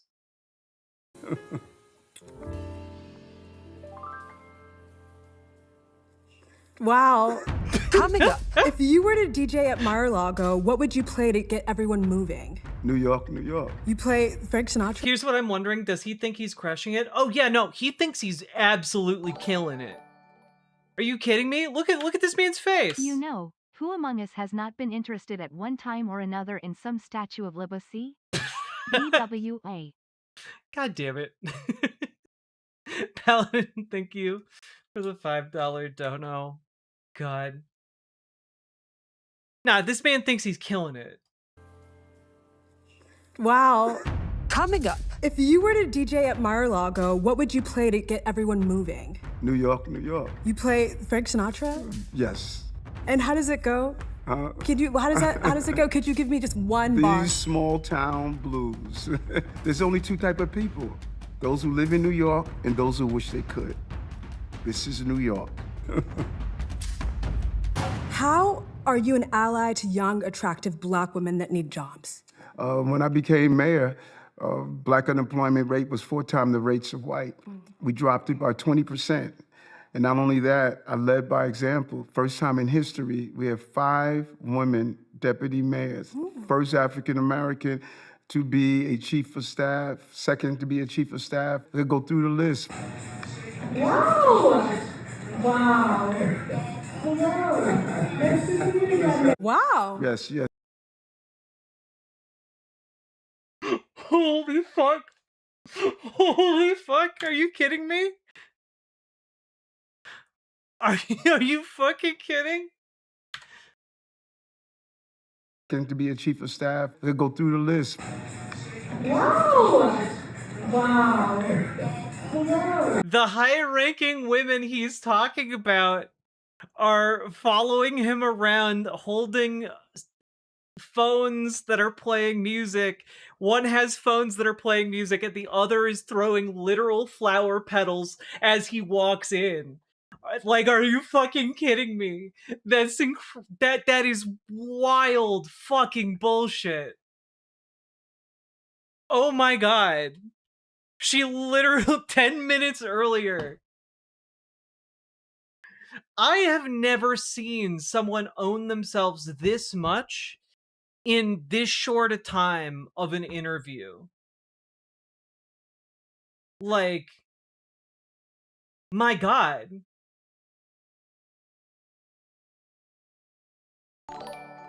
How do you do this going into an interview? I genuinely don't know. You never know, maybe he likes being dog walked. Could be a kink thing, and why are we anthropomorphizing the Statue of Liberty? It's a bit weird.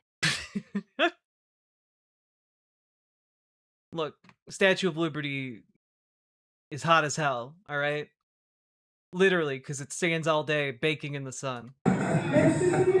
Wow! Yes, yes. Up in this administration, we had a lot of chocolate.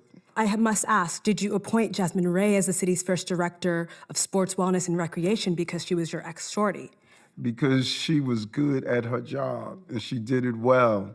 And so if you met someone 10 years ago and you hung out with, and you decide 10 years later you wanted to bring them on because you know how good I've only had 2 shots of rum, and I'd be concerned it was tampered with if I wasn't home alone.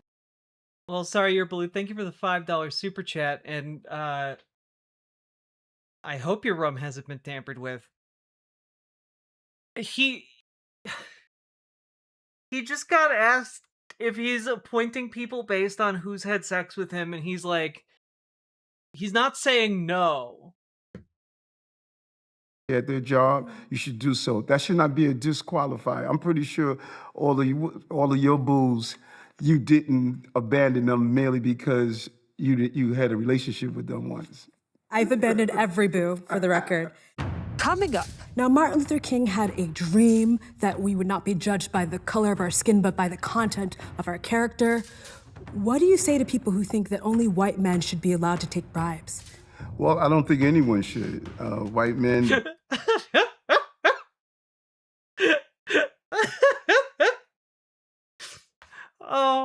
Oh my god. Okay. Black men, Chinese men, German men. I don't think anyone should. You want to go from party mayor to party doctor and pursue a doctorate. What field do you plan on studying exactly? I want to do my doctorate in fixing cities. Oh, that's a doctorate. Yes, that's the topic that I want to look at. Would you say that the former mayor going to grad school is like a recession indicator? No, not at all. I'm a lifetime learner. Right now, I'm being schooled by you. Oh. Speaking of schooling, you are New York's first mayor. Oh. Watching stuff like this, I wonder how people can find politics boring. What's this lady's name? Ziwe. Z-I-W-E. And I'll just link the video again because this is truly incredible stuff. I cannot recommend that you guys check this out again because there are so many details in here that like I can't focus on all of them. This is definitely worth multiple rewatches. To be federally charged while in office. You were charged with 5 federal counts of fraud, bribery, and soliciting illegal foreign campaign donations. How many of those counts were due to racism, do you think? I think I'm the first mayor that had to fight the federal government to defend this city from a $7.2 billion hole in our budget that will impact low-income New Yorkers and had to pay the price for that. And history is going to be kind to me to see the valid effort that I had, not only as a police officer, but also as their mayor. How many black friends do you have? I can't keep count. Many. 15? 20? 500,000. 500,000. Yes. All the black people in the city. And more. We have more than 500,000. How many do we have exactly? I don't know the exact number. Oh, damn it. I wish you did. How many black friends have you ever arrested? None of my black friends I've arrested. Do you plan to run for office ever again as a Democrat, Republican, or foreign asset? Man makes plans and God laughs. I turn on my GPS every morning. My God position is satellite. He drives my life, and he'll determine what I do next. Amen. You're anointed, really. That's not a no to the foreign asset question.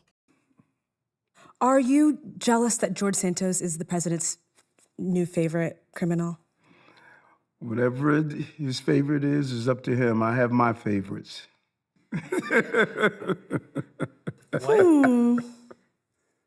Coming up. Now, when you were saying that you were going to clean up the city, did you mean by getting your aides and close allies indicted?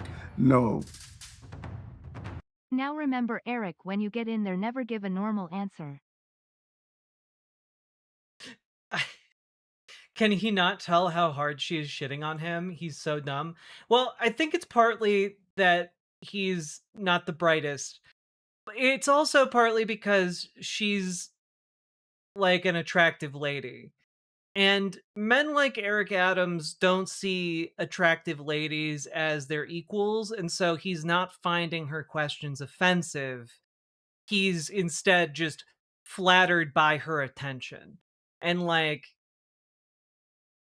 she's asking him all kinds of cutting questions that are, frankly, deeply that cut deeply to the truth of the crimes he's been accused of.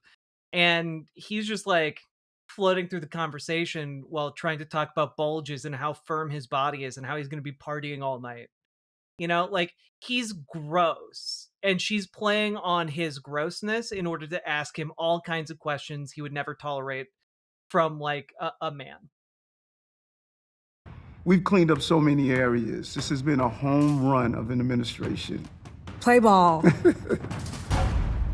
And you are the second black man to be elected mayor of New York. What advice do you have for young black kids from the hood who dream of one day becoming mayor and maybe taking a bribe by accident? Ignore the noise. There are many people who sit on the sidelines and they're not happy you're there.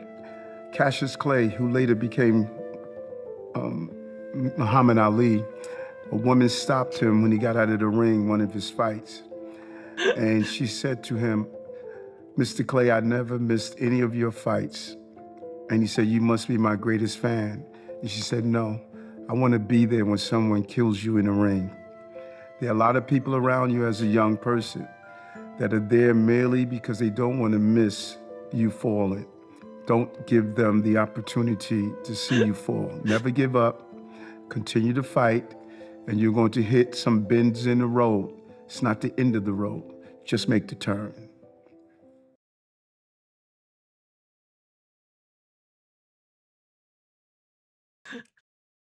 I can't believe this is real.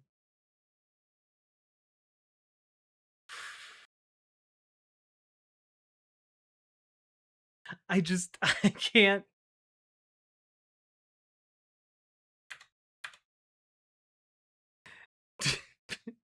I love the implication here that he is the victim of people who have just been watching him like hawks waiting for him to fail. He's the victim here because people were watching him, not because he took bribes from Turkey and the Turkish government. See you fall. Never give up. Continue to fight, and you're going to hit some bends in the road. It's not the end of the road. Just make the turn. That was a little violent for advice for a child, but thank you. In 2010, you unveiled a city campaign called Stop the Sag in hopes of getting young men to stop sagging their pants. How do you picture a criminal in your head? What are they wearing? What slang words do they speak in? What's their race? Well, think about it. People laughed at me and they called me names when I did that campaign. Are you seeing it now? Saggy pants? Are you seeing? Are you gonna fucking take credit for fashion styles changing over time to not involve sagging one's pants? Jesus Christ. Are you seeing young men walking around showing their underwears? In some cases, wasn't even their underwears. They were showing just about their whole rear. It was wrong. And we became so normalized of dysfunctional behavior with our young men of color. How did we go from the pants were too low, the era of my dad when they had on fine wearing suits, to the days that we're walking down the block with a jail culture and no one was talking about it? And I said, no, I'm not gonna walk around and act like I don't see this. This is wrong. Stop the sag, pull your damn pants up. Is this how you pick up girls at the club? Like, this is wild. You sound like my dad. But they're not sagging anymore. Yeah, some of them are. You see Billie Eilish, she sags. You like Billie Eilish? You know as well as I do what it was like 10 Billie years ago. Eilish dresses like Chingy. Brothers are now concerned about how they look. Oh. You know, you look at them now, they're tailored their clothes, they're stepping up their game. What are you talking about, my guy?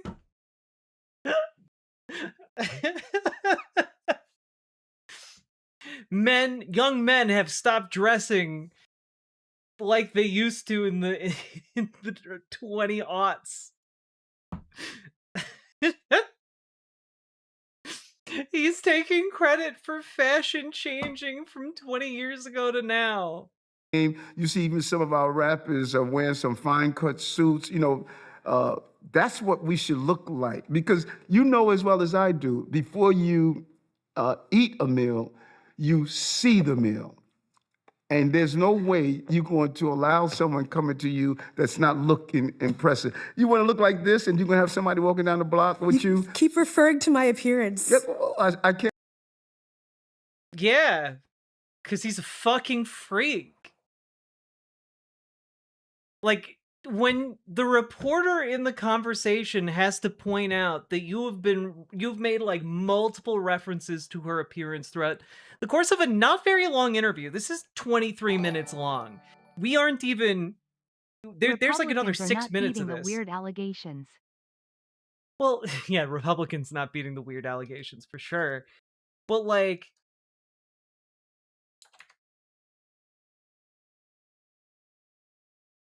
also, if you're walking down the street dressed one way and someone else is walking down the street dressed as in another way, like, that's fine. That's their right as a goddamn American. Yeah, you took time to dress up to look nice. Oh my gosh. You know as well as I do, you appreciate the fact that I'm Please stop. acknowledging how He's not a Republican though. Yeah, but I remember was when dealing Mayor with Trump. Giuliani single-handedly got rid of the scourge of wallet chains. Yeah, look, when the charges were brought against him, he flipped. He flipped his party. That's why he did so fucking bad in the election. I mean, among many other reasons. well you are put together. Let's change the Yeah, he's a Republican asset. You can comfortably say that. subject. Coming up. Now, you've compared yourself to Gandhi. Together. Do you appreciate the fact that I'm acknowledging how well you are put together? Let's change the subject. Coming up. Yeah, because she's not comfortable with how much you've brought up her appearance. Stop. Now, you've compared yourself to Gandhi, saying, I am like Gandhi, I think like Gandhi, I act like Gandhi, I want to be like Gandhi.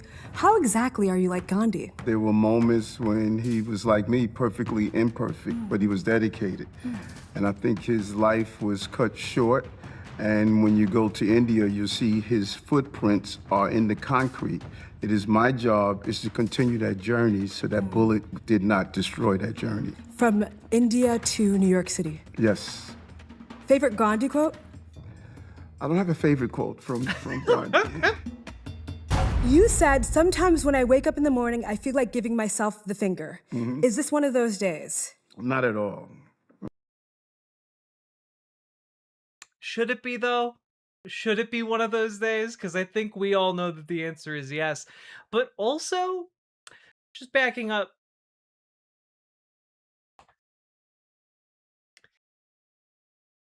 how do I put this? The phrase, what was it exactly? I feel like giving myself the finger. Mhm. When someone says they wake up some mornings and feel like giving themselves the finger, to me, that doesn't indicate the rude gesture. It represents, well, I guess for Eric Adams, it would represent a finger in the stink, as it were. Yes, a sex thing, exactly. Yes. It that seems like a different kind of thing. Yeah, tickling the starfish, as it were. Or perhaps getting fingered for a crime. Who can say? You know, this man, veritable wordsmith with his prose. It kind of means like waking up depressed. No, I understand that it could perhaps Finger have blast, multiple bang, meanings. bang. Yes.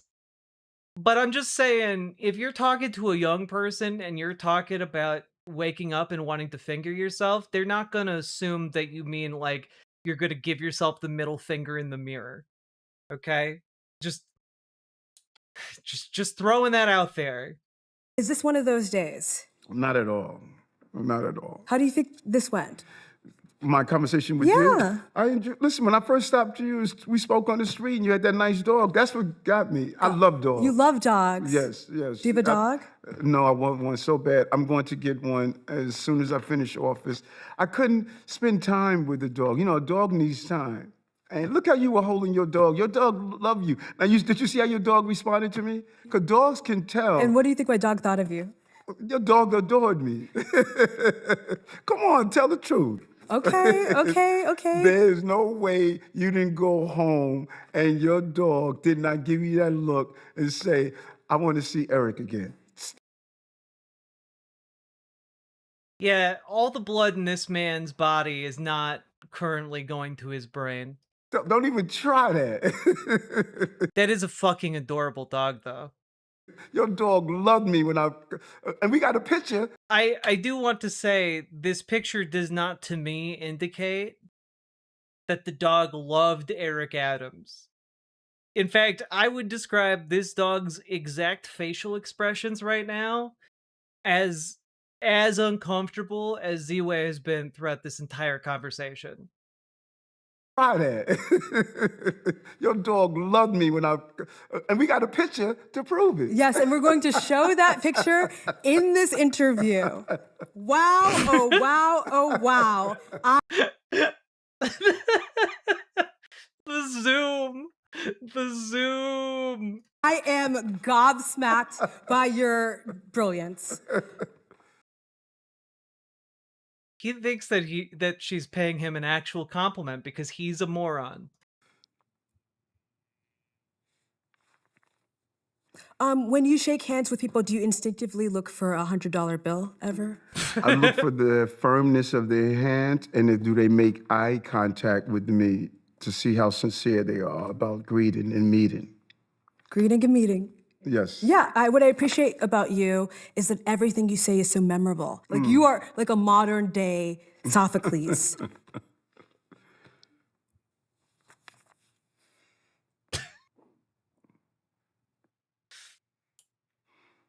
You know, I don't think people realize what's in a person's eyes. Oh gosh.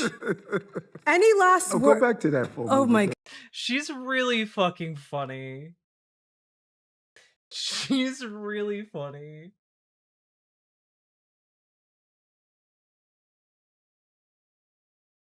You're like a modern day Sophocles. Is just fucking great. Goodness, I just don't want you to hit on me or something that makes me uncomfortable. What were you saying? And you know what's You know, now she's just straight up saying like, please don't. Please stop doing this. interesting is Yeah, no, being compared to okay, maybe people didn't understand that. I guess maybe I assumed they did, but like Sophocles is known for writing many of the famous Greek She tragedies. openly insults him and he loves it, I say again. Are we sure this isn't a kink thing 5? Like, yeah, no, it's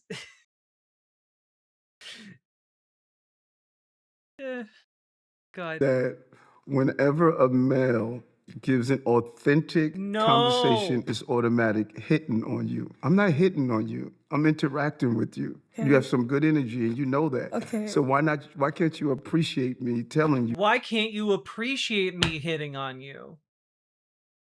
Why, look, I'm paying you compliments. Why aren't you putting out already? That. Thank you, Mayor. And history's going to be kind to me. You took time to dress up to look nice. I think, bald-headed men got it going on. That beautiful outfit you have on, do a single malt scotch and a cigar. I'm not trying to hook up with her. She's not hooking up with me. This is American history. And not the buzz that others was talking about. When I get out of the shower and take a look at myself and my six packs and the firmness of my body, I'm living the 65 life. Before you eat a meal, you see the meal. No wonder he loves turkey. All the red flags. Yeah. Yeah, the editing here is 10 out of 10. Thank you, Mayor.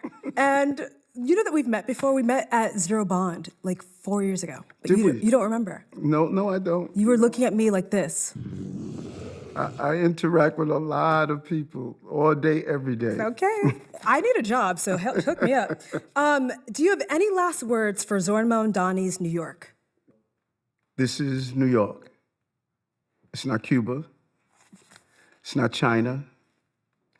It is the center of capitalism, not socialism. Can't take it backwards. We've made too much success. Got to move forward. Got it. Marry, F, kill, communism, socialism, capitalism.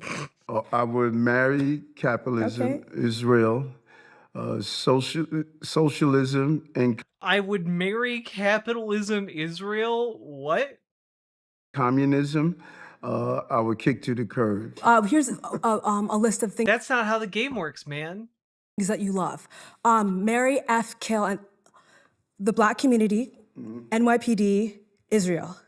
I would marry, and love all three of them, and I would add on to them. You're gonna have a thruple situation with, or a quuple situation with Israel, the Black community, and what was the third one? The NYPD. What? Ghana. Senegal. Nigeria. You're gonna marry all of the countries? Shout out! South Africa. Okay. Exactly. I love them all. Love is love. And I've shown it to all those communities. Love is love. Thank you so much, Mayor Adams. It's been a pleasure chatting with you.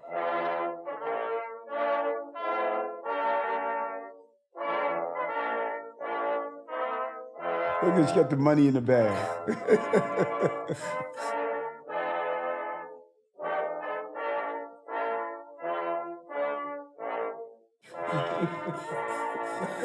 Bye.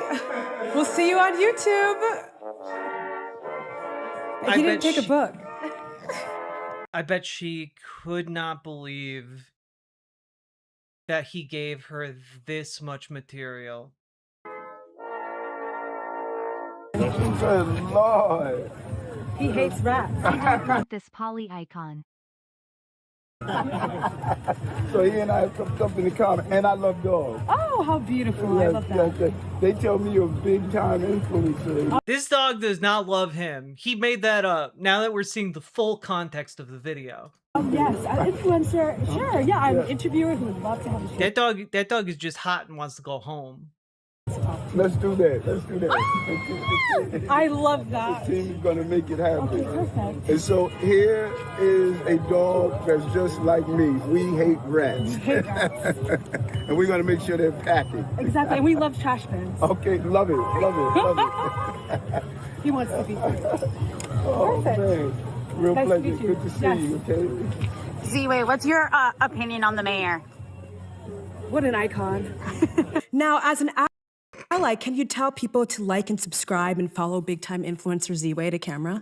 Like, subscribe, and follow big-time influencers. Z-Way. Z-Way. Oh, hello, Anton. Not watching this right now, but like, what an incredible interview. Like, what an absolutely incredible interview. Like,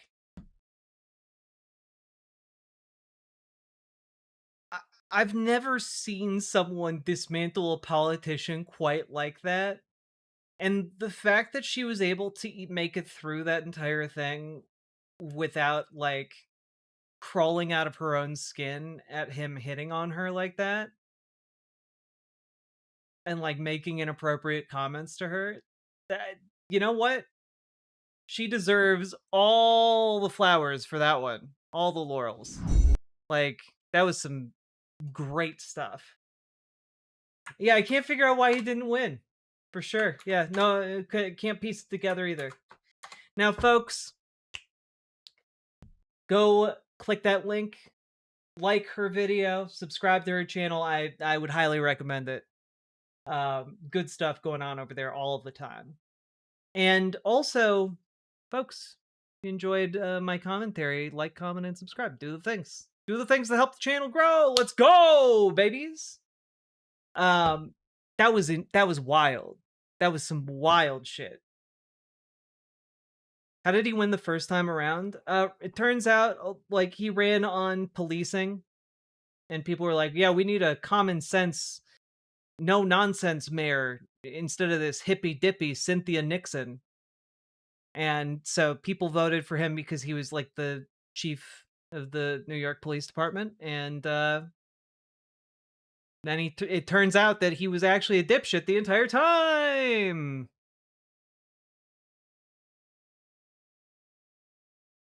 Yeah, we're safe to get drinks now? Yeah, not as long as Eric Adams is around.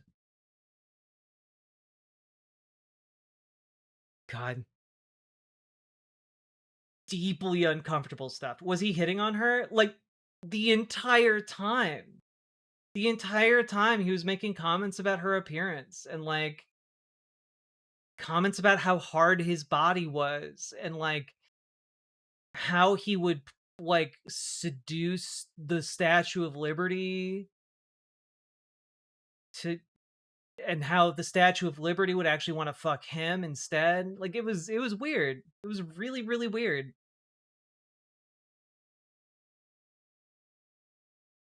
Yep. Real gross. The stranger danger meter is maxed out. Now, folks, if you ever meet anyone who behaves remotely like Eric Adams did in this interview, they're not safe to be around, and you shouldn't, like, leave any drinks uncovered around them. So, just so we're clear, just as for your own safety and for the safety of those around you, you got to keep an eye out, and you can't drink around these people because they do not have your best interests at heart. Yeah, you gotta leave that bar.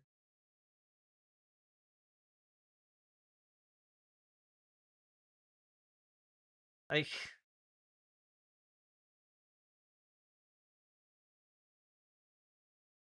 so with that being said, folks, like, comment, and subscribe. Drop those subs, donos, memberships, super chats, etc., because you guys make this stream possible, not corporate PAC money. And that being said, let's keep moving on.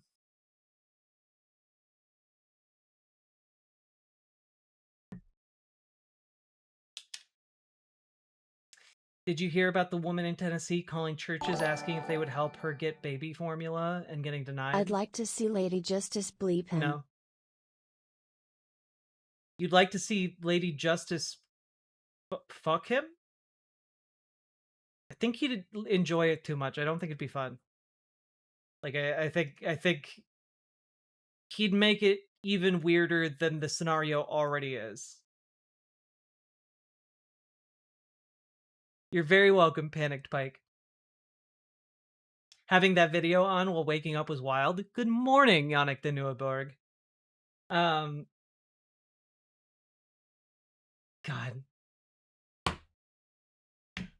Well,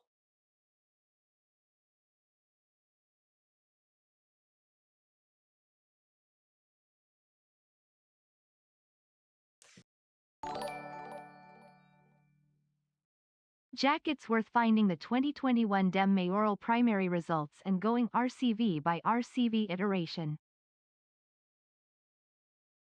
it's worth finding the 2021 Dem mayoral primary results. Oh, was the ranked choice voting like a newly introduced thing in 2021? I don't know how long ranked choice voting has been a thing in New York City. Oh yeah, Liz Galahad in Twitch chat is also talking about that. People didn't understand ranked choice yet and left their ballot unfinished. Oh, that's so sad. That's so fucking sad.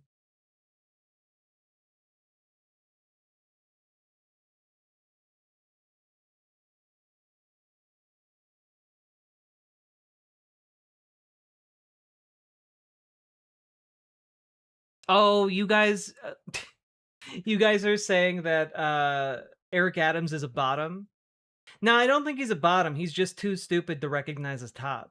Like that's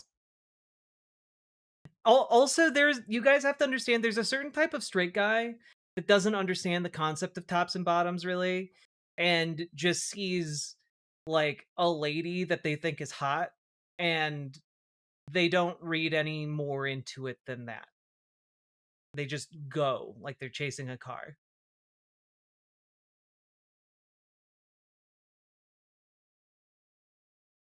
I've tried to get 3 friend groups to use a ranked choice bot. Nobody understood the directions anytime. Like I feel like it's fairly intuitive, but it does take some getting used to for folks who've never done it before.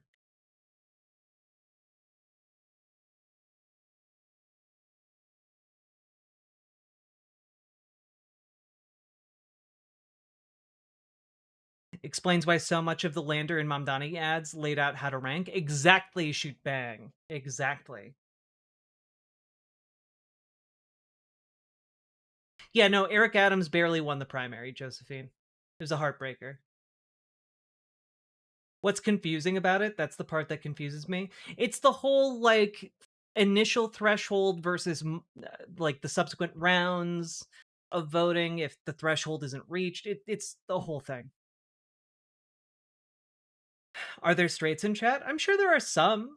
I'm sure some straight people watch me.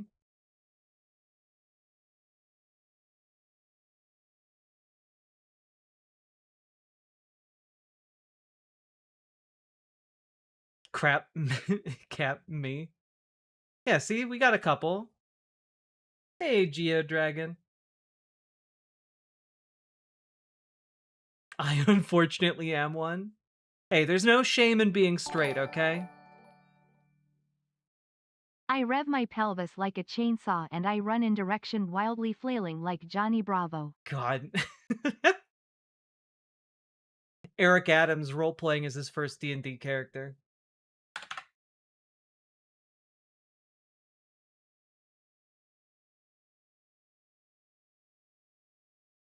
All right.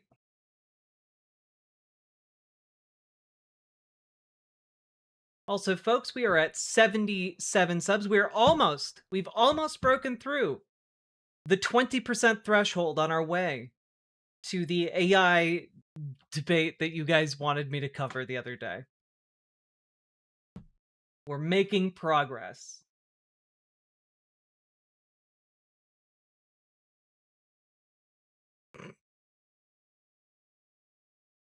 Oh God. Are you straight or queer? Dun dun dun dun dun dun dun. Dun dun dun dun da da da da da dun da dun da da dun da dun dun da dun dun dun dun dun. Um, folks, what are the options? Straight or queer? Can we add I don't know anymore? I mean, that would maybe be considered queer. Is bi considered queer? Yeah, anything that isn't straight would be queer. Have you given up on Rudyard? No, we're gonna be jumping into that pretty soon. I'm just debating whether or not to do one more segment. But I'm unsure.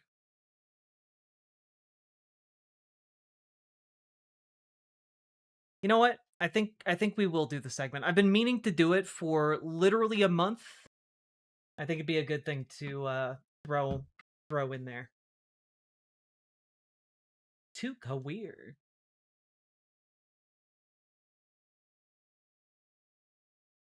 Whew. Does a straight binary trans person ID is queer? Well, I feel like if you're straight, you've already identified as straight versus being queer. Depends on which you more identify with, you know? I guess. Like there are straight people who might identify as queer because even though they identify as straight most of the time, they are, they're flexible or they're open to exploring. I don't know. I feel like most people are some flavor of queer.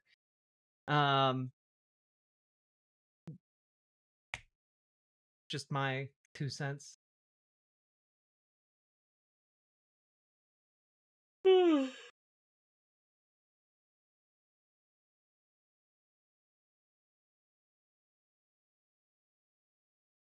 Where's the hella gay choice? Also queer.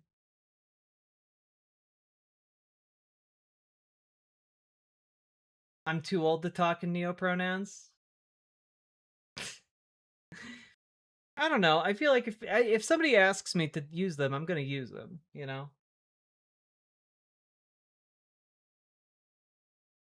It's a GG poll. Don't overthink it. True.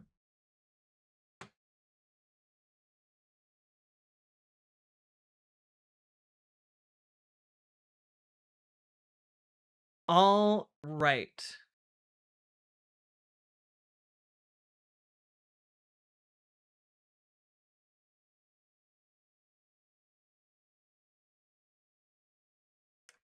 Let's do this.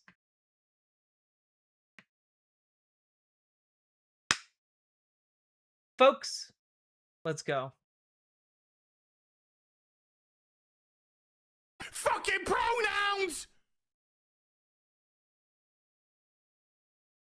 So, folks, I've been meaning to talk about a video that More Perfect Union put out about a month ago for the past month or so. And I just haven't found the time, but I think now is a great time to talk about it. It is basically a video of Bernie Sanders heading out to West Virginia and talking with rural Trump voters and basically seeing if he can win them over on a variety of issues, right?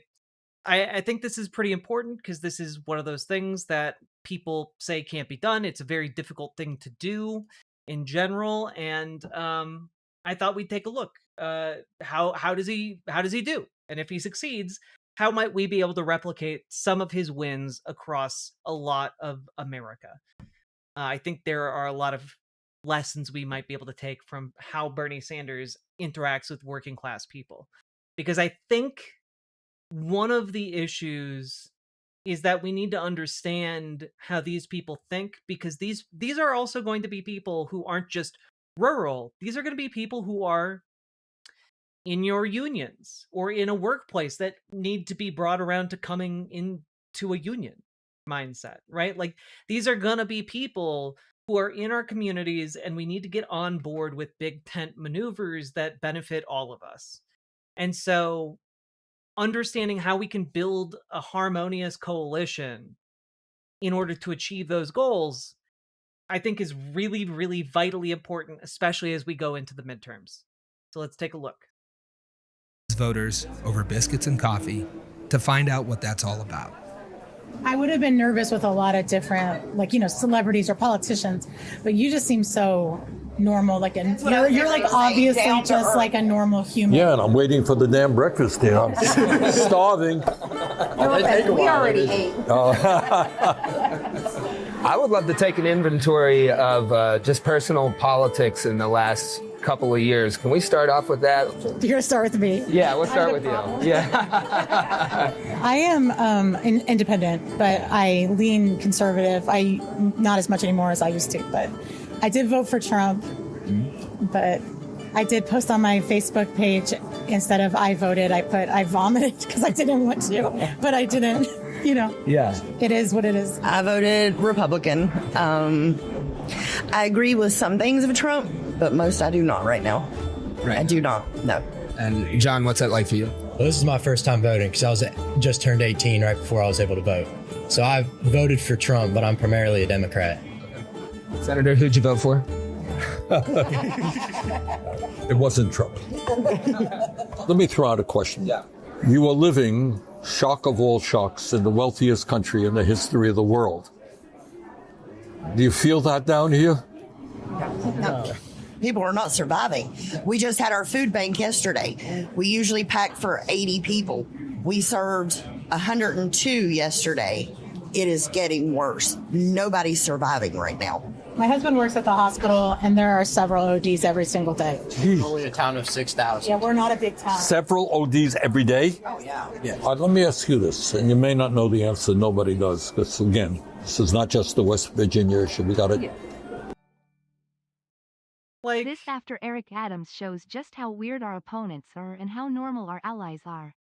It's true. Like, the people we need to build coalitions with aren't the Hakeem Jeffries of the world. They're not the, Eric Adams of the world. They're not the Chuck Schumers of the world. It's the working folk of the world. Like, that's our task here, is to recognize that these people have some very valid material concerns, and we need to be able to speak to and address those material concerns, and by doing so, build a coalition capable of bettering all of our lives and raising all of our boats.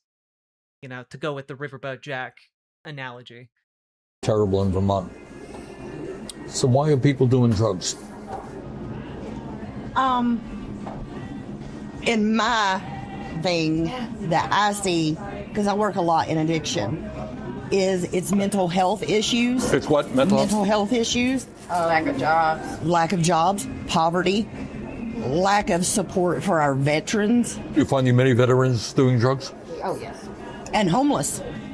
And that irritates me. They stood up, they fought for our country, and we can't even afford to give them housing. I always wondered, how did so many drugs get into this state? Interesting thing has been happening in the data this year. Rural America shifted 20 points bluer since the 2024 election, from Republican plus 30 to Republican plus 10 in polls in the summer. I was very skeptical of it turning into reality, but the exit polls showed it's true, how rural America has shifted 20 points bluer, nearly exactly matching up with what that poll said. There's a huge shift happening, and we could see crazy things in the midterms with 20-point swings. I mean, for sure, right? Like, I think that there are a lot of things that could happen here, but the main thing is, by running on hard economic reality, that we need to do better by working people, and we need to keep these rural hospitals open, and we need to make sure people have healthcare. Like, these are everyday, real and pressing concerns for communities all across the United States. Like, keeping a stocked food bank and like enough of a budget on hand for folks to work there, like, that has meaningful ripples out to wider communities. And like, there needs to be that focus on material issues, because folks who live in those communities, they're aware of those issues. We have thoughts about that. How did so many? Yeah. The doctor's pushing it. Talk about that. Mhm. Yeah. I mean, my mother was an addict, and that's how she got addicted. Was Jack, she didn't say migrants.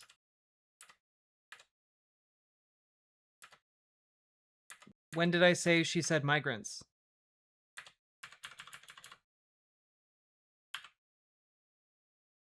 a lot in addiction. She was talking about veterans and homeless people. It's mental health issues. It's what? Mental health issues. Lack of jobs. Lack of jobs, poverty, lack of support for our veterans. You finding many veterans doing drugs? Oh, yes. And homeless. And homeless. And that irritates me. They stood up, they fought for our country, and we can't even afford to give them housing. Oh, I see what your point is, Salmon Moose. My bad. I always wondered, how did so many drugs get into this state? Do we have thoughts about that? How did so many? Yeah. The doctor's pushing it. Yeah, well, and that's because a lot of folks it sounds like they live in a rural area that is close by, or maybe a rural community that sustains a local rural hospital, right? And folks who work in and around those kinds of hospital systems, they'll be the first to tell you that the people bringing the drugs into the country aren't like migrants. They're the doctors that are prescribing the medication, like fentanyl, that is used in hospitals. About that. Mhm. Yeah. I mean, my mother was an addict, and that's how she got addicted. Was she had a back injury. The doctor kept prescribing medicine. Eventually, that medicine didn't work, and she had to start doing the harder stuff. Sadly, she passed away from a drug overdose.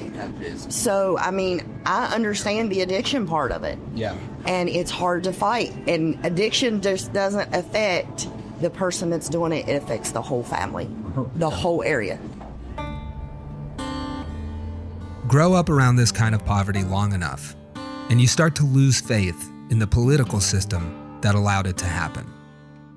While Trump may put up huge numbers at the ballot box, nearly half of West Virginians don't even show up to vote at all, one of the highest non-voting rates in the country.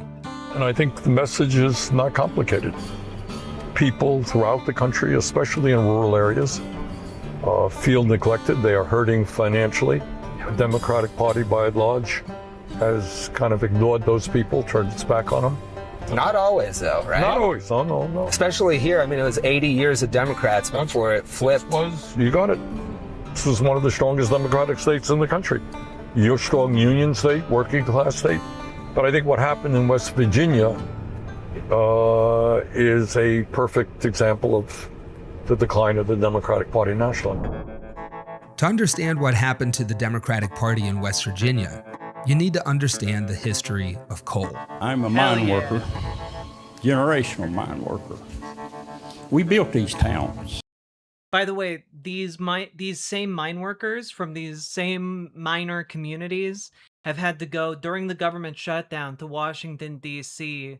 to try and protest on the streets this administration. The same people that Donald Trump and Republicans claim to be, protecting, the coal miners. They're out there protesting because the Trump administration rolled back regulation on the amount of coal dust that coal miners are allowed to breathe in. They're no longer enforcing those regulations, and now coal miners are afraid to go down there because they're now breathing in even more coal dust. Like, the Trump administration is literally bringing back black lung. And these people have to go, take the time out of their lives to go and protest in Washington, D.C. when they're coal miners. They're not doing super great. Just in general. It is deeply unfair that they have had to fight for just the basic ability to breathe air while doing their job. All of us. But I think that is very indicative of where corporate America is at right now under the Trump administration, and where the Trump administration wants working people in this country to be. And that is, having trouble breathing. We're having trouble breathing. We're having trouble forming unions, I guess. At least that's probably their reasoning. There was a time when coal companies controlled almost everything, and speaking out against the boss could get you beaten, evicted, or worse. But in 1921, all of that boiled over at the Battle of Blair Mountain, the largest labor uprising in U.S. history. Hell yeah. Way back when, in the 1920s, it wasn't quite so civil. But we got to respect those people, our ancestors. The mine wars, our own history here, is kept out of the textbooks, really. Is that true? It's not in the popular imagination. I mean, that's been scrubbed because I think it's dangerous. You know, it's a threat. It's a threat to power. Yeah. Those early fights built the United Mine Workers of America and inspired a national labor movement that won the 8-hour day, paid vacations, and the weekend. Yep. And for decades, it was the Democratic Party who defended the unions. So working class West Virginians kept that fire going at the ballot box. But coal burns fast, and eventually the flame died out. Well, I mean, the entire premise of the New Deal under FDR was to essentially mollify the union movement that had led to events like the Battle of Blair Mountain, right? What's the Battle of Blair Mountain? Snow-capped mountain, haven't heard any songs about that. Especially during this stream. Yeah, no, it's not one of the most commonly used songs to introduce stream or anything. Shout out to Louise Mosery. Are we sure people need air? I've seen people go hours, days, even with no air. Nathan, thank you for the $5 dono. Sake Tanuki, thank you for the 5 tier 1 subs. Very much appreciated. Love that song. It's such a good song. But it's true. A lot of people never learn about like the coal mining wars. They never learn about the fact that, you know, the New Deal didn't just come about because of FDR's generous spirit. Like, it came out because FDR was trying to form a third way, if you will, between the capitalist robber barons and the working people of the United States. And the New Deal was designed to defang that worker-based movement. And eventually, once it became sufficiently defanged and demobilized, like the robber barons' sons and I thought the Battle of Blair grandsons. Mountain was when a trans woman decides she wants to be the biggest pick-me on the hill of pick-me's and grift. Yes, the Battle of Blair Mountain is about the Battle of the Blairs. Every trans woman named Blair has to fight to the death on the mountaintop. That's just how it works. That's just science, people. But like it is one of those situations where like folks never learned that the New Deal was a compromise designed to defang labor. And when the robber baron's sons and grandsons came around, they knew what the assignment was. They knew that their assignment was break labor. And that's how we get someone like Ronald Reagan, right? And Ronald Reagan then heralded the death of the labber movement in the Did United somebody States. say Brokeback Mountain? Or at least the temporary death of the labor movement. Because, I don't know if you guys noticed, still kind of around a little bit. Little guy named Zoran Mamdani recently showed that it's still alive and kicking. And, you know, mark your calendars. May Day 2028. Maybe the labor movement still got some life in it yet. So unionize and get your contract set for May Day of 2028, folks. Within a few decades, we went from over 100,000 coal miners to around 10,000 today, and only a fraction of those still unionized. As the union shrank, so did the backbone of the Democratic Party. So the Democrats shifted their strategy. They left the coal towns and the haulers to chase corporate money and suburban votes someplace else. For every blue-collar Democrat we will lose in Western PA, we will pick up 2-3 moderate Republicans in the suburbs of Philadelphia. And this has, by the way, remained the main policy of the Democratic Party until, well, I would say until now, because Democrats simply cannot do this strategy anymore.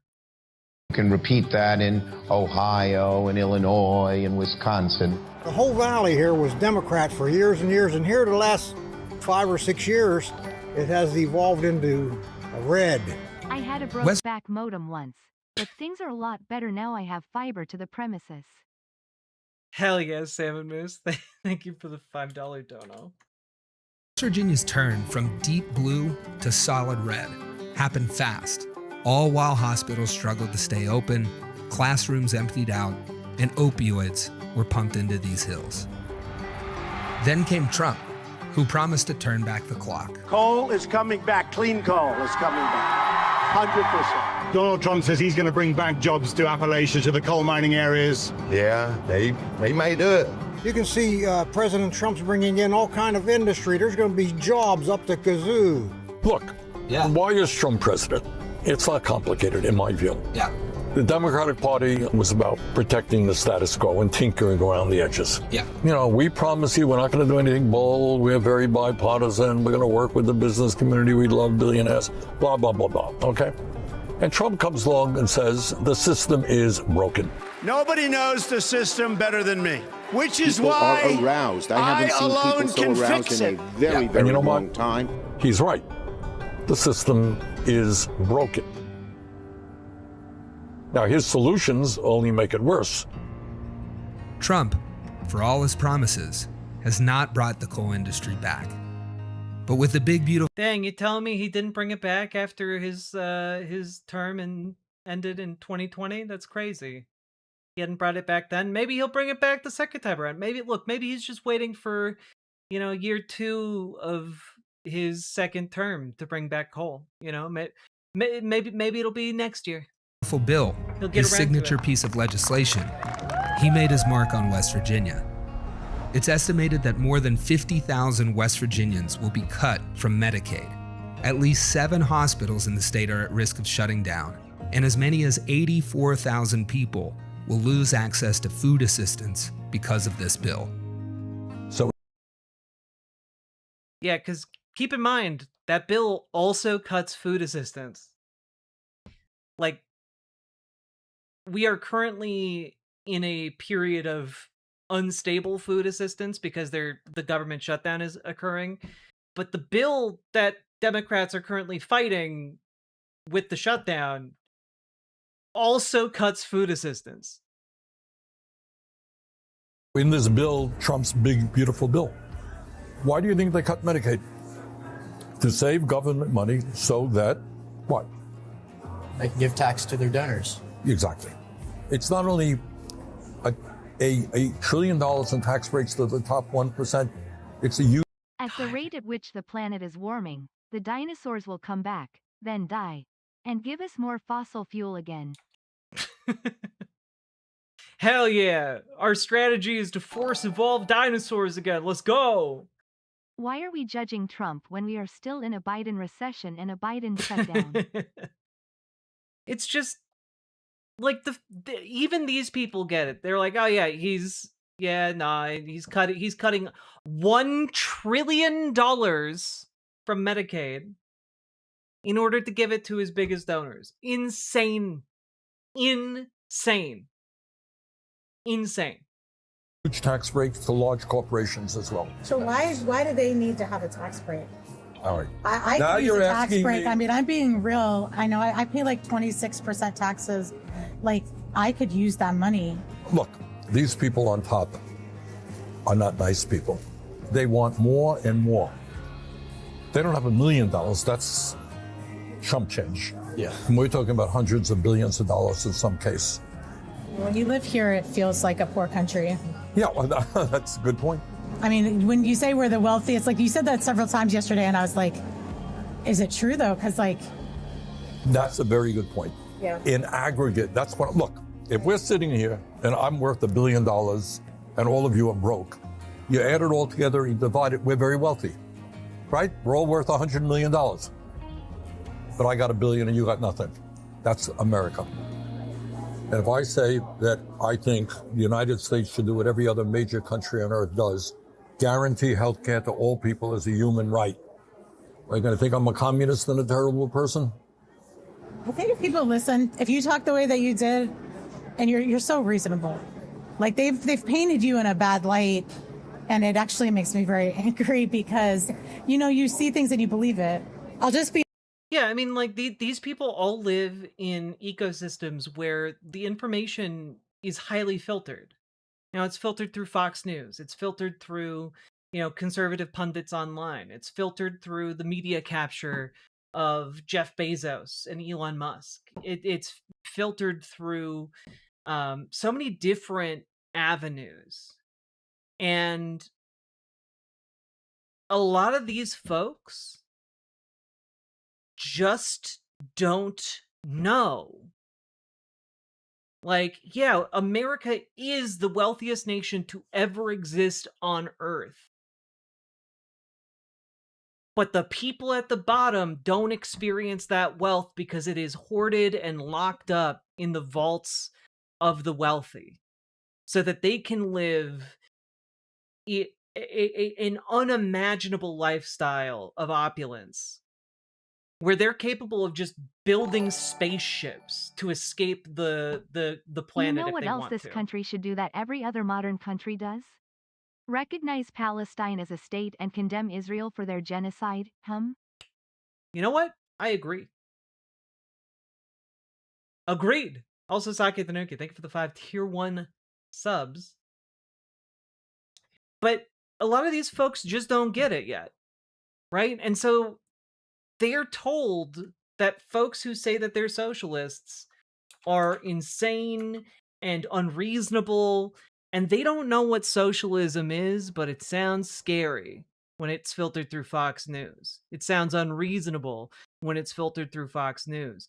But then you get them across the table from an older man who's just like, yep, they're cutting $1 trillion away from Medicaid. Why do you think that is? They're like, well, to give to their wealthy donors, right? And it's like, yep, nailed it. And you know what? We could, in fact, just have tax policies that benefit everybody and get everyone healthcare and everyone the food and shelter that they need. And it's like, when you put it in very simple terms, socialism is the most logical possible thing. But that's why these billionaire assholes feel the need to build up barriers in the media ecosystems. And it's to keep people like us from talking with people like them.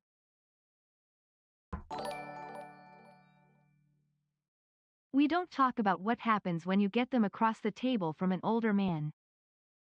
Yeah, no, Saki Tanuki, you're right. That was dangerous phrasing on my part, considering what we just watched with the Eric Adams interview with Z-Way. So, you know, point taken, point taken. When you're across the table from Bernie Sanders, how about that? Or a socialist.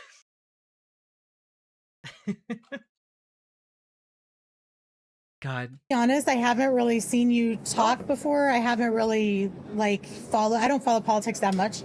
And so the last couple days before. See, like, this lady's being on the level. Like, she's like, I actually don't know much about you at all, except people say you're the devil, and now I'm talking to you, and you seem totally fine. For this, I started watching some of your speeches, and I started watching your interviews, and I was shocked. I was like, oh. Not as bad as they had told you. That one American, yeah, he was harassing her the entire time. It was really gross. Huh? This is not how he's portrayed in the media, right? If we had public rail across America, it would be easier for up-and-coming independents to campaign. Oh man, that'd be so cool. Honestly, not a bad strat to like ride a train and do like a train-based Amtrak campaign across America. Not the worst idea. It's been a while since we had a presidential candidate do that. We're told that the biggest divide in America is between left and right. Yeah, here you go, Lee But Bernie came here to flip that story on its head. I think that whether you're in rural West Virginia or in Burlington, Vermont, you got the same exact issues. And I think we don't let people divide us up. We got to come Yes, it used to be a very common campaign tactic to ride the train across America. together to fight for all of us. Trains' rights are American rights and human rights. Hell yeah, Sake Tanuki. 100%. We support trans rights in this house and trans rights in this house. Over 100 years ago, they called us rednecks because striking workers from all different races wore red bandanas around their necks as they fought and died for respect and a living wage. Yeah, like the label of redneck should, like, it, we should retake some of these older labor terms, because people fought and died to have some respect put on that, you know? That history was mostly erased from our textbooks, but it never went away. It's still here, scattered all. It doesn't mean sunburn. Nah, it's a reference to red bandanas. In the and many of you are familiar with the song I play at the beginning of stream, which is Louise Mosery's Blair Mountain. In the song, she talks about the workers wearing red bandanas to know what side they're on, because they're the rednecks of 1921, right? And so the red bandanas they wore were to show that they were, union folk. They were out there fighting for their right to work together with their fellow workers, and the way they told themselves apart from the rest was to wear those red bandanas as a sign of solidarity.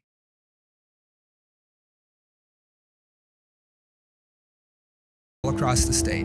And yeah, you wear the bandana to protect your neck from burns. Exactly. If you know where to look. My grandfather fought at Blair Mountain. Your grandfather fought at Blair Mountain? Yes. What do you think this country at this moment needs to learn from your grandfather who fought at Blair Mountain? Mm-hmm. Well, you just can't stand and let them step on you. You got to get up and fight. So that is what our struggle is about, is to take on the greed of these people and say, you know what? You cannot and will not have it all.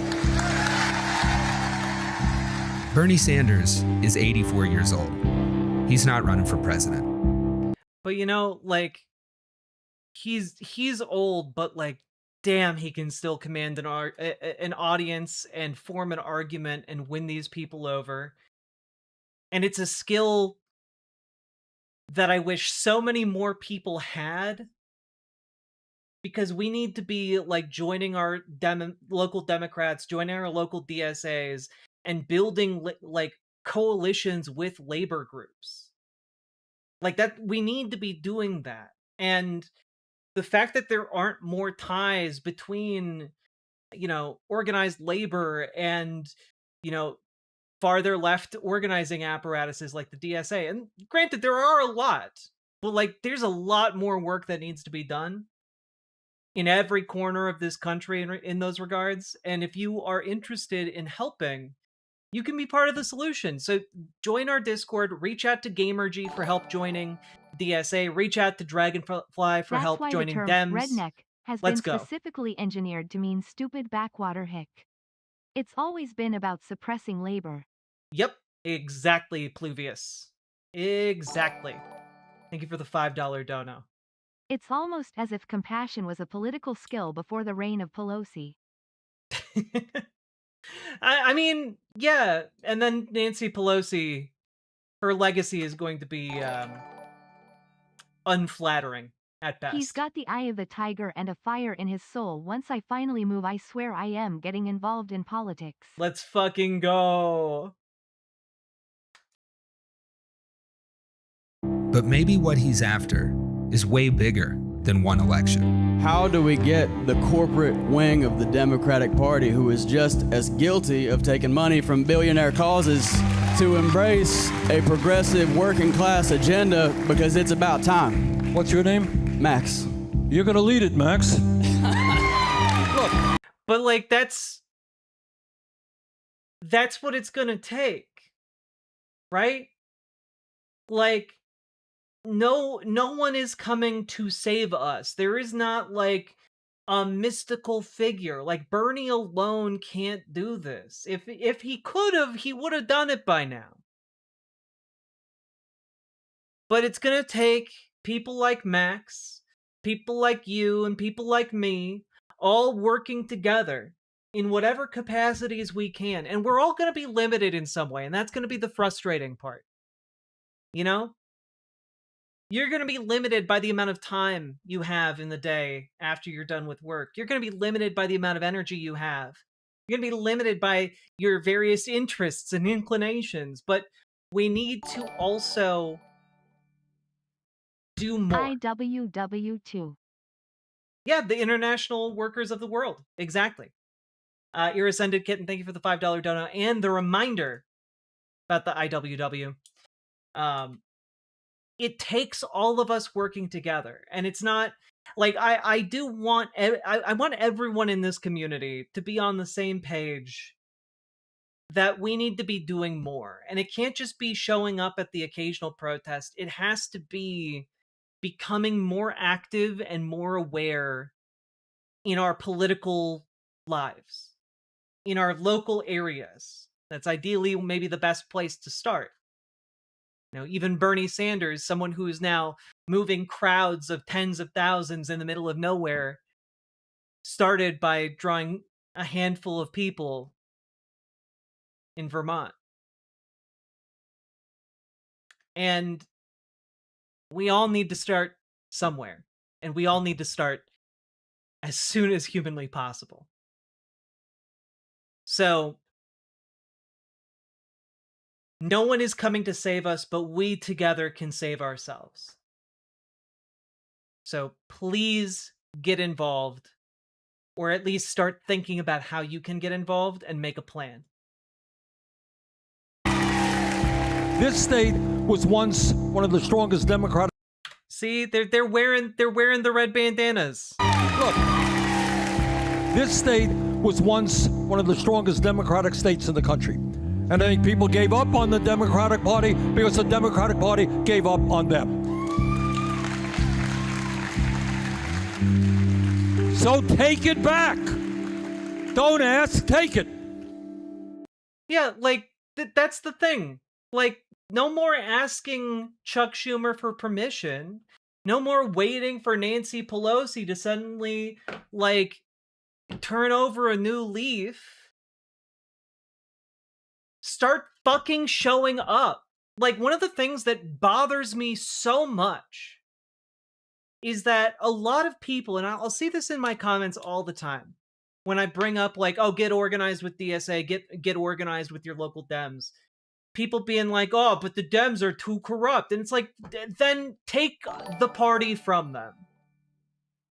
Do the work of taking it. For the most is UBI, but a close second is trains across every state linking rural SND urban and state to state. Hell yeah. But, like, take back the party for labor. If they are all old and out of touch and serving capital, then take it from them. You, like, when you say they're old, out of touch, and serving capital, those are weaknesses. You are just observing that they are weak. Take it back. Take advantage of the fact that they are weak, and take it back for labor.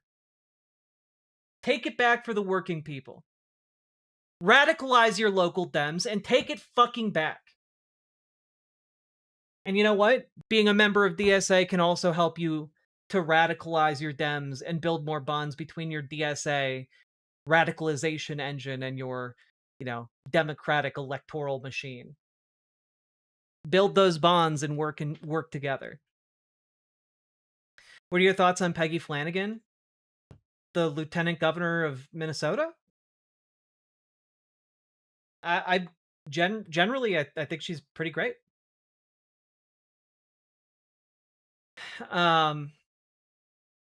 Yeah, your local Dems aren't fucking Chuck Schumer or Hakeem Jeffries, and they haven't been paid off by, like, capital, generally speaking.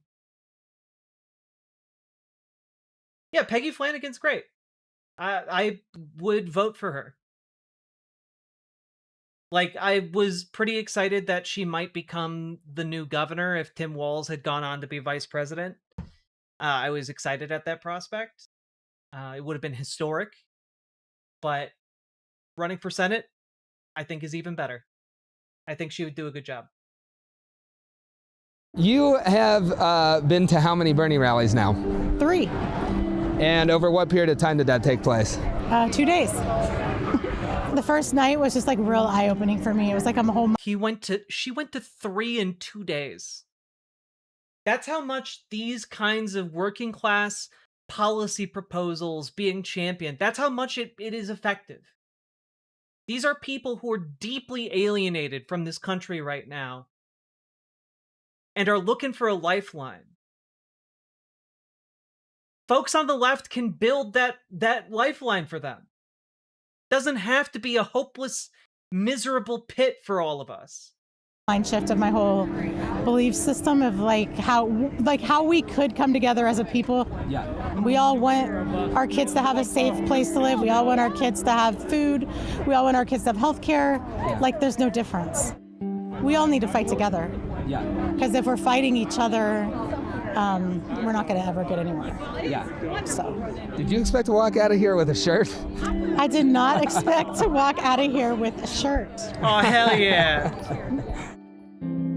Girl, let's go! Help. I'm literally in Chuck Schumer's state and too close to Hakeem Jeffries. Look, all you need to do is convince Hakeem Jeffries to not seek re-election.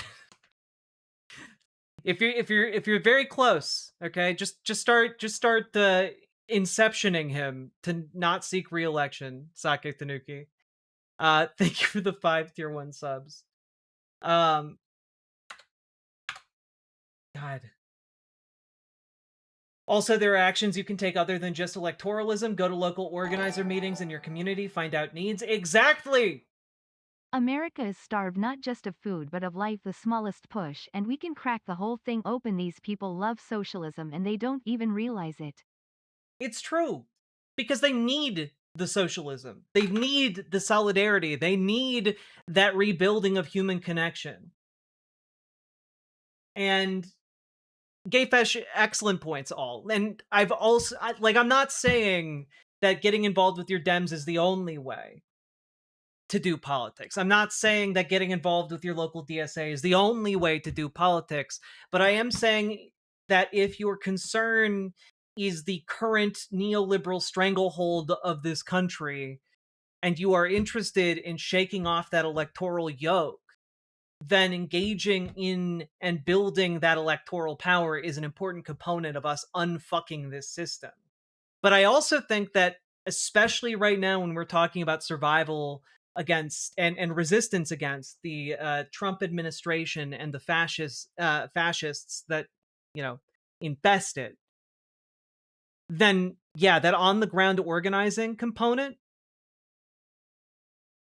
needs to include community-based approaches. Whatever the groups are in your community that hold power and that are organizing against this, joining them is vitally important. And I would also argue that one of the important things to do at this moment in time is to connect your local DSA and your local Dems with those networks, because there are well-meaning people who show up all the time to every single organized Dem event in your local area, and they could also be showing up for other local organizing needs, whether it is Ice Watch or Rapid Response or other forms of direct action, or even just showing up at food banks or showing up in order to do XYZ when this time is in crisis, showing up to provide food to striking union workers. These are things that need to happen. And the idea and the concept of, electoral politics existing in its own silo in opposition to direct action, I reject that, because I think now is a perfect time for us to be breaking down that barrier between the two. I think people are far more inclined to trust and work with and build power alongside with Democrats that are willing to get on the front lines and do the work. Democrats like Kat Abu-Ghazaleh, who is turning her campaign, headquarters into temporary food bank, into a place where people in the community can come in and rest. Like, these are important things that you can start to incorporate into political campaigns and into political messaging. And also, very importantly, the folks in your community who really give a damn but might not know about those different opportunities. You know, people who are older and just aren't as educated on what's happening in their own communities, because we are all so fucking atomized from each other by this system. I don't think we're acknowledging that there are a lot of roadblocks and roadblockers, as in people who are young and libs and don't want progressives. I know this because I was pushed out of my local Dems because I was too loud and too much. Well, and that's the thing, right? Like, that's why, one of the reasons why I advocate for folks to get involved with their local progressive organizations and to build that power. Because if your local Dems or your local DSA already has like a block of power that is too big for you alone to fix, then you gotta get other people from the community, and you gotta find them elsewhere. And then you can bring those people in with you. And then you beat the established power dynamics of that group, right?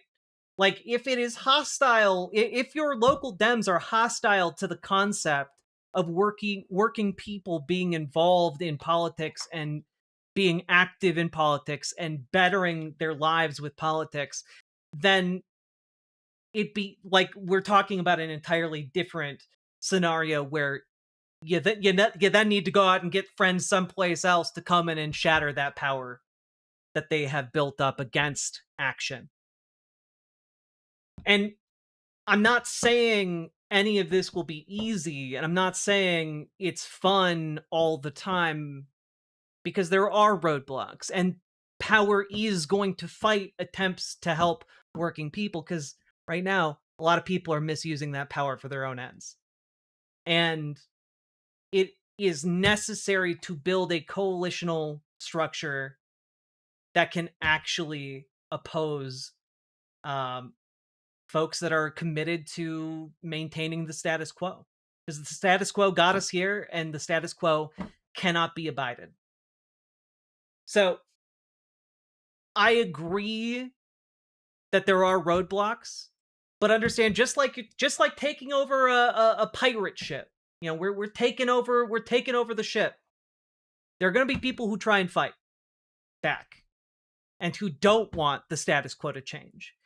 There are going to be people like your Hakeem Jeffries and your Chuck Schumers. And the entire purpose of us getting involved is to make them bend the knee by building up our own sources of power in our local community amongst our fellow workers. So I think I said something that makes sense there, and I think that's a good note to end it on. Nothing's stopping you from wearing a Grim Reaper costume and hanging out on your local representative's route to work. Nothing is stopping you and two other friends from posing as the ghosts of Christmas past, present, and future to try and Ebenezer Scrooge some of your local politicians. Okay? Some of them might be willing to buy it, especially if you tell that story with Muppets. But if you're worried about copyright, you can use off-brand Muppet-like creatures.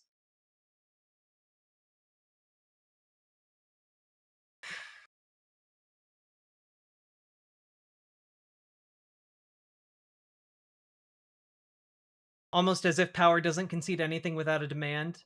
Never has, never did. Some guy named Fred said that? Yeah, something like that. Anyway, that's where I'm at. Like, comment, and subscribe. Support the stream. Don't take corpo money. You guys are the ones who make this stream possible, so thank you to everyone The who's ghost supporting. of Bailey's past. People are aroused. I haven't seen people so aroused in a very, very long time. Chuck Schumer's never seen the Baileys this aroused before. God.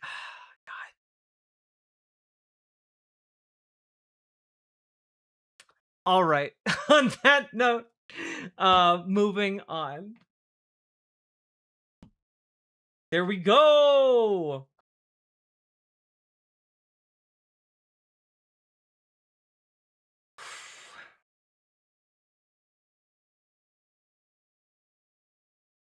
Has anyone seen Chuck Schumer since Tuesday night, or is he still in shock? I would love for Chuck Schumer's next public appearance to be him announcing that he's not going to run for re-election, like after election night.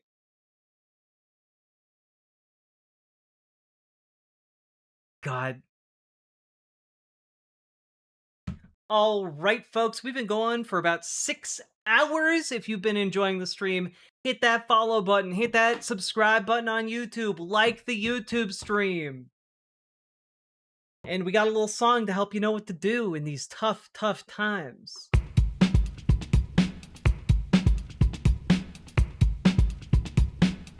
Go, go, go. Click the button, click the button, click the button, click the goddamn button, click the button, click the button, click the button, click the goddamn button, click the button, click the button, click the button, click the goddamn button, click the button, click the button, click the button, click the goddamn button, click the button, click the button, click the button, click the goddamn button, click the button, click the button, click the button, click the goddamn button, click the button, click the button, click the button, click the goddamn button, click the button, click the button, click the button, click the goddamn button, click the button, click the button, click the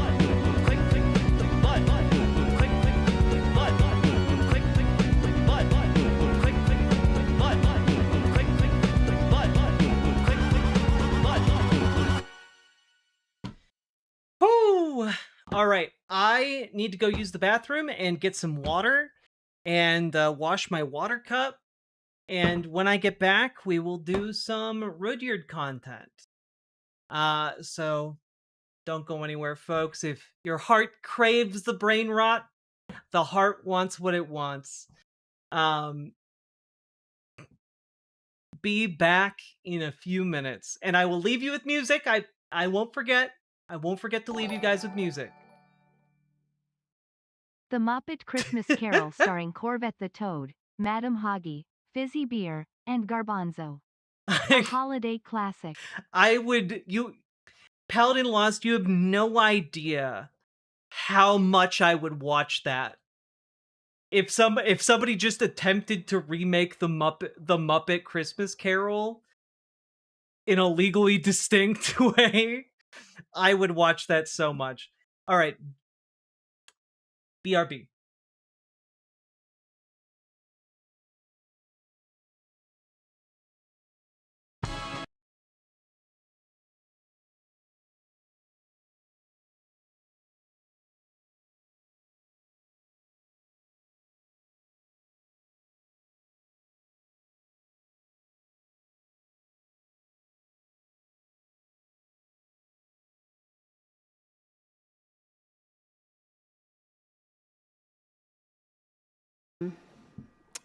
I wrote with my friend Mike Richardson, who's from southern West Virginia, and it's about the coal mining wars in West Virginia in the 1920s, called the Battle of Blair Mountain.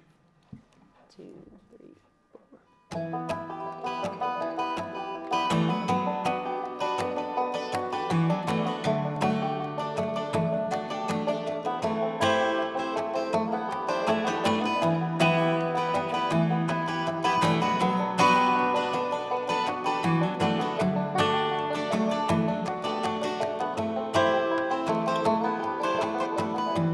Find a vein, drain the black gold.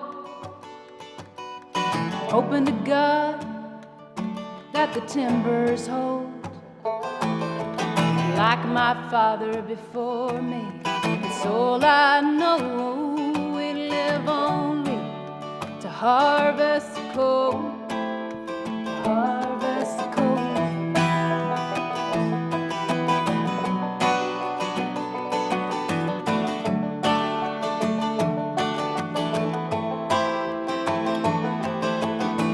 Mine owner's mercy, about as shallow as a grave. We're living in shanty towns, we ain't got no say. 14-hour shifts, such a meager wage. And Mother Jones can't help us now anyway. Anyway, we take the roads, we take the trees by force. Oh, deliver us alone from the gathering storm.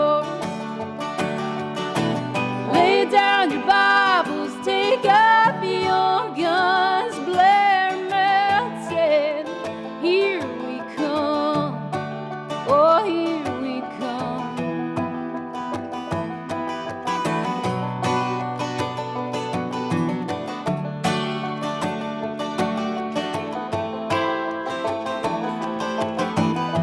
The red bandanas that tell us what side you're on. Yeah, we're the rednecks of the Union 1921. We'll leave tonight at 13,000 strong and take the fight to Blair Mountain before the dawn. Before the dawn. We'll take the roads, we'll take the trains by force. Oh, deliver us love from the gathering stores. Lay down your Bibles, take up your guns, Blair Mountain. Here we come, oh, here we come. Oh,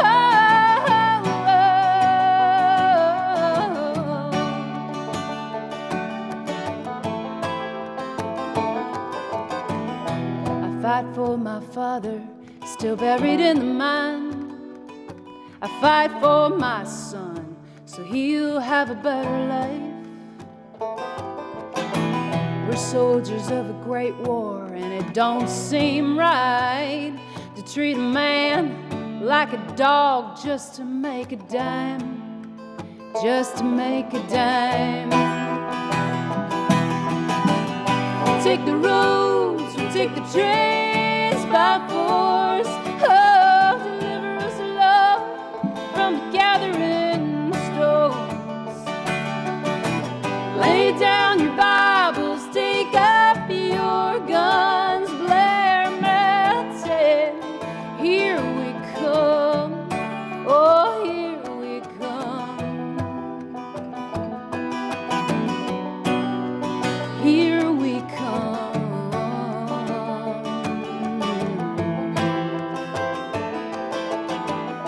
So find a vein, drain the black gold.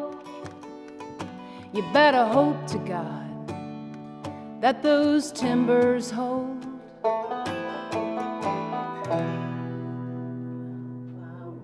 Yeah, wonderful. Wonderful. I'm not a coal miner, as you well know, but I'm as close as I could be not to be one. My father was a coal miner who was killed in the mines, and my husband is slowly dying of black lung. And my husband and me was in the strike in the 30s in bloody Harlan County, and I do mean it is bloody too. And they tell me, these miners say, we're going to stick it out unless Duke Power signs the contract till hell freezes over.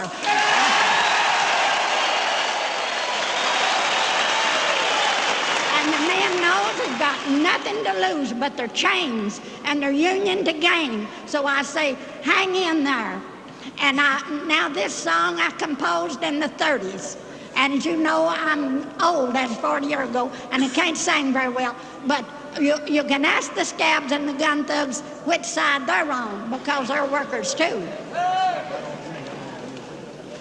Come all you poor workers, good news to you I'll tell.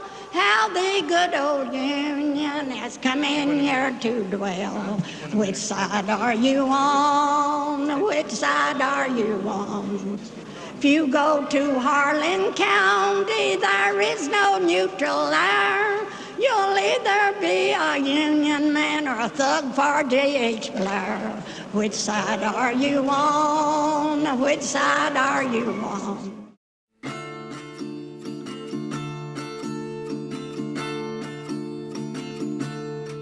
Oh, which side are you on? Which side are you on? Oh, which side are you on? Which side are you on? Come all of you good workers, good news to you I'll tell of how the good old Union has come in here to dwell.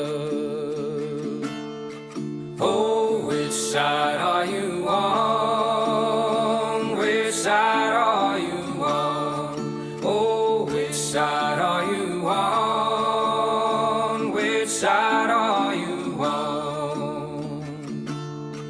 My daddy was a miner, and I'm a miner's son, and I'll stick with the Union till every battle's won. Oh, which side are you on? Which side are you on? Oh, which side are you on? Which side are you on? They say in LA County there are no neutrals there. You'll either be a Union man or a scab for the boss, beware. Oh, which side are you on? Which side are you on? Oh, which side are you on? Which side are you on? Oh, workers, can you stand it? Oh, tell me how you can. Will you be a lousy scab or will you be a man? Oh, which side are you on? Which side are you on? Oh, which side are you on? Which side are you on?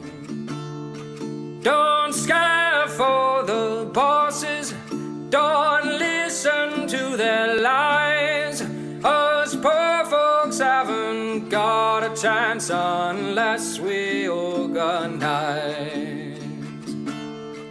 Oh, which side are you on? Which side are you on? Oh, which side are you on? Which side are you on? Oh, which side are you on? Oh, which side are you on? Oh, which side are you on? Oh, which side are you on? In 1948, the natives were expelled from the land of their ancestors, their homes and cities shelled.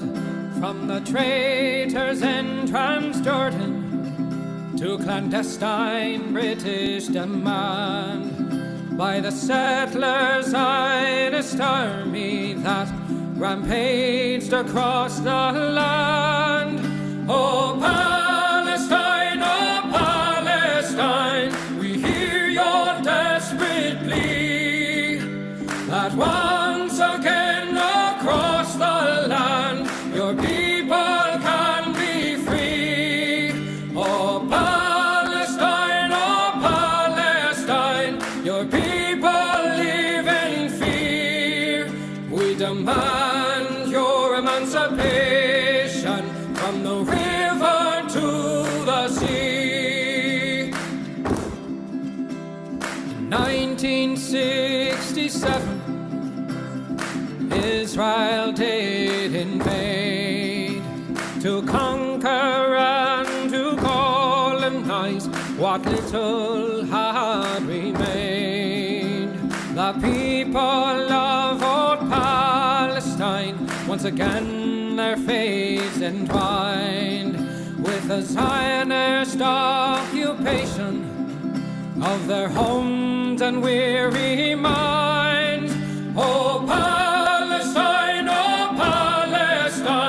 we hear your desperate plea that once again across the land your people can be free. Oh, Palestine,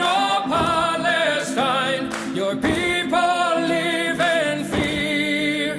We demand your emancipation from the river to the sea. In 2023, They've come a final time to destroy your homes and families with a murderous, lethal design. The bombs overhead are falling as our leaders continue their lies. The sky does glow and the blood it flows as we hear the children's cries. Oh Palestine, we hear your desperate plea that once again across the land your people can be free. Oh Palestine, your people live in fear. We demand your emancipation from the river to the sea. We stand with your emancipation. Your people will be free.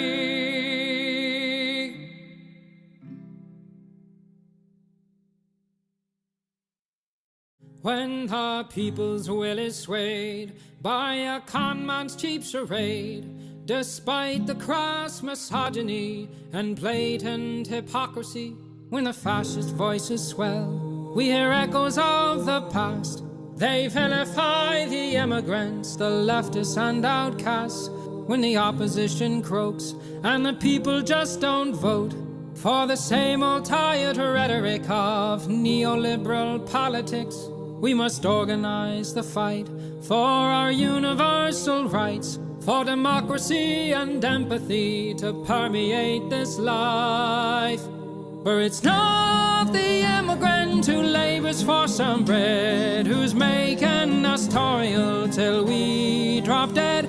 No, it's not minorities or peer-reviewed authorities, or queer folks and trans folks, or a multitude of deities. I say all are your comrades and none are your enemies in the momentous fight against all bourgeois priorities. Freedom is not those traditional values crafted from bigotry and classist realities. Freedom is freedom to move and disobey, to rely on one another to keep would-be kings at bay. Say none of us can stand alone against their power. We must stand together and make them cower. For the laws of this land have us used and abused, owned and subordinate to our patriarchal roots. I say it's high time we reinvent this whole operation to make mutual benefit our sole occupation. Because freedom is freedom to move and disobey, to rely on one another to keep would-be kings at bay. Say none of us can stand alone against their power. We must stand together and make them cower. Here we go. Yes, freedom is freedom to move and disobey, to rely on one another to keep would-be kings at bay. Say none of us can stand alone against their power. Rise proletariat and make them cower.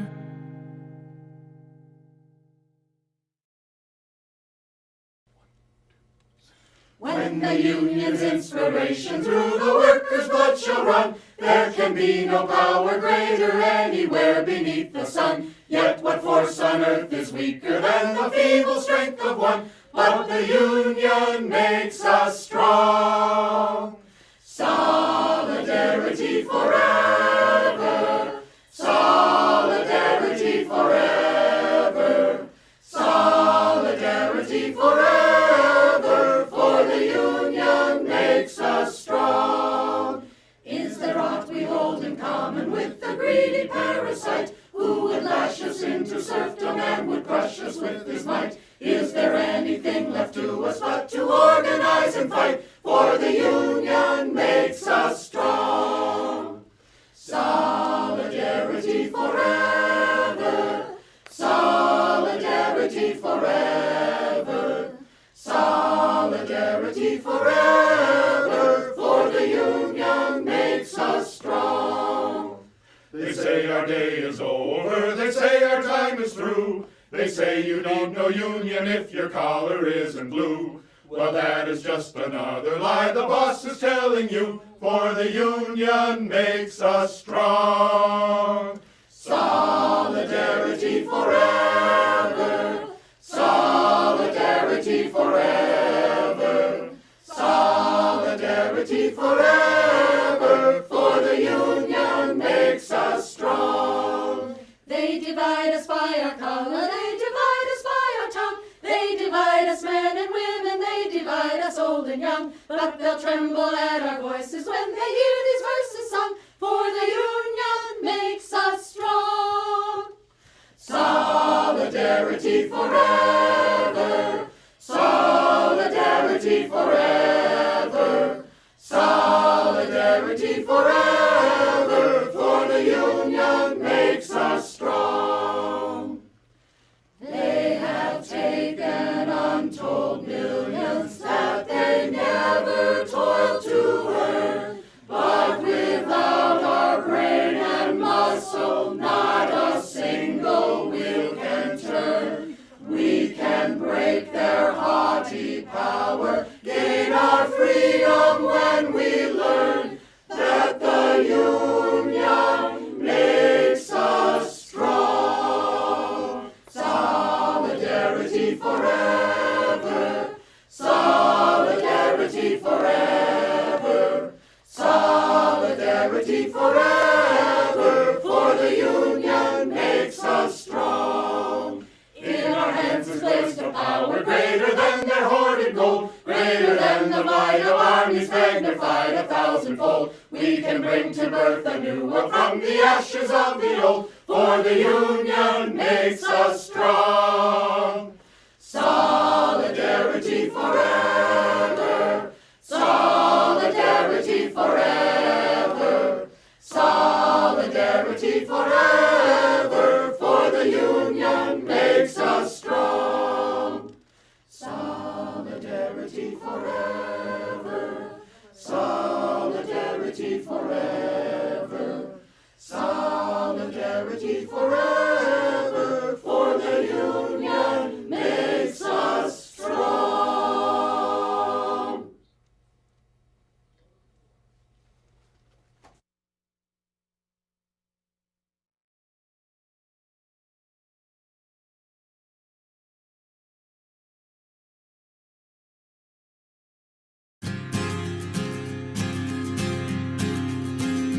In a pleasant wooded valley lived a huntsman tall and able.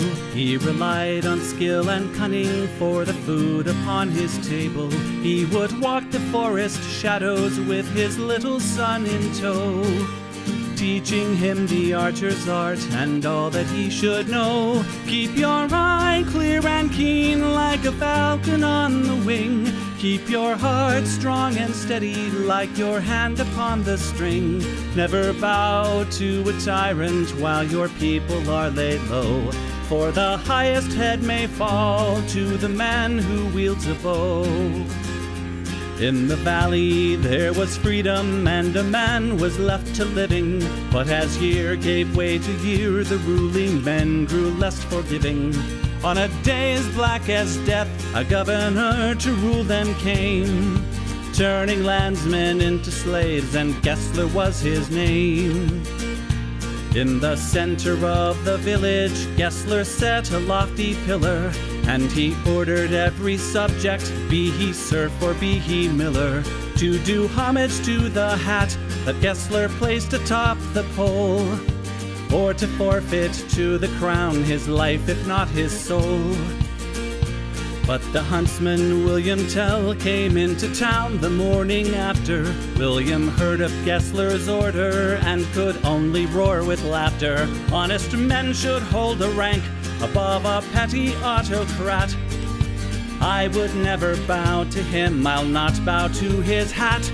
Keep your eye clear and keen like a falcon on the wing. Keep your heart strong and steady like your hand upon the string. Never bow to a tyrant while your people are laid low, For the highest head may fall to the man who wields a bow. Gessler's soldiers seized the huntsman and his little son for treason, but the people of the village cried for mercy and for reason. Gessler stays the execution, but a cruel test contrives. Prove to me your skill, and you may ransom back your lives. I have heard it said you have no peer with longbow and with arrow, that your shaft can find the quickest hare and fell the smallest sparrow. On the head of your young son I'll place an apple ripe and red. Split it with one shot, or at my word you both are dead. William Tell went to his son and said, I swear I will not hurt you. Courage will not bow to fear, nor shall this evil conquer virtue. Turn your face towards our home and stand as still as any tree.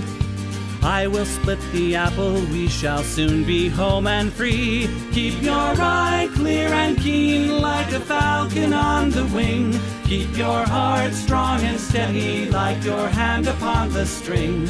Never bow to a tyrant while your people are laid low. For the highest head may fall to the man who wields a bow.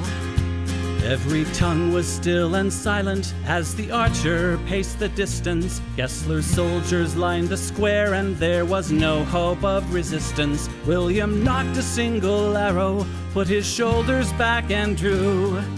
Then the arrow sang and split the apple clean in two. All at once the crowd erupted into cheers and into chatter, and a second arrow fell from William's quiver with a clatter. Gessler said, why hold two arrows when I bid you shoot but one? That one would have found your heart if I had shot my son. Take the archer now and hang him, Gessler to his men was crying. But before the soldiers moved, the archer and his son were flying. From the shelter of the wood, the hunter loosed a final dart. Gessler died with William's arrow buried in his heart. Keep your eye clear and keen like a falcon on the wing. Keep your heart strong and steady like your hand upon the string. Never bow to a tyrant while your people are laid low. For the highest head may fall to the man who wields a bow. Keep your eye clear and keen like a falcon on the wing. Keep your heart strong and steady like your hand upon the string. Never bow to a tyrant while your people are laid low. For the highest head may fall to the man who wields a bow.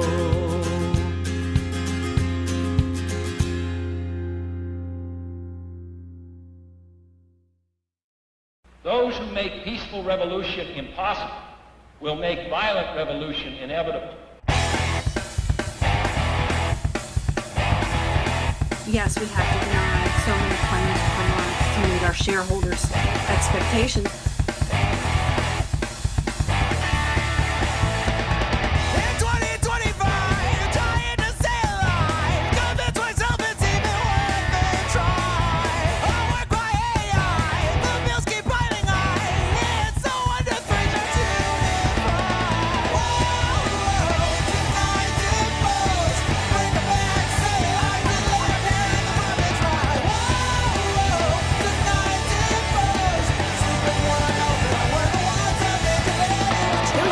including children, have lost their health insurance. What's so frustrating is that politicians have spent decades saying they recognize the problem and they make promises to do something, and then almost nothing happens.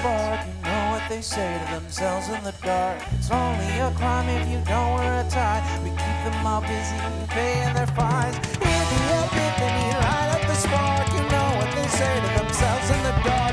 It's only a crime if you don't wear a tie. Seniors are the fastest growing segment of the homeless population. And this is a great thing because it inspires everybody, gets the motivation to look up to the 1% and say,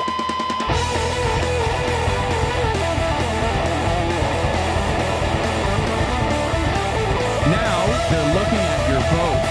They're looking at your anger, and they're moving to apprehend those who say something in anger.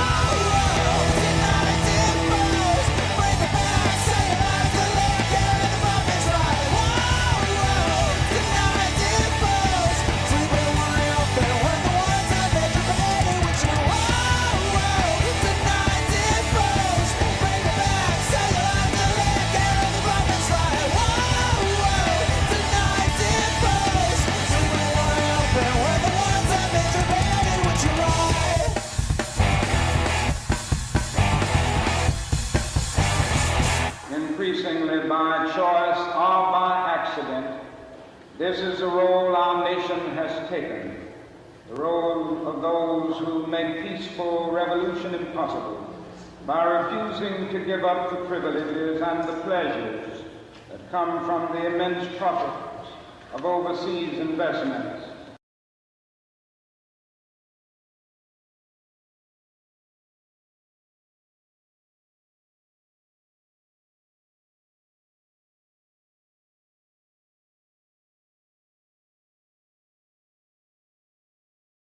You noble diggers all, stand up now, stand up now. You noble diggers all, stand up now. The wasteland to maintain, sea cavaliers by name. Your digging does maintain, and persons all defame. Stand up now, stand up now. The Cavaliers are foes. Stand up now, stand up now. The Cavaliers are foes. Stand up now. The Cavaliers are foes. Themselves they do disclose by verses not in prose to please the singing boys. Stand up now, diggers all. The club is all their law. Stand up now, stand up now. The club is all their law. Stand up now. The club is all their law to keep poor men in awe. But they no vision saw to maintain such a law. Stand up now, diggers all. The gentry are all round. Stand up now, stand up now. The gentry are all round. Stand up now. The gentry are all round. On each side they are found. Their wisdom so profound to cheat us of our ground. Stand up now, stand up now. Your houses they pull down. Stand up now, stand up now. Your houses they pull down. Stand up now. Your houses they pull down to fright your men in town. But the gentry must come down, and the poor shall wear the crown. Stand up now, diggers all. The lawyers they conjoin. Stand up now, stand up now. The lawyers they conjoin. Stand up now. To arrest you they advise, such fury they devised. The devil in them lies, and hath blinded both their eyes. Stand up now, stand up now. Their self-will is their law. Stand up now, stand up now. Their self-will is their law. Stand up now. Since tyranny came in, they count it now no sin to make a jail a gin, to starve poor men therein. Stand up now, diggers all. The clergy they come in. Stand up now, stand up now. The clergy they come in. Stand up now. The clergy they come in and say it is a sin that we should now begin our freedom for to win. Stand up now, diggers all. The tithes they yet will have. Stand up now, stand up now. The tithes they yet will have. Stand up now. The tithes they yet will have, and lawyers their freeze crave. And this they say is brave, to make the poor their slaves. Stand up now, diggers all. 'Gainst lawyers and 'gainst priests. Stand up now, stand up now. 'Gainst lawyers and 'gainst priests. Stand up now. For tyrants they are both, even flat against their oath. To grant us they are loath, free meat and drink and cloth. Stand up now, diggers all. with spades and hoes and plows. Stand up now, stand up now, with spades and hoes and plows. Stand up now, your freedom to uphold. Seeing cavaliers are bold to kill you if they could, and rights from you to hold. Stand up now, diggers all.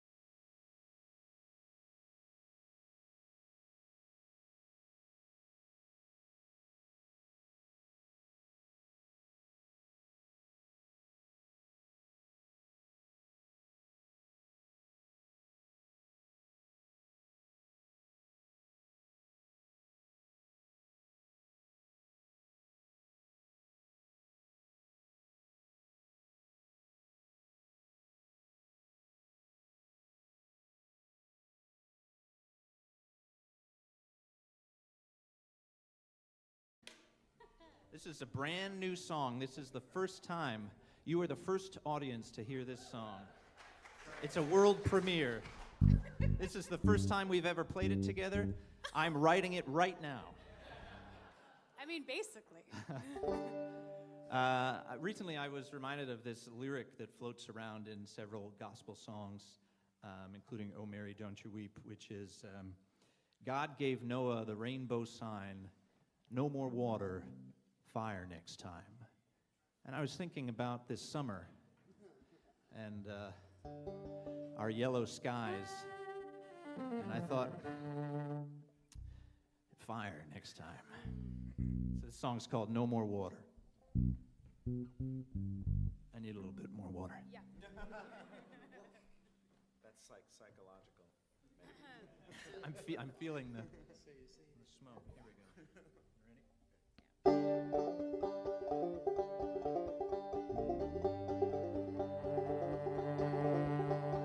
No more water, no more water, no more water, fire,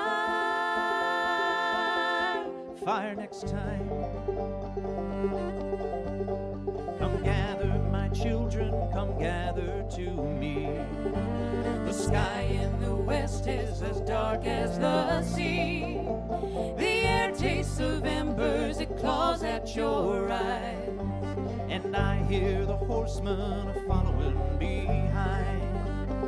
No more water, no more water, No more water, fire, fire next time. Old Noah cried, hear me, the water will come and wreak mighty judgment on everyone. I warn you, my people, the time is not long for changing our ways, for righting our wrongs.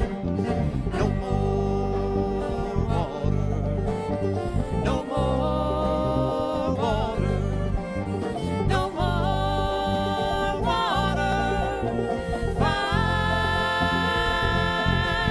fire next time.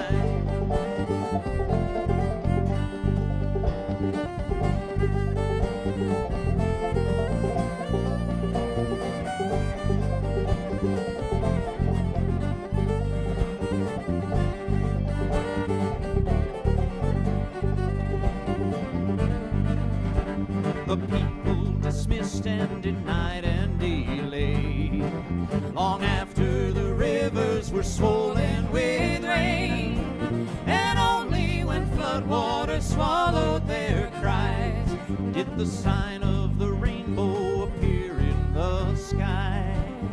No more water. No more water. No more water.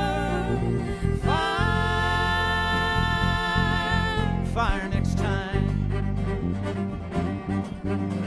The Lord said your family alone has been spared, and all of creation I leave in your care. But do not mistake me, remember my sign. I'll send no more water but fire next time. No more water. No more water. No more water. Fire next time.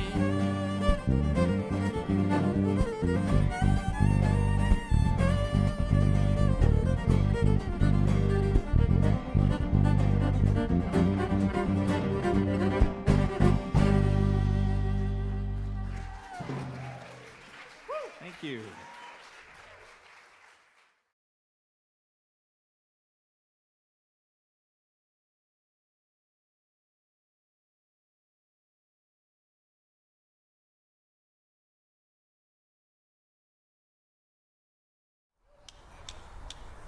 Would you have freedom from wage slavery and join in the grand industrial band? Would you from misery and hunger be free and come do your share like a man? There is power in the band of working men when they stand hand in hand. That's the power that must rule in every land. One industrial union grand. Would you have sharings the gold in the sky and live in a shack away in the back? Would you have wings up in heaven to fly and starve here with rags on your back? There is power in the band of working men when they stand hand in hand. That's the power that must rule in every land. One industrial union land. If you've had enough of the blood of the lamb, then join in the grand industrial band. If for a change you would have eggs and ham, come do your share like a man. There is power in the band of working men when they stand hand in hand. That's the power that must rule in every land. One industrial union band. Well, if you like sluggers to beat off your head, then don't organize or unions despise. If you are nothing before you are dead, shake hands with your boss and the wise. There is power in the band of working men when they stand hand in hand. That's the power that must rule in every land. One industrial union band. Oh, come, O ye workers from every land, join in the grand industrial band. Then we are share of. Or there is power in the band of working men when they stand hand in hand. That's the power that must rule in every land. One industrial union band. Would you take contently what's put in your hand, less than you burn with one leg to stand? Would you believe what they tell you to be, or with brothers go out and see? There is power in the band of working men when they stand hand in hand. That's the power that must rule every land. One industrial union band. There is power in those band working men when they stand hand in hand. That's the power that must rule in every land. One industrial union band. One industrial union band. One industrial union band.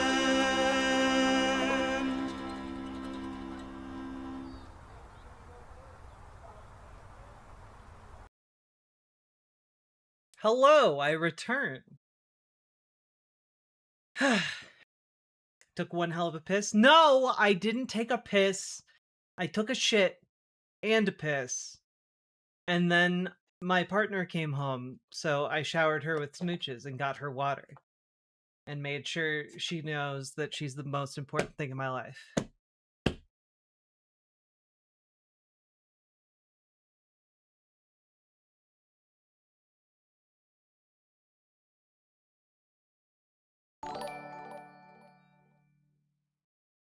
Disney ain't got shit on my new brand the Moopets. Also Jack, my pie in the sky dream is to one day run for president and walk on the DNC stage with the Workers song by the Longest Johns playing. Oh, hell yeah. That'd be dope as hell. I hope to see it happen, Nathan.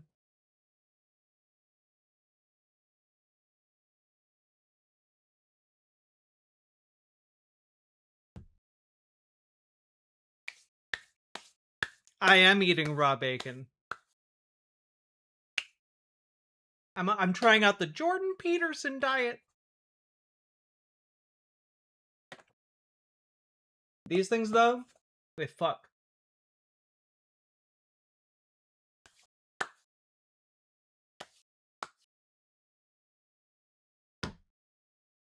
Yo, folks, the Trader Joe's sour strawberry candy belts will fucking change your life.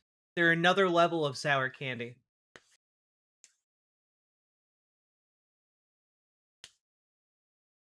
And I got my big water.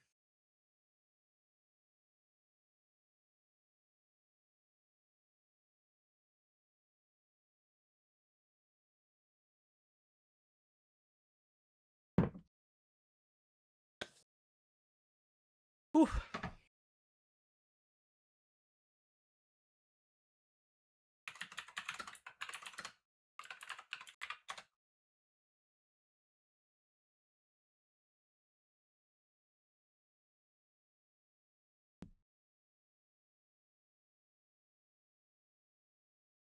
Whew.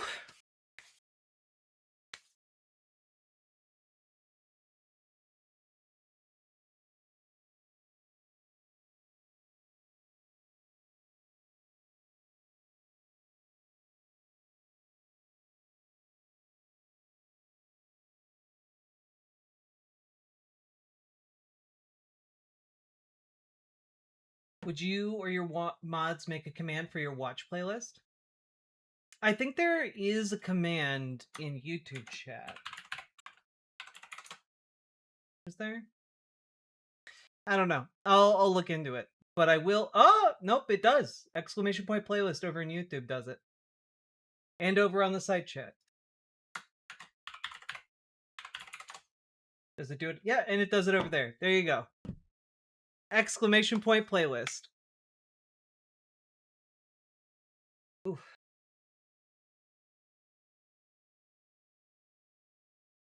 Oof.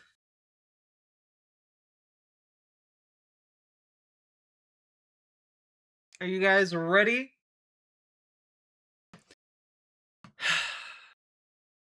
God. Now, I don't know exactly where we stopped last night.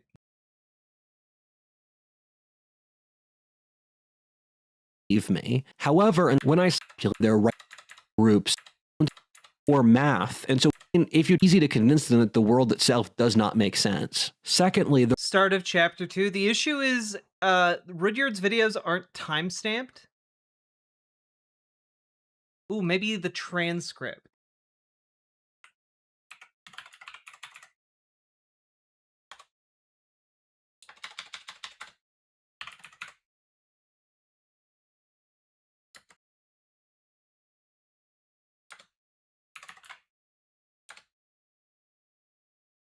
Aha!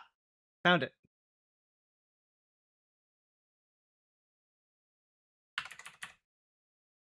Okay. Part 3 begins at 56 minutes in. Jesus Christ. All right. Part 2.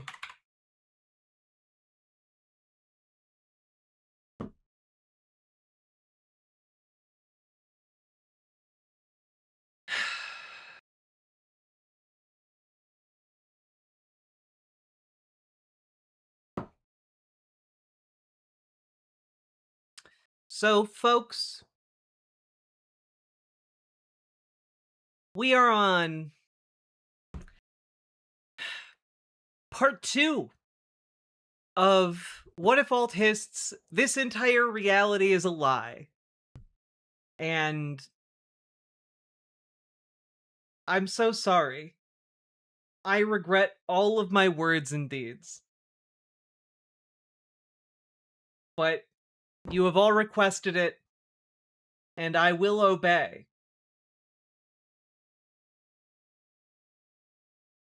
Also, we are over a quarter of the way to our goal, but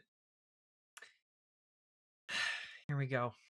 And indoctrinate the population to stay in power. Part 2, let's make a checklist. When I say that this entire worldview is fake, people normally don't believe me. However, until you really add up each bit, you don't realize how bad it is. It's not like we've... Like, his entire videos really just are really just summed up by, you know, the mainstream world is bullshit, and the real world is actually insert a bunch of neo-Nazi ideas.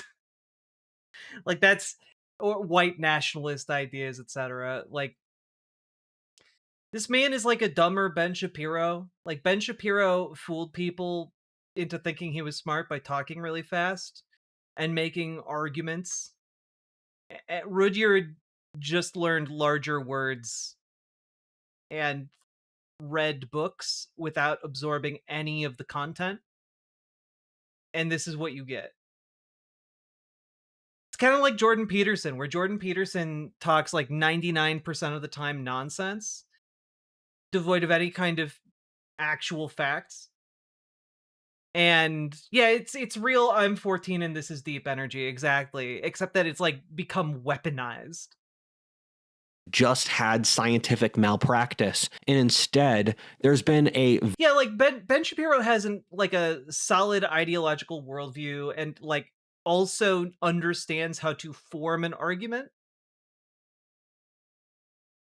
Bad as they might be, he understands the form of an argument. What if Alt-Hist doesn't really? very pre-planned worldview, which was forced down our throats against our consent. Let's start with the area where I know... Yeah, forced down our throats by whom is a good question to ask. Because, I wonder who has more power to force a worldview down people's throats and has been using it in America. The most, or in the... I'm gonna let you guys in on a secret. It's not... It's not the left that has held a huge amount of power in America lately. Humanities. As I've alluded to before, the core issue we have today is our concept of human nature, which is totally incorrect. Thomas Sowell covered this very well in his book, Good. A Conflict of Visions. Oh, good. Thomas Sowell, a man who never published anything and never peer-reviewed shit. Cool. This is gonna go great.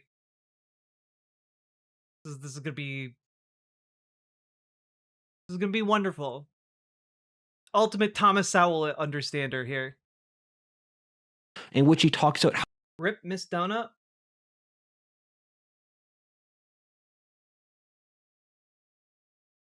Did I miss a dono?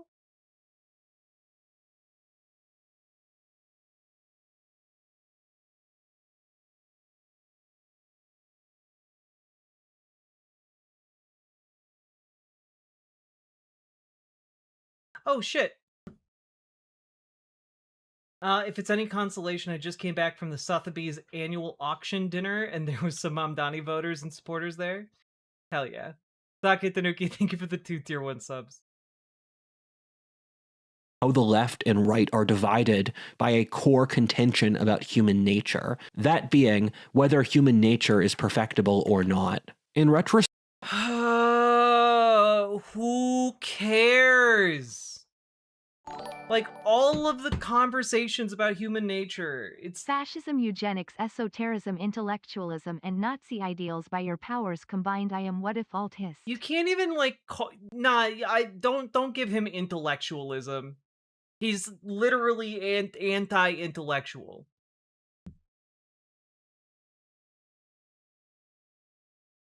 Thomas Sowell's theory of the right and the left, an open view of human nature.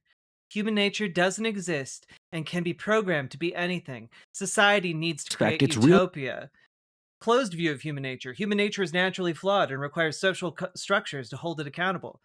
Yeah, but like, those structures would also exist in a utopia? Like, a utopia would also accommodate for accountability. Also, you don't need to create utopia, but it would be nice to create a better world. Like, imagine being this angry about better worlds. I don't understand. Is this slurning? Am I slurning? We're all slurning now. Nathan, thank you for the $5 dono, by the way, and appreciate it. Really remarkable how naive the Western intellectuals have been to a frankly absolutely dangerous degree. The Western intellectuals since the time of the Enlightenment have I resort to Thomas Sowell because I couldn't rely on Thomas So Good. We have Thomas So Good at home.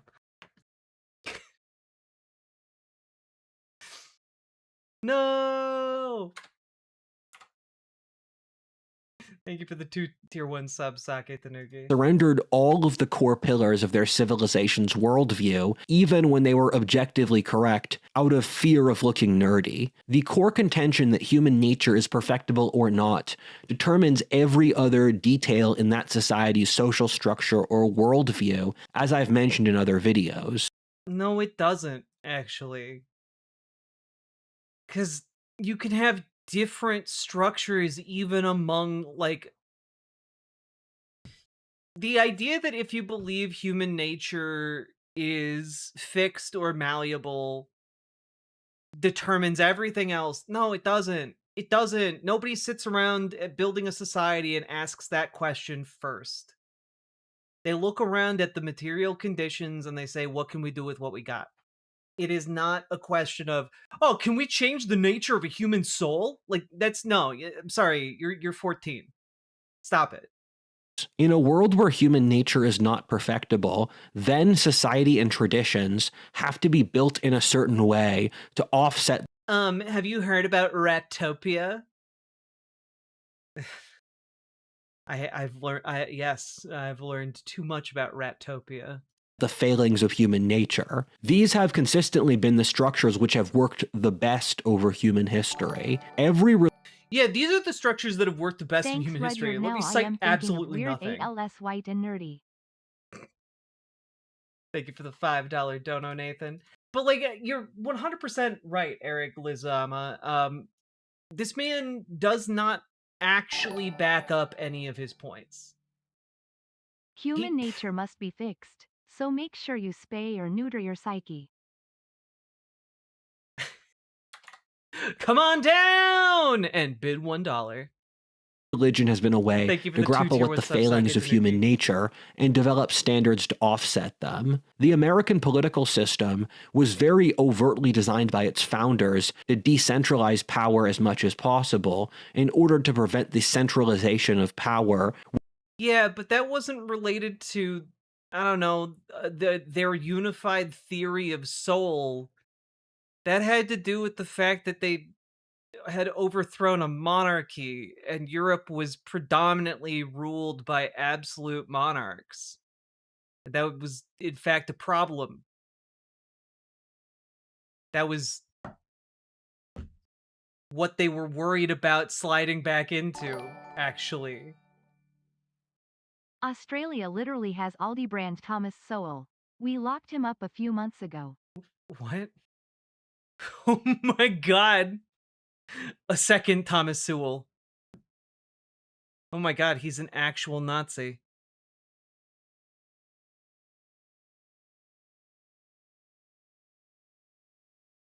After leaving university, he worked in residential care for at-risk children and then began a roofing and plumbing business. And then he became a Nazi? Jesus.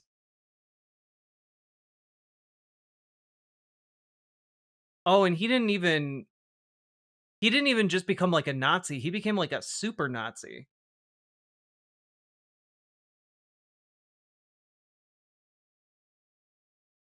My God.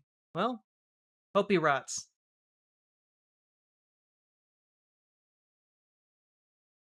Also, Salmon Moose, thank you for the 2 tier 1 subs. What do you mean super Nazi? I mean, like, he founded an entirely new branch of neo-Nazis in like Australia. Like he's not just your like run of the mill like guy who's following along Nazi. I mean, like he's actively starting new neo-Nazi groups. Let's see here.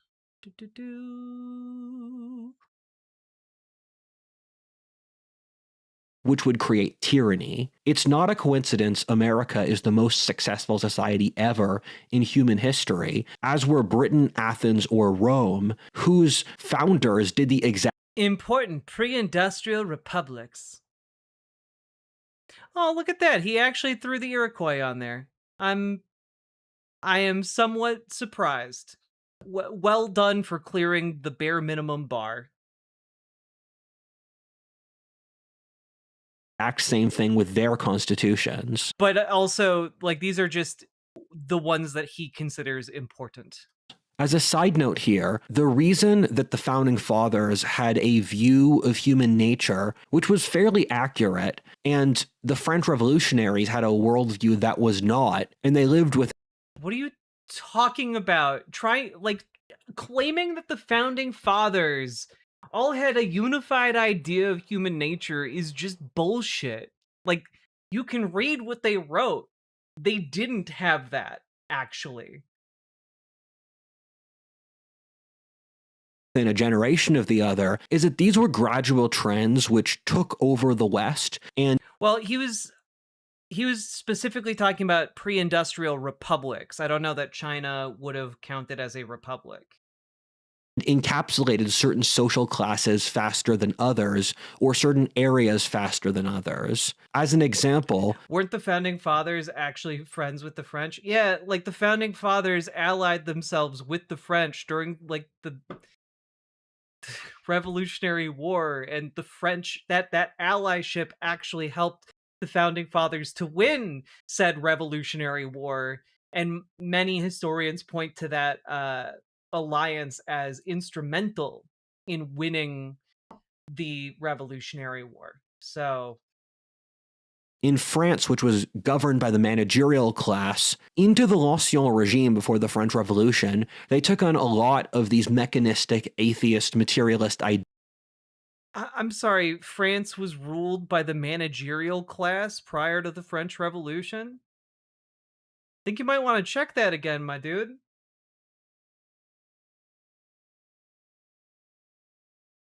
God. Ideas because it was in the interest of their ruling class. Meanwhile, in the Anglosphere, these ideas took longer to grow. If by managerial class you mean the aristocracy, I guess. Because they were still dominated by the nobility and the merchant classes, who were ground in reality or tradition to a greater degree. There's a whole different. What? I'm sorry. Longer to grow because they were still dominated by the nobility and the merchant classes, who were ground in reality or tradition to a greater degree. What do you... The merchant class and the nobility were directly at odds with each other. Because the merchants were building independent wealth and, like, escaping the control of the aristocracy. That's exactly the... Okay. There's a whole different discussion about when the map paradigm started and through what origins. And that should probably be its own video in its own right. Watch my Death of God video on History 102 if you're curious. But The Descartes-Spinoza-Galileo axis. This was the break between the medieval view of the world, where science was integrated into a spiritual Christian worldview, to a modern secular one. All of these thinkers lived in the mid to late 17th century. Galileo, he proposed that the earth revolved around the sun. This invalidated earlier theories that the heavens were a series of spiritual tiers which led to God. This created the idea that the whole universe is materia. Spinoza! French Revolution happens, managerial class be like, but have you thought about how this affects the team? Yeah, no. What about the synergy, fellas? What about... yeah. Spinoza! He created a philosophy where God existed within material matter, being the universe. The issue was, this was identical to atheism and normalized it. Descartes, inventor of the mind-body distinction. IMO, the most significant of these. He split intellectual activity off from material reality and then made science completely soulless without human intentions. You see, you need the gas to put in Descartes to make Da Van Gogh. Sake, thank you for the 2 tier 1 subs. Also, like...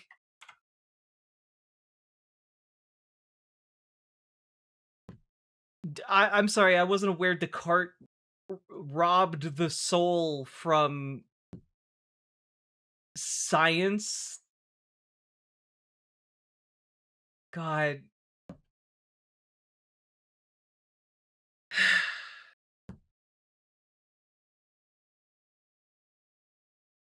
I like It's just so bad.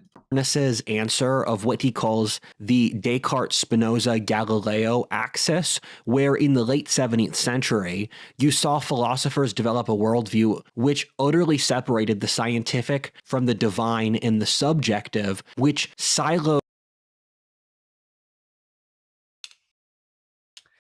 Well, because the scientific method, I don't know if you guys are familiar with this. The scientific method is supposed to remove subjective viewpoint in order to create an objective viewpoint. It feels like you're putting Descartes before Da Horse. But like, yeah, I'm sorry if you can't provide a scientific basis for the divine, then like science isn't going to help you when you have questions about the divine. Does that make sense? Like, the scientific process is not one that is designed to help you with the divine at all. It's just supposed to build and create useful theories and understandings for the natural world. It is made to just do measurements and figure out relationship. And the idea that like, oh, well, you need to understand the soul of the universe in order to come up with the real science, like, why? Prove to me that such a soul exists. Prove to me, like, show me, like, where's the soul that Descartes stole from science? Show me. Religion off from the evolutions in the society while making science utterly soulless and separated from human intentions. And that's where I think... Also, how is science separate from human intentions when it's literally a tool devised to help, like, further human intent? He sold it to Satan for magic beans, Jack? Ah, of course. This started, and it gradually grew outwards from there, starting around France. However, back to the topic at hand, capitalism, science, and democracy are all built off the notion that human nature is innately fallible, and that the one thing you can trust is that humans follow their own self-interests. The reason systems built off these principles work so well is that in each of these structures, whether the mutual competition of capitalism or democracy, alongside science's fact-checking mechanism, you have an inbuilt mechanism to offset the negatives of human nature with some objective standard. Meanwhile, when you look at the structures built off the idea that human nature is perfectible, an idea that was far too naive for anyone in history except modernity, you find unanimously the worst tyrannies ever. The Soviet Union, French Revolution, Nazis, Mao, and the modern woke were all founded off these ideas. In each system, this is all nonsense. Like we're in like we're in the zone now. Like that insert the gif of the guy whose brain is like exploding and like galaxies like are going through or superimposed over him. We're just traveling the cosmos. God. Yes, he's showing Nazi propaganda. Yes. Yes. This is in fact Nazi propaganda. Yes, this is a Nazi propaganda poster. Society in which human nature was seen as perfectible, the next reaction, which as Steven Pinker says is the Steven Pinker, noted race scientist. Okay. obvious logical conclusion from the blank slate, is to try to use force to engineer the people involved into being saints. In the world of the blank slate, not using total power to reach utopia is immoral. Too bad they're wrong. So, wait, I just noticed the comment in chat, legalize shamanism. I just want to point out that, like, quantum randomness is, and the act of observation, it affects quantum measurement because it collapses the probability function, right? Because until you measure it, it could be anywhere within the wave, right? When you observe it, you are locking it down to one point, at which point that probability window collapses to a single point. And so, obviously, anytime you observe that wave function, it's going to be someplace different. So it's not that you are doing like manifestation or doing anything mystical or spiritual. It's just a collapsing of probabilities. And it seems weird and wacky, like, to us on a macro level, but like on the quantum level, like it makes a lot of sense when you're putting points down on things that are otherwise, if you are not observing them, existing within a very narrow band of possibilities. Kind of like if you observed someone at different points throughout their day, they would be at work or at home or in bed or watching TV. Like, depending on when you observe said person, like they're going to be doing something different each time. But like, yeah. It's not like a mystical, like we are imposing our will upon the universe and pa, like sending out kinetic blasts. It's not quite like that. I understand entropy, but not quantum physics. It's okay. Quantum physics is odd. Yeah, like that's the thing, Bregwin. A lot of people don't make the connection between making the observation and a physical interaction, but the act of observing is a physical interaction because on the quantum level, by observing it, you are like needing to bounce light off of it. Like you bounce a photon off of a quantum particle, and like that gets you the observation. Like it is a physical interaction that creates the collapse and causes a physical measurement.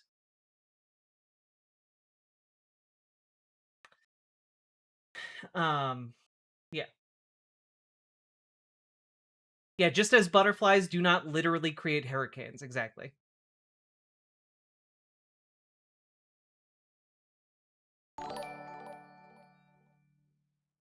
Quantum physics is hard like my pennants, which is in the car door. Oh no. Eric Adams, no! Somebody save him! There's been a significant amount of research on this, and the blank slate is just wrong and scientifically disproven at every level in this point. John Haidt is one of my favorite God. fucking, you know what? In case anyone needs a shorthand, like which pop psychologists you should absolutely not trust, Jonathan Haidt is at like the top of the list. Like Jordan Peterson used to be at the top, and now he's maybe dying. Who knows? But Jonathan Haidt is at the top of the list for me. Authors and covers this in a lot of his books. The Elephant in the Brain is another great book on the topic. The scientific data on this is completely unanimous now on almost every vector. It is not. The idea of a blank slate is one from a moral point of view, not from a scientific point of view, because obviously babies are born knowing how to do certain things. That's like, come on now. Being a like the concept of tabula rasa is that like someone is born neither good nor evil, and like I don't know, look at a baby. Like they don't have a moral system. They're crying and shitting. Like that's what they are capable of doing, not moral reasoning or independent choice.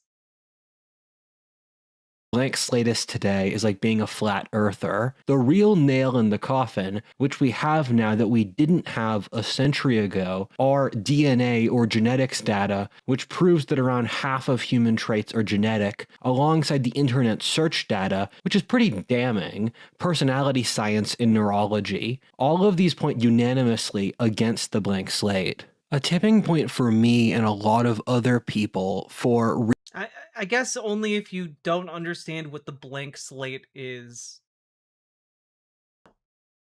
Realizing that this is all utter garbage was looking at how the regime argued that men and women were exactly the same, and for trans, both of which, if you and for trans live as a human in the real world, are just madness. If you talk to men and women, it's very clear that they're different, which stems from long-lasting biological differences.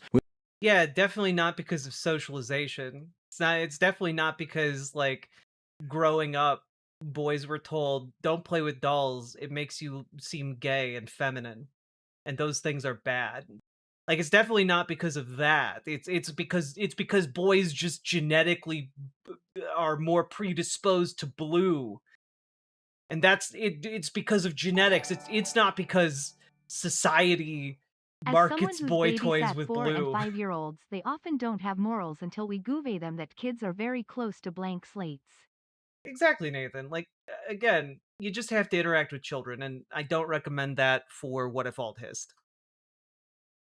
Which go back at least. In this Kerbal Space Program community, we had a thing called RUD, or Rapid Unplanned Disassembly, which now that I think about it makes me think of Rudyard, because his whole existence is a catastrophic failure. True. True.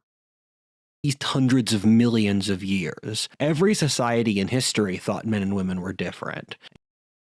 Yeah, but also many of those societies also had third, fourth, or even fifth genders. Like, again, the idea that Rudyard feels comfortable making this argument when the most populous country on Earth has a legally recognized third gender that has a history dating back literally thousands of years. That's, I mean, again, they're not sending their best. And built their lives around it. And if you want to learn more, just Google about Hijra. Furthermore, the idea that you can... Or better yet, watch the hit movie film Monkey Man, which is badass and features the Hijra. Genetically mutilate yourself. Which country? India. And take drugs to switch from one gender to the other just makes no sense, and the regime pushed this with total certainty. So what regime? By regime, do you just mean people discovered that like addressing gender dysphoria with medicine I'd love to see Jack was effective and at Rudyard treating debate it? what a woman is. God, no you wouldn't, Nathan. No you wouldn't, because this man does not understand. Like, we would have to start at such a basic level of questioning, and he would get it wrong almost immediately.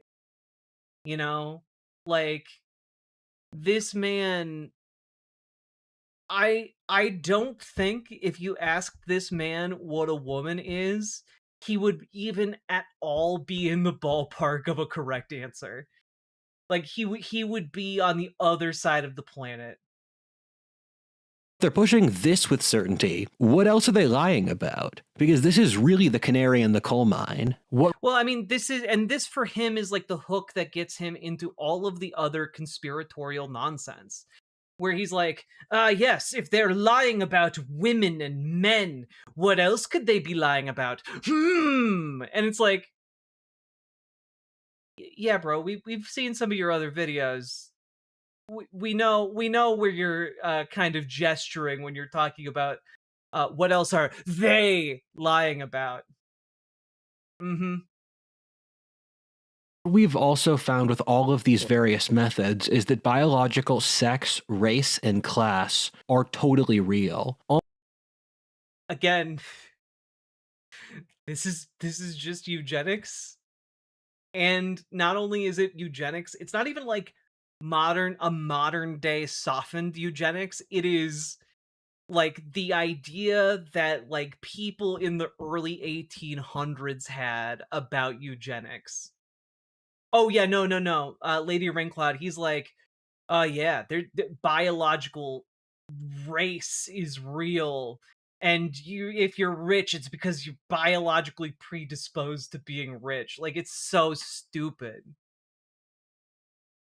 Almost every single trait is heritable between your music taste, your political party. Also, again, if you believe that like sex, if you believe about if you're talking about biological sex, then you should be acknowledging there's a lot more than just men and women, considering there's a lot of other ways to, you know, exist along the sexual spectrum, like just even genetically, hormonally, etc. Your social class, religiosity, eye color. I guess your musical taste is heritable. My grandpappy grew up listening to U2. My pappy grew up listening to U2. And I grew up listening to U2.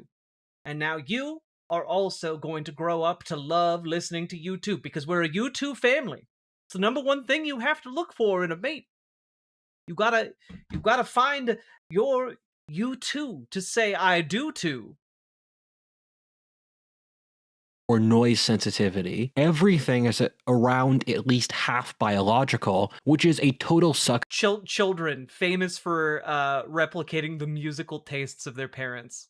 Punch to the modernist notions of firstly the blank slate and secondly equality. It's physically impossible from the scientific evidence to believe in equality today. Me injecting a $100 bill trying to change my biological disposition to wealth. Dude's like, yeah, it's impossible to look around today and believe in equality. Like, the concept of equality is that we are all equal under the law. It's not like, this is so stupid, because what he's trying to say is that he thinks equality is predicated on all of us having the same physical and mental abilities. And like, obviously we're always going to have different physical and mental abilities. That's not what equality means. Like, equality is equality under the law, equal protection under the law, equal rights under the law. Equality within our society is constructed. It is the birth of it requires hard work to birth it into being, because the alternative is creating all kinds of bullshit hierarchies that don't need to exist, and we will waste time and effort and expend so much blood, sweat, and tears trying to get rid of and deal with. Like, Why do we listen to this twat? Unfortunately, because this twat is listened to Every by time rich I and listen powerful to people. Rudyard, I think skill issue dude can't even imagine a better world. Right? Nah, this is all bullshit. Why go to college to find your partner when you could just attend a YouTube concert? Exactly.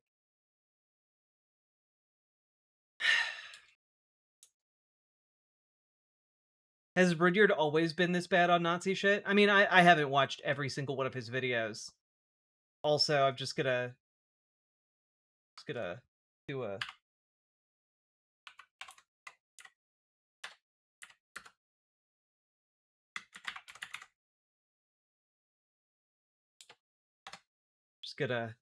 purge that message because there clearly a typo in there. But a very regrettable typo. But you're all good, Amber Brains. I'd love if he talked to a genetics scientist. He's not gonna do that though. Because this is the kind of person on the far right who thinks he's too smart to talk to or learn from an actual scientist. Notice that in order to construct his worldview, he has to like go out of his way and create bullshit categories to like cut out like, oh, no anthropology books after the 1950s. Like, nah, don't inflict this man upon an actual scientist. And I mean, he wouldn't do that anyway. Hey, Vox Populi Press. However, equality is the greatest founding myth of our culture. I have read multiple books by socialists writing about how we should still believe in socialism even after we've disproven equality. Well, we should still believe in socialism because we should believe in betterment for all, not betterment for some. Like, I'm sorry, if you believe, for example, I don't know. Well, let's just take a look at some of the things Rudyard is stipulating here. Is that he's rejecting the idea of equality outright, which means that he believes in inequality. He believes in a bullshit hierarchy. Well, what is that bullshit hierarchy predicated on? Well, biological reality. This is the way you get the bottom of that hierarchy being disabled people. And this is where you get, the eugenics-based governments of the past making decisions like, well, disabled people shouldn't be able to procreate, so we will forcibly sterilize them, or forcibly put them in camps, or forcibly even kill them to get them out of the population. And I don't know that Rudyard, when confronted, would advocate for that. But that's where his idea leads here. When you reject the idea that a better world is for everyone, and that instead a better world is only for a select few who deserve it, well, then you're inherently saying that certain people deserve a worse world, a crueler world. And I don't know. I reject that concept. I think if we can build a better world for all, we should. We have a duty, a moral duty to do so because I just believe it's the right thing to do to help people.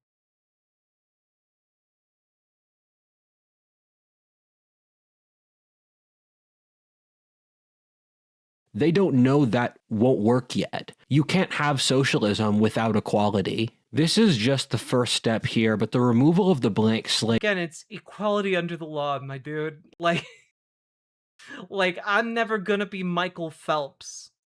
We are not equal in that regard. But we are both equal under the law. Followed by equality will destroy this current world. The only things that have I just don't think he actually understands what he's talking about. stop this have been that no one reads a book, but these genetics have been popularized through the general public by X already. We can't go back to the blank slate world. However, just this will destroy the raison d'etre of our society's ruling class, who appeal to equality and social engineering to maintain their power. Even at the tops of academia, people don't believe these things anymore. Both of Harvard's top anthropologists, Joseph Heinrich and David Reich, are firm believers that genetics determines a huge part of human nature, and the Yeah, but the argument has never been that genetics plays no role and that socialization plays no role. The argument has been that both play a significant role. Like, the oversimplification from this man is, frankly, it does a disservice to a lot of reputable folks' ideas. Existence of biological race. Secondly, the idea that culture really matters and that culture is meshed with genetics have been totally normalized by current academics and these things. What? The idea that culture really matters and that culture is Genetics have been totally normalized by current academics and these thinkers. The idea that all cultures are interchangeable and you can just import infinity Mexicans or Algerians without social cost. What are you talking about? Okay, so he goes from talking about two different topics, right? He goes from talking about the construction of culture, right? Just import and these thinkers. The idea that all cultures are interchangeable and you can just import infinity Mexican. Okay, the idea that all cultures are interchangeable. Well, no, because cultures rely upon different social institutions, etc., like a wide variety of different variables. But number one, culture is malleable. Like, when new ideas become introduced and are adopted, like, that changes the culture. We're talking about the transmission of information, of data. That changes different cultures. You know? The changing material conditions also influence culture, whether it's, extreme drought changing the needs of the people or the technologies being used, etc. Yes, he's trying to tie genetics and culture together, but like, he's trying to do it, and then he's saying like, oh well, culture just can't be like changed overnight. It's like, yeah, actually a lot of cultures can change like that. Great example, high-heeled shoes. High heels invented for horseback riding and archery. And then, oh wow, it turns out it was adopted as court fashion. And wow. And then suddenly women started wearing the high heels and men started wearing lower heels. And this just became like a trend that swept through a lot of different European nations. But like, that's not because the European male is more predicated to wearing high heels because of their genetics. Like, Yes, the democratic policy of bringing in an infinite number of Algerians. So I guess this is pulling Algerians out of parallel universes? Are we getting some men in the high castle action happening? I mean, like, that is kind of, but then he changes it to another, like, that topic of like importing can we just stop for a second on that word? Like, the idea that you're importing infinity Mexicans, that when you're talking about importing people, that's the fucking slave trade, my dude. He doesn't think culture can evolve, only degrade, because we reached perfection in the 50s when women couldn't vote, civil rights weren't a thing, and the gays in the closet. I mean, kind of, though I think this guy would argue we reached perfection in a certain corner of the world in the 1930s. But, putting words in his mouth.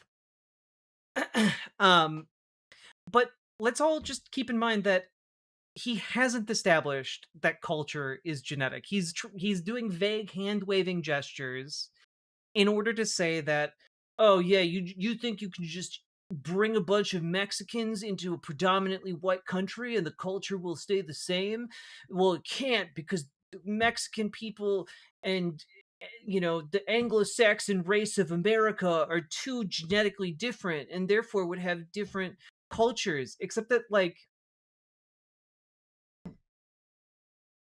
wrong. Wrong on so many different levels. Like, the reason it changes the culture isn't because Mexican people are like vastly genetically different and like their new genetic material is entering the gene pool. No, it's because they grew up and learned different traditions and like different ideas, and then they're bringing those traditions and ideas and sharing them with other people. You in fact get what people refer to here in America as a melting pot of different people and ideas and cultures. And in fact, that's good. That is a strength. It is one of the ways America is strong. But this guy is too fucking bigoted to understand that that is a strength. That bringing together people of all different types to work together in one um endeavor is a strength, because then you can compensate for all kinds of different weaknesses that you might not be able to otherwise. It is in fact a very strong attribute to have in a society, but this man is too racist to see that. Or Algerians without social cost cannot be defended intellectually in a world where anthropologists have loads of metrics which show that cultural differences are. Also, can we just look at this again? Africa never fits in these charts, with Zimbabwe randomly thrown in between Iraq and China. I like just the racism of the map itself is not the map, the chart. Every social science metric ever, individual versus collective. Like famously non-collectivizing France, right?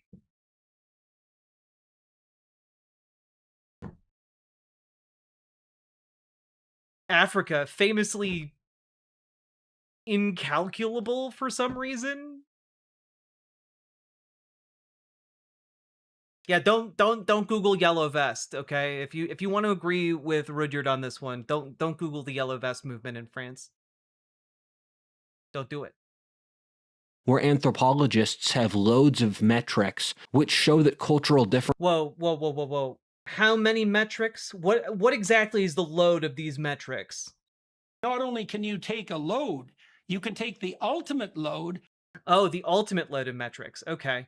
Also, can we just like take a look at this map again? Because I know he's shown it on other in other videos, but like literally writing down racial slurs for different groups of people because he's talking about the races of the world.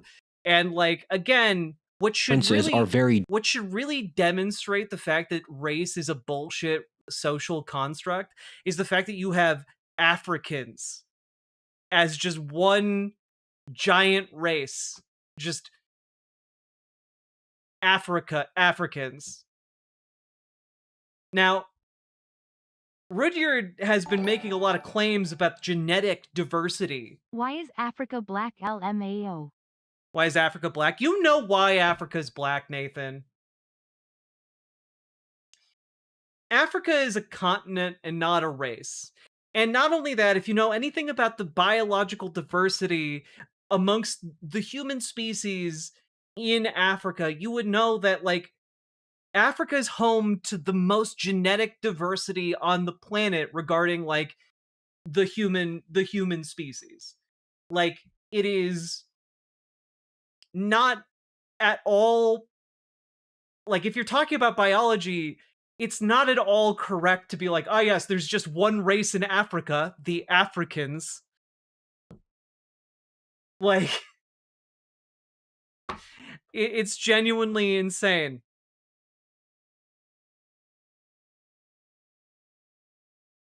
Also, yeah, just Aboriginals and Europeans in Australia. Also, one thing that I find particularly funny is that I in my minor in my history minor, right? I studied at university. I got a minor in history, and it specialized in European military history. So I can tell you for a fact that in the concept of race, in the concept of race in Europe, the idea that there was a unified European race is maybe so fucking crazy to me that it's not even funny. Like, do you like, even on in a modern sense, like, if you tell like certain groups of people in Europe, like, if you call them Polish, they'll fight you. Like, these people have a very different racial categorization system over in Europe. And like, not to mention the rampant racism and bigotry against like the Romani. Like, there are so many different forms of racism in Europe, it's ridiculous. And I mean, like, even the founding fathers, like Benjamin Franklin was talking about how we shouldn't Remember let the in. Italian and Irish used to not be considered white. Well, and Nathan, Benjamin Franklin wrote about how the Anglo-Saxon body politic of the early United States shouldn't be allowing in the darker, swarthier Germans and Swedes and Norwegians. Like, the racism that Europeans were inventing throughout like the 17 and 1800s, it's on a next level. And the argument that, oh no, they're just all Europeans, it's stupid bullshit. It's a stupid bullshit map. And again, anyone who looks at this and thinks, ah, yes, the races of the world, a very sensible map, is either completely ignorant because they just tuned out of school, didn't bother paying attention, or because they're 14 and they haven't had like world civics yet.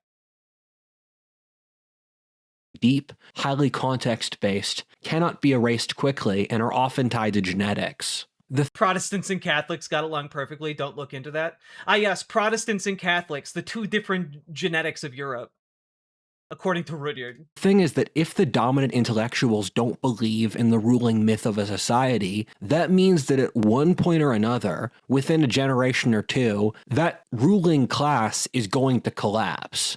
Well, yeah, because part of the way a ruling class projects power is by indoctrinating future generations so that their power is maintained. Like, that's... Yeah, and if society is unstable because material needs aren't being met, then yeah, that ruling class is going to collapse like a like a Jenga tower. Yeah. But this all stems from the material conditions and like the structure of said society. Protestant and Catholic, the two genders. Vox Populi Press, he didn't light these candles. This is all B-roll that he bought for like, I don't know, $50. As a sort of natural law. After human nature and biology, let's get into history. This is the field which was hardest to empirically falsify, in that history has these grand events which you can't just forget, like the French Revolution or the Roman. Oh boy, we're about to get into some historical nonsense that's about to make me really mad because he doesn't know what he's talking about.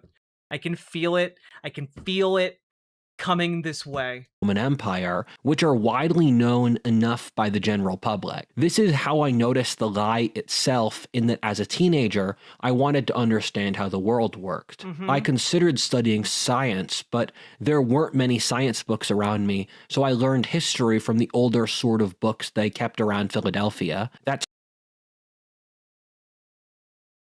the...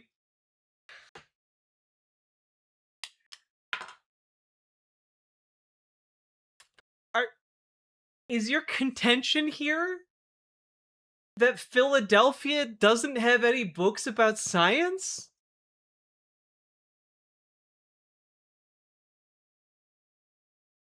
I'm sorry, like, does Philadelphia not have libraries? Or bookstores? I'm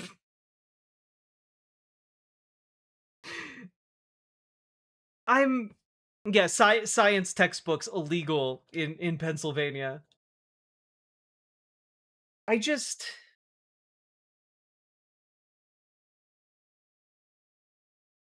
not real science. Oh, okay. Also, again, just like go to a library, man. They have all kinds of different books that you can get for free. Or like go chill in a bookstore, just like sit and read books. It's such a lovely thing to do. How I got an older vision of the world. Yeah, you got an older vision of the world because you sat down and you taught yourself outdated like outdated history takes and then never unlearned them with newer, better history that is more rigorously tested.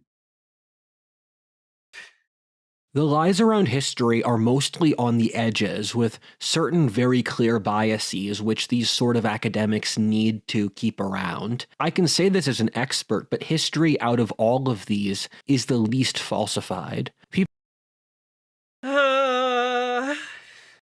Yeah. Yeah. Uh, no, guys. You see, historical books written by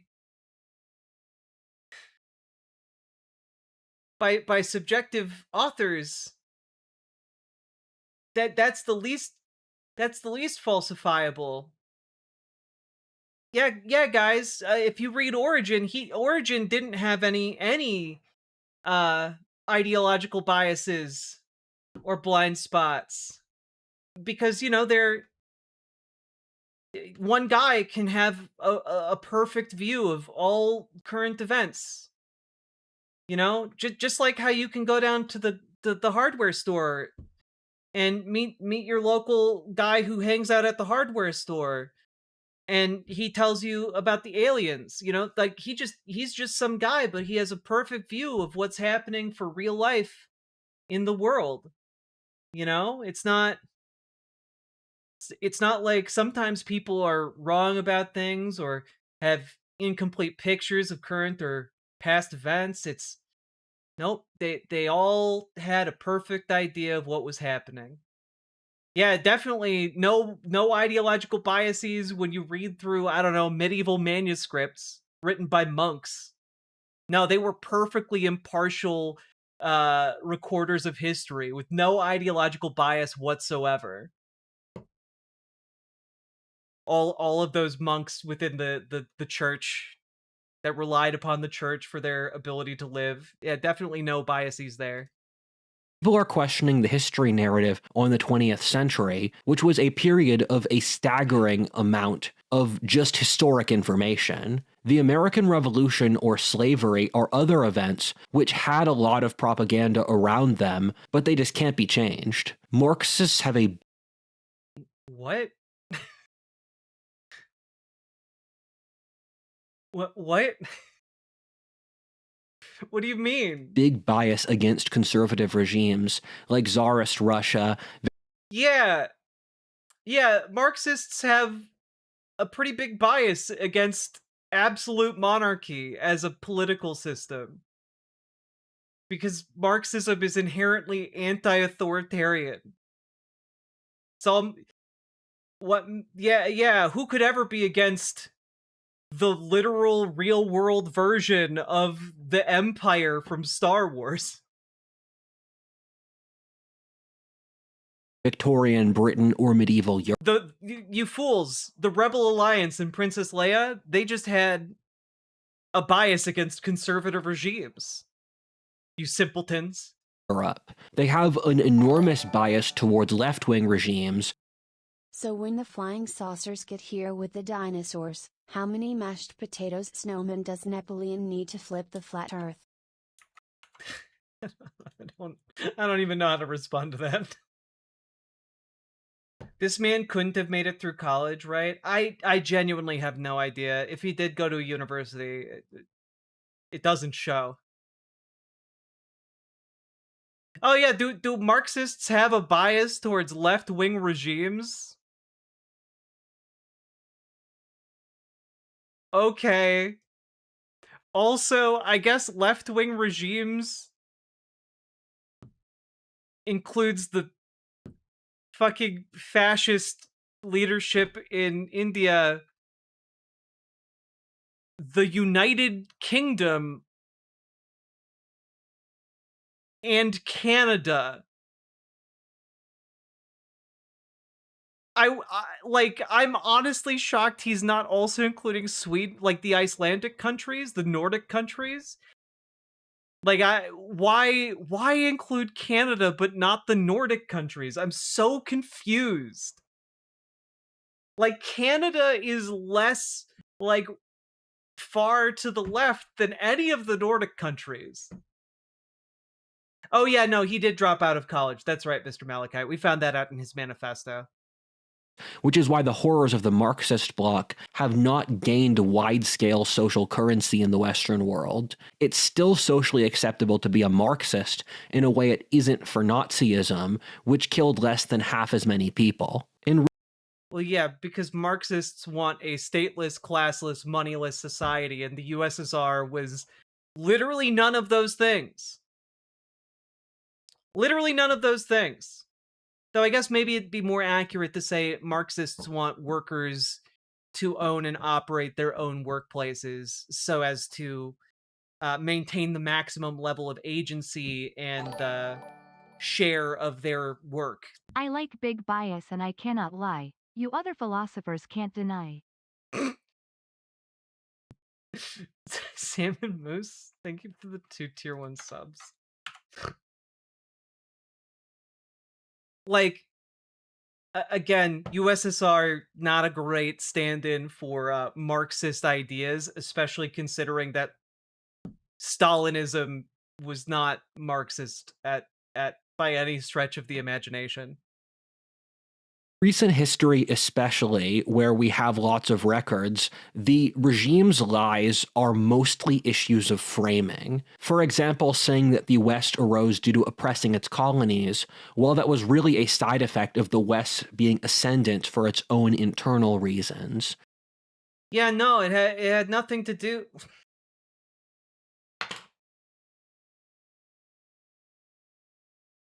The entire purpose of colonialism was to create colonies that would harvest resources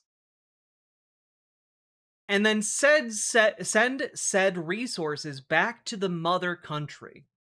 The purpose of the colony was specifically to extract natural wealth from point A and move it to point B, the motherland. And that process of extraction ignored the needs of the people who were doing the extracting. It's why you get unimaginable horrors like the Belgian Congo. You know, it's why so many of these colonial systems relied upon military force and power. It's because it was not a voluntary system. It was not a voluntary integration to become a colony of a European power. It was forced upon you at the end of a gun. And then you and yours and your family existed at the pleasure of said colonizer to extract wealth from your own lands and send it to a place that it would never come back and enrich or better the lives of your own people. Right? Like, that obviously benefited the people who were extracting the wealth. Silly leftist slavery was a framing issue resulting from your anti-conservative bias. I mean, that's basically what he's kind of arguing, right, Nathan? Ugh. God. Yeah, look, the British controlled the colonies in the United States and all of the entire continent of Australia and India, one of the most populous regions on the planet, and a lot of South Africa and a huge swath of the northern Africa. But like it didn't really profit them at all to own and operate such a big empire of extraction, where they brought all their wealth back to the United Kingdom. Like, it didn't actually benefit them. They were just doing it for funsies. They would have become so wealthy all on their own. Belgian here, sorry for that. Look, look, I think we can all agree kings suck and should never exist again. And it's not your fault that a power-hungry tyrant ruled with an iron fist and then decided to extend that fist overseas. At a certain point, we're all exploited by the rich and the powerful and the aristocracy. There were African kingdoms before colonialism, but the left makes them. Yeah, but there's a difference between a kingdom and a colony. Hence why we don't talk about colonialism during the medieval period prior to the introduction of widespread colonialism, even though there were kingdoms.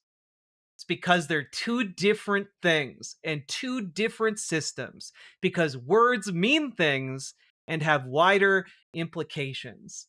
So, yeah. Also, lefties do talk about the kingdoms in Africa and the different groups that live there.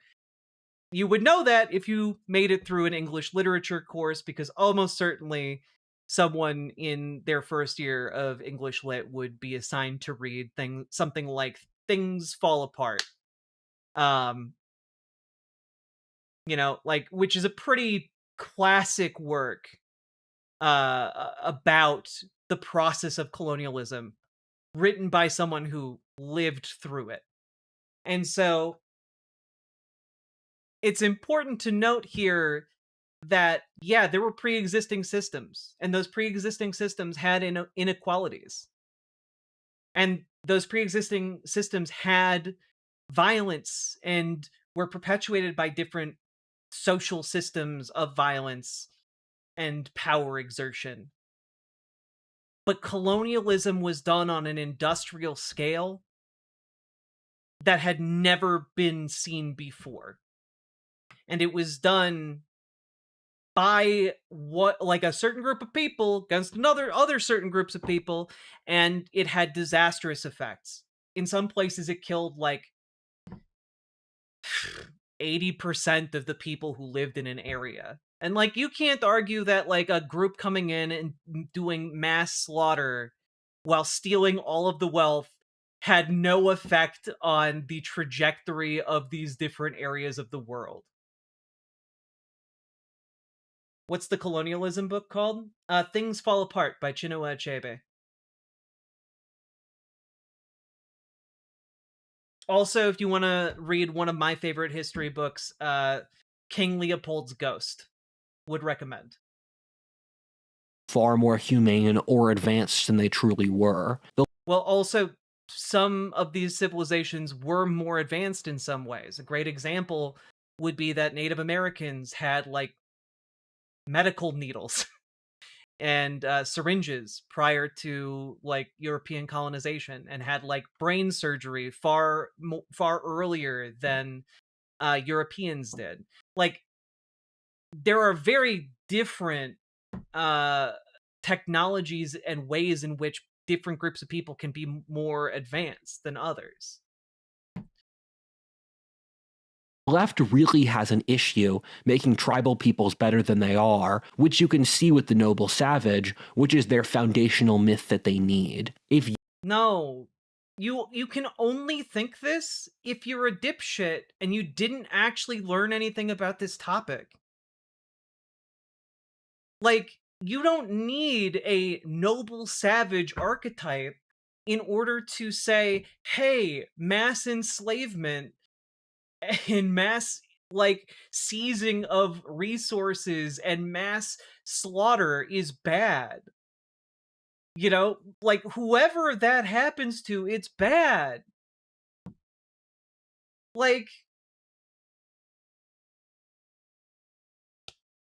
Again, I think this is what happens when you create this idea that this is what happens within eugenics, that there are some people who are inherently better than others, and they deserve to be able to do whatever they want to people who are less good than them under this system.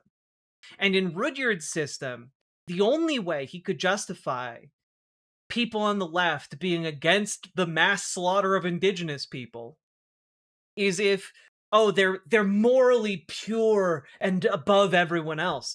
But you see, that's not true, he says, as if it's a compelling argument, when the people on the left are like, no, actually, we don't think we should do mass slaughters of anyone.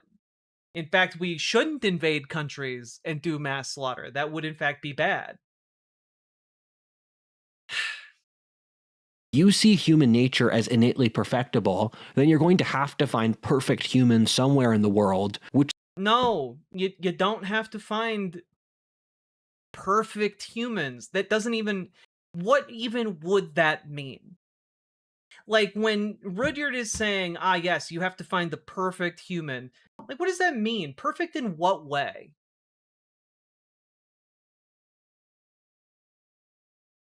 It doesn't mean anything.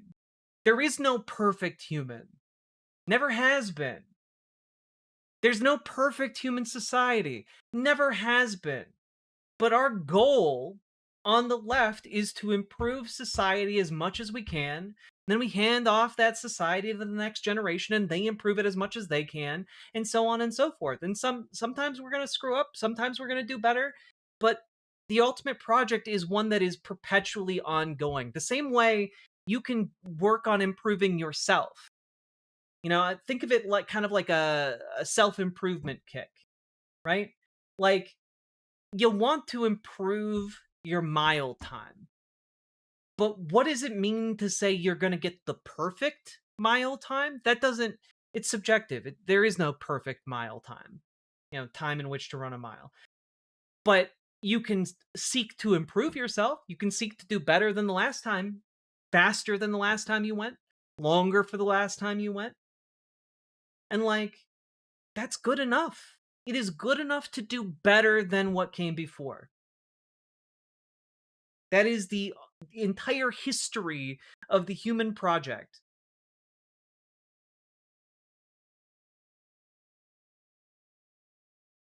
And nature doesn't have a goal, exactly.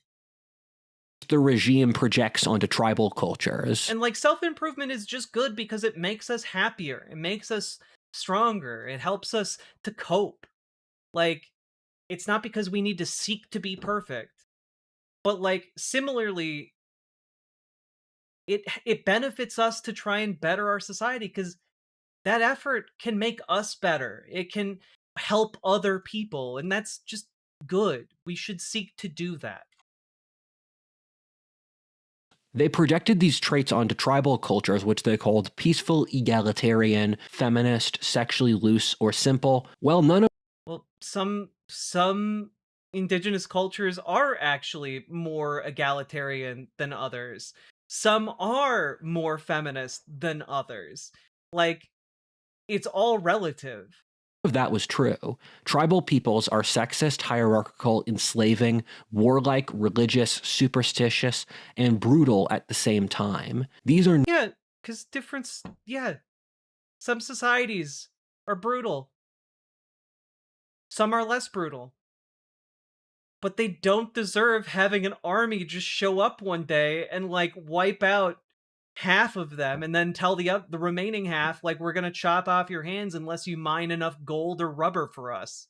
Nearly universal traits. The left pretended the Native Americans were peaceful, noble savages. No, actually. That's the idea. The way you're getting that is by watching Lone Ranger serials from the 1950s, because all of your information comes from books written in the 1950s, my guy.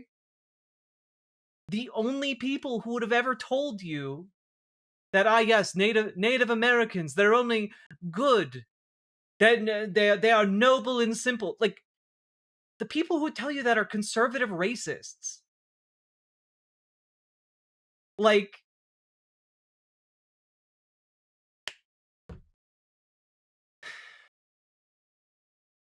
people on the left just view indigenous folks as people, but have a vested interest in, like, finding out more and learning more about cultures and civilizations that came in the past or still exist to this day. Like, it's just having a fundamental curiosity about the world and fostering it.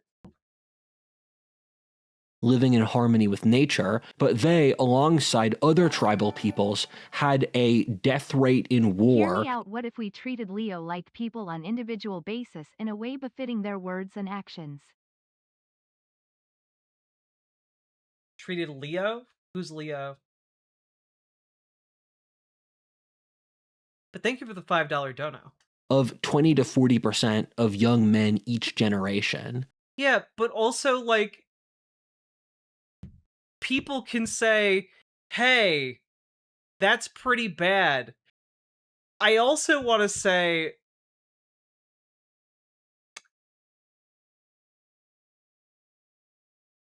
the argument here that Europe and the United States during the 20th century, that is a very interesting little time period, isn't it? Because you're comparing these different societies or tribes, right? Over, say, the entirety of their existence to the existence of Europe and the United States in the 20th century by warfare. And, like, there are a lot of there's a lot of work being done here by the framing of this, right?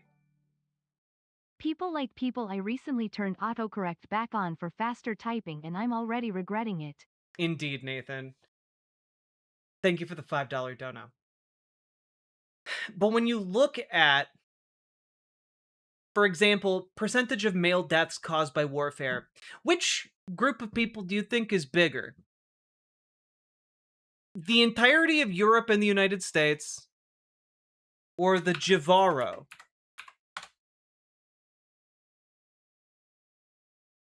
Just out of curiosity.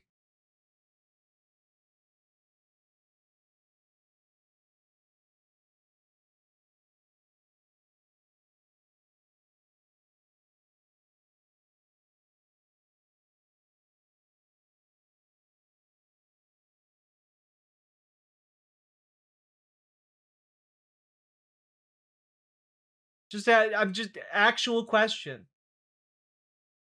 Which do you think is bigger?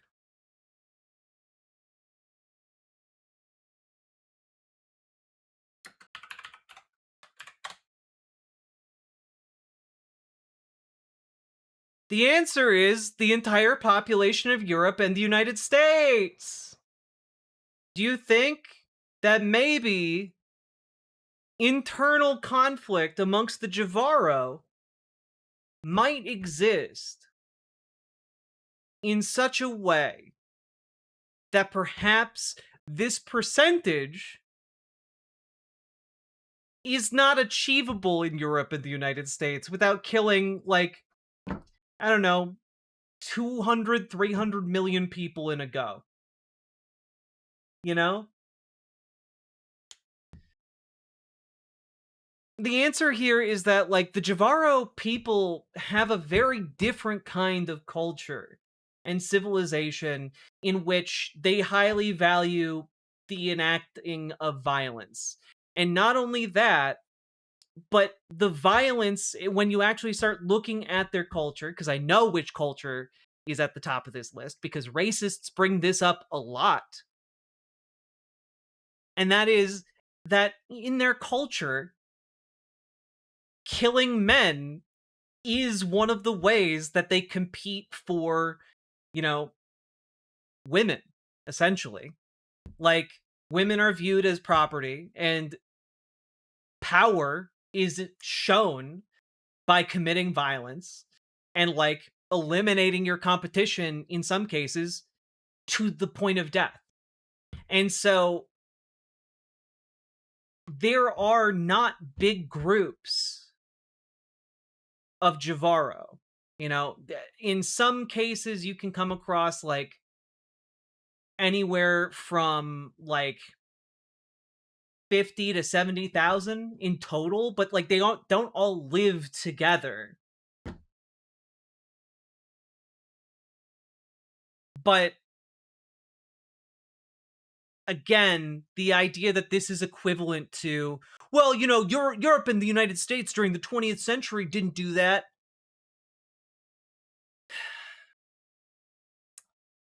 This is just,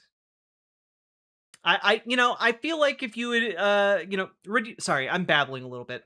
If Rudyard involved the amount of death and killing that Europe and the United States did via colonialism from like the beginning of the transatlantic slave trade, you know, to modern day, I would argue that that percentage would be significantly higher. If you look at the number of young men, or men in general, killed by settlers, killed deliberately via infection of smallpox, killed deliberately via biological warfare, killed deliberately in the effort of forcing indigenous people to extract resources, killed by, you know, simple casual acts of violence to you know, entrench power, I would argue that perhaps Europe and the United States would be towards the top of this list.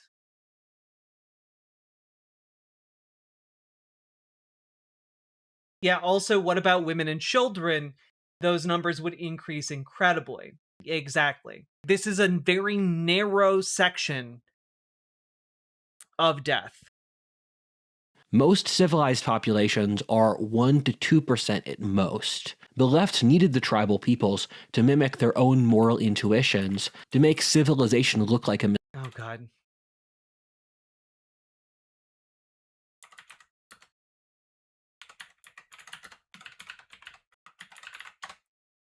Just,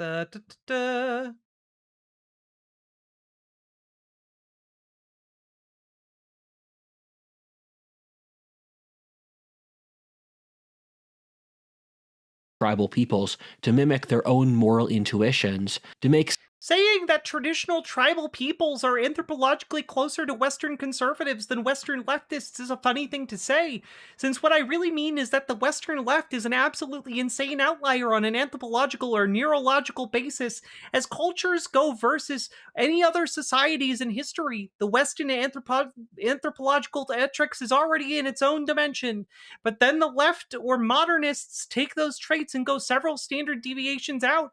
Ironically, the left has some similarities with tribal cultures like moral degeneracy and lack of seriousness, but these are minor in big picture. Dude, fuck off with this racism, my guy. The United States is literally founded on principles obtained from the Iroquois Confederacy. Like, shut the fuck up with this racist bullshit. Civilization look like a mistake, but said tribal peoples had a lot more in common with conservatives, while the left are statistical freaks anthropologically. Again, you can only think this if you don't know anything about anthropology. Like, the entire... he's throwing around the word anthropologically a lot here, but like, anthropology is not about judging past civilizations. It's about studying how their culture and society worked and being able to present that with arguments to back up, like, this is how they operated and this is, you know, what they thought about different things. Like, it is to extrapolate what their society was like so we can better understand them, and by better understanding them, also better understand ourselves and others around us. It is entirely based not upon judgment, which is what, you know, Rudyard wants to use it for. He wants to use anthropology to create like some kind of moral assessment program. But like,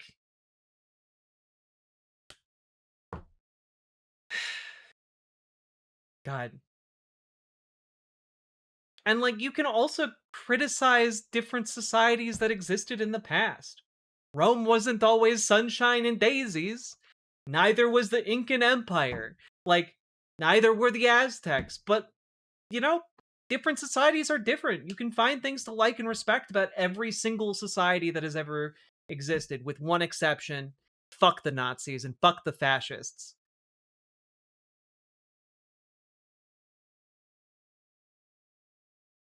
But the point is, we study these things so that we can learn, grow, and understand, and do better.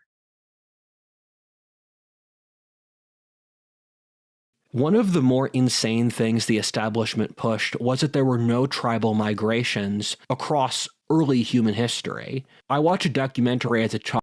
That's bullshit, though? That's not true. Like, at all? That said that the Anglo-Saxon migrations never occurred, with the Celts peacefully taking Saxon language and culture. That just doesn't make sense if you know human nature. I'm sorry, it makes perfect sense, because in order to take language and But Jack culture... have considered the reality you've been living in is a lie. Proceeds to quote a whole what I felt this video. God, guys, I have 45 minutes left in me. And I don't know if we're going to make it to... I don't know if we're going to make it to part 3 tonight, because part 3, I think, starts at like the 51-minute mark or something. We're at 35 minutes in. It has taken us like 2 hours to get this far on part 2, and we're not even halfway through it. God damn it. Also, Nathan, thank you for the $5 dono. Yeah, exactly, Timothy Richardson. It is basic scientific observation, but he wants to rush to judgment. It's really, really gross. God. Okay.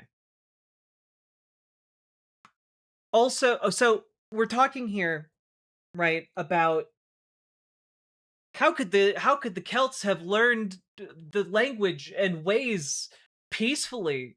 And it's like, well, because people don't need to fucking stab each other the second they see each other. They can just talk or attempt to communicate or trade or like, you know, like... Rudyard is literally what happens when you apply the logic of RPG races like elves and dwarves with debuffs and apply it to real people. Quigley, he literally opened this video talking about Warhammer 40k. So you're not wrong. At all. And like...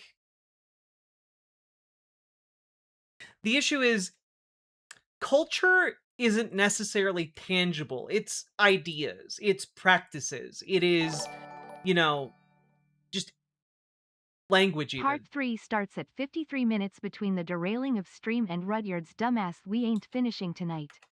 Oh yeah, we're not finishing this video tonight, no. But that being said, we are going to soldier on for as long as I can. So yeah, actually, it makes perfect sense. For example, you can learn about Dia de los Muertos and hold your own celebration of Dia de los Muertos and pay respect to your ancestors, and also learn how to speak Spanish. And in order to do that, you don't actually need to go and kill people from Mexico. Like, you know, like in his logic, in order to learn, practice, and appreciate like Mexican culture, you would first have to kill them and take it from them, which is just some of the most moronic bullshit that I've ever heard in my life. There were also wide-scale theories for decades that the Aryan invasions never happened, which would mean that a majority... Oh, good. Oh, good. We're only halfway into the video and he's talking about the Aryan invasions. Gotta build up that history for the esoteric Nazism, I guess. Of people in the world's languages are invalid, with a region stretching from Bengal to Ireland just not having their culture, alongside of... like...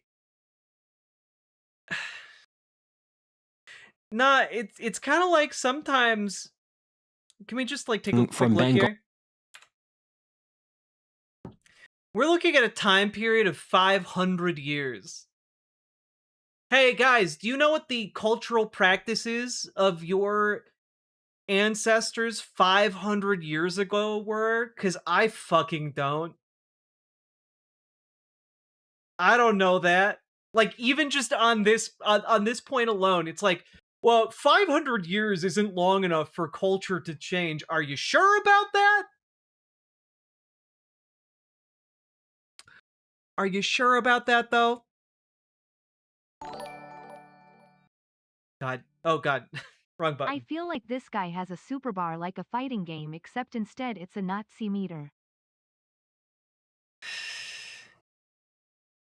I know what my ancestors were doing 500 years ago, being robber barons. I mean, I know what my ancestors were doing 500 years ago, and it was farming, more farming, and the occasional seduction of a king. Okay? The three activities of my family. But I couldn't even begin to tell you what their holidays were, what their cultural practices were, what kind of items were super important to them, other than, you know, obviously farming implements. You know, like that's what did they eat? I don't know, some kind of gruel? I don't know. My cultural perspective is rooted in where I am now, not what my family was doing 500 years ago. Occasional seduction of a king. What king is Jack related to? I'm not related to a king. But my grandma told me last time I saw her that one of my like great My ancestors ancestors were screwing in a pit like real degenerates, huzzah. my grandma told me that one of my ancestors was taken as the concubine of a Norwegian king. So I don't know which one, but that's pretty neat, I guess. One of the few ways a farmer's daughter could climb the social rankings, I guess. Oh, I do like me some Swedish meatballs and rumagrat. I just don't know if my family was wealthy enough to have either of those things. People in the world's languages are invalid, with a region stretching from Bengal to Ireland just not having their culture, alongside a very purist I know what my ancestors were doing 500 years ago and what my descendants will be doing 500 years from now. Jacking it. Yes, the ancient cultural tradition of jacking it. But now, in the modern era, jacking it takes on a very different context in the year 2025, because I'm here. And by jacking it, you are in fact improving your mind and your body in some form or fashion. And one of the most effective ways to jack it is by liking the stream, leaving a comment, uh, subscribing, obviously, to YouTube and following on Twitch, and also considering to financially support the stream as well, because you guys make this show possible, and I genuinely could not make it through a single one of these godforsaken segments if it We weren't for you worship the people. great riverboat by jacking it. Exactly, Nathan. Thank you for the $5 dono. Also, I do want to note that the Aryan invasion that he's talking about is largely theoretical and based upon ideas that were prevalent in the 1800s, which, surprise, surprise, is what influenced the Nazis in Nazi Germany to be talking about the Aryan peoples. It's basically like if someone today started talking about Atlanteans and how we're actually secret descendants of the Atlanteans. If you've got blonde hair and blue eyes, you're actually descended from mystical mermaids from Atlantis, and you have the divine right to rule. Like, that's essentially the kind of argument that this guy is making. And there's no archaeological evidence for what he's claiming. And like the biological evidence of like DNA tracking also seems to contradict his theory. So like, there's really no hard proof about what he's talking about when it comes to the Aryan invasions. Just want to throw that out there. Also, was Atlantis even real? No! If you want to know more,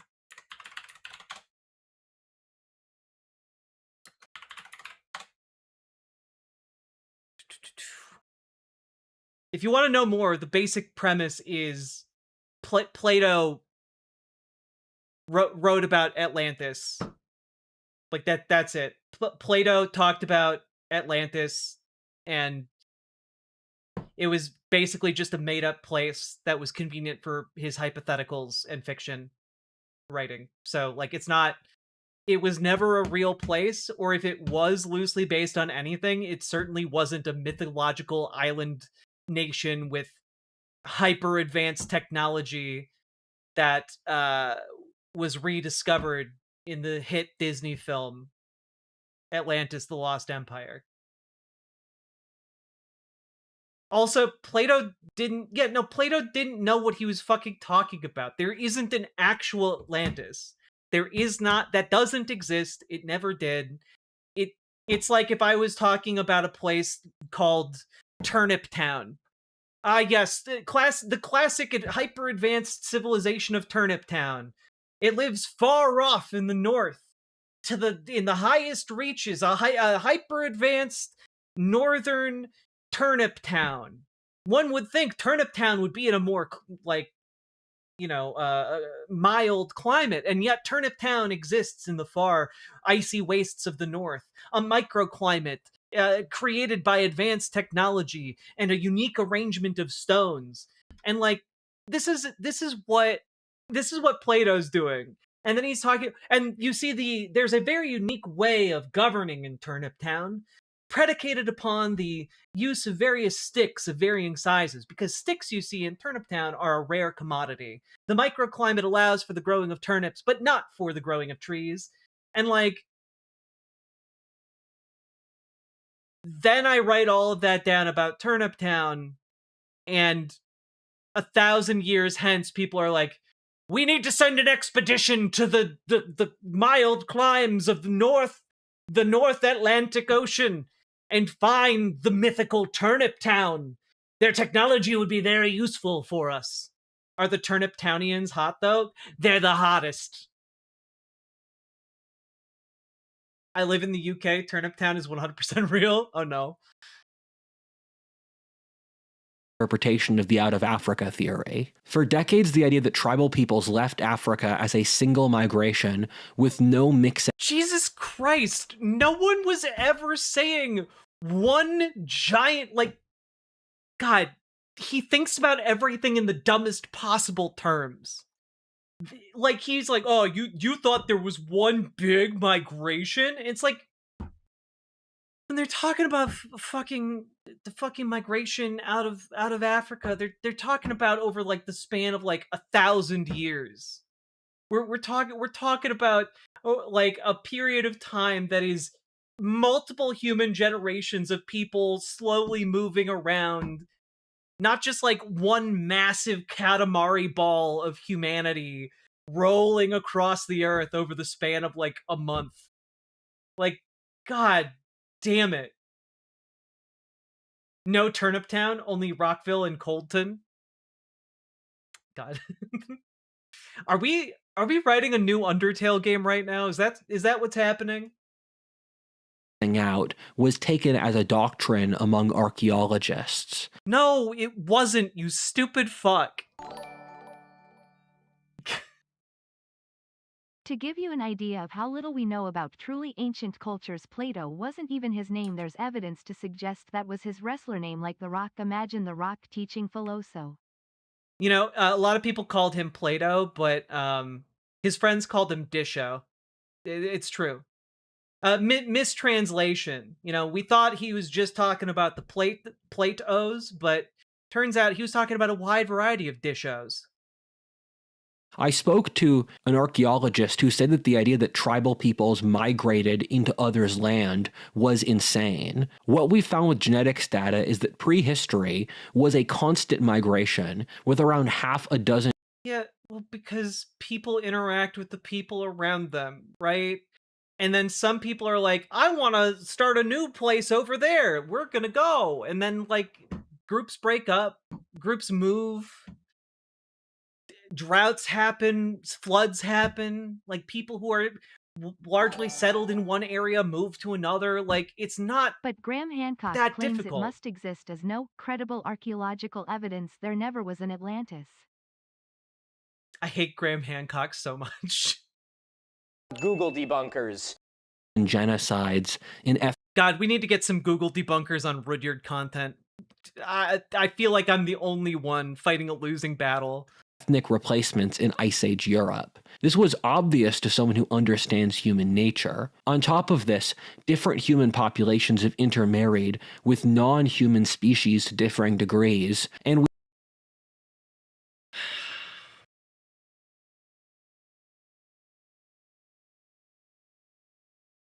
The fact that he uses race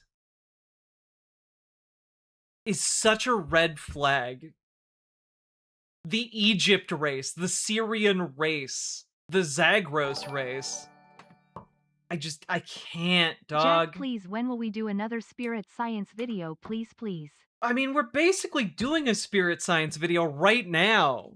we now acknowledge that humans did. It's taken us 15 minutes to get through 1 minute of this bullshit. Plato was an idiot. Diogenes Not was cleanly right. evolve Plato in was helpful when he Africa found with his migrations back and forth. God, we need we need Rudyard to encounter his Diogenes. I don't know if that's me, but different groups of humans evolving in isolation. Questioning any of this in the late 20th century was taboo. Asking if Neanderthals. No, it wasn't in the late. God damn it.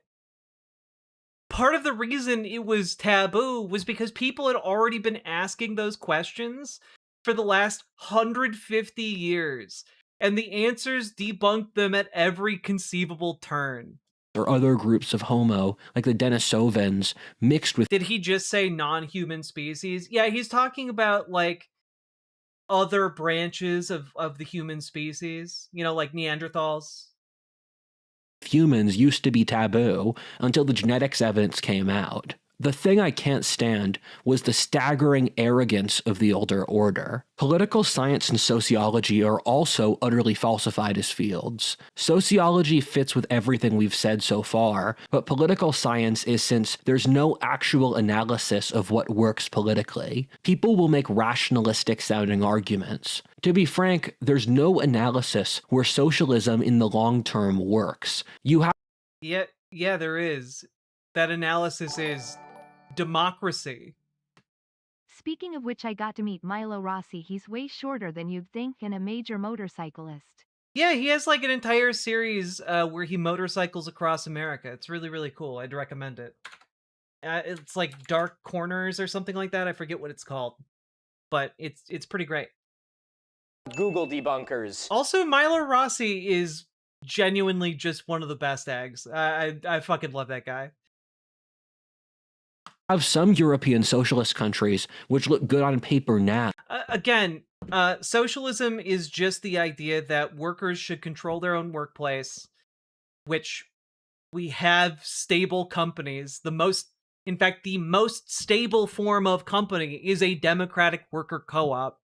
They have a higher success rate than traditional capitalistic corporations. Workers are happier, they're more efficient, and like workers have more agency and they're more beneficial for like the local community, because generally speaking, the entire workforce isn't going to vote to move to a different country to pay the workers less.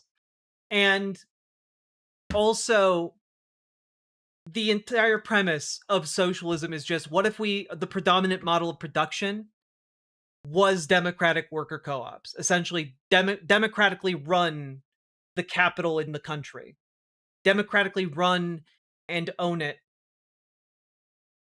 so that instead of capital being in the hands of private investors or individual private owners. Like, just have it run by the people who fucking work there and spend Now their I'm lives imagining there. a possibly new Jack trolling Jack in a very Diogenes way. But they've still witnessed the continent slide into irrelevancy. I mean, most political scientists are statistically either Marxist or sympathetic, and that's a completely failed political ideology by any metric. Again, I would love for him to break down how it's a failed ideology on any metric. Name a couple. I would love to hear some. Very rarely see political science try to explain the world or tackle causation, in that they're very reactive and emotional, trying to treat geopolitics like a... Okay, my challenge to myself here is going to be to try and get through around 15 or 16 minutes of this in 30 minutes. That's my challenge.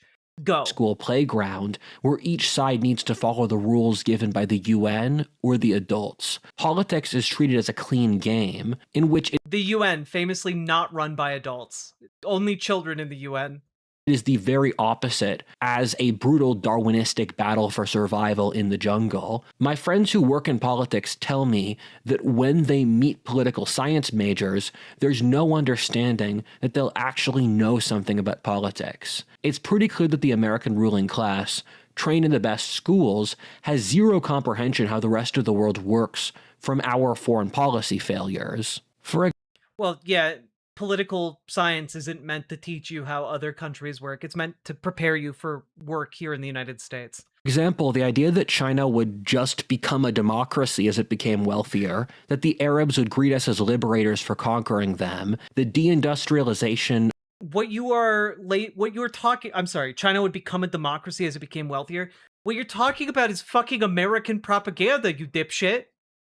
This is straight from, like, the US State Department. This is like the...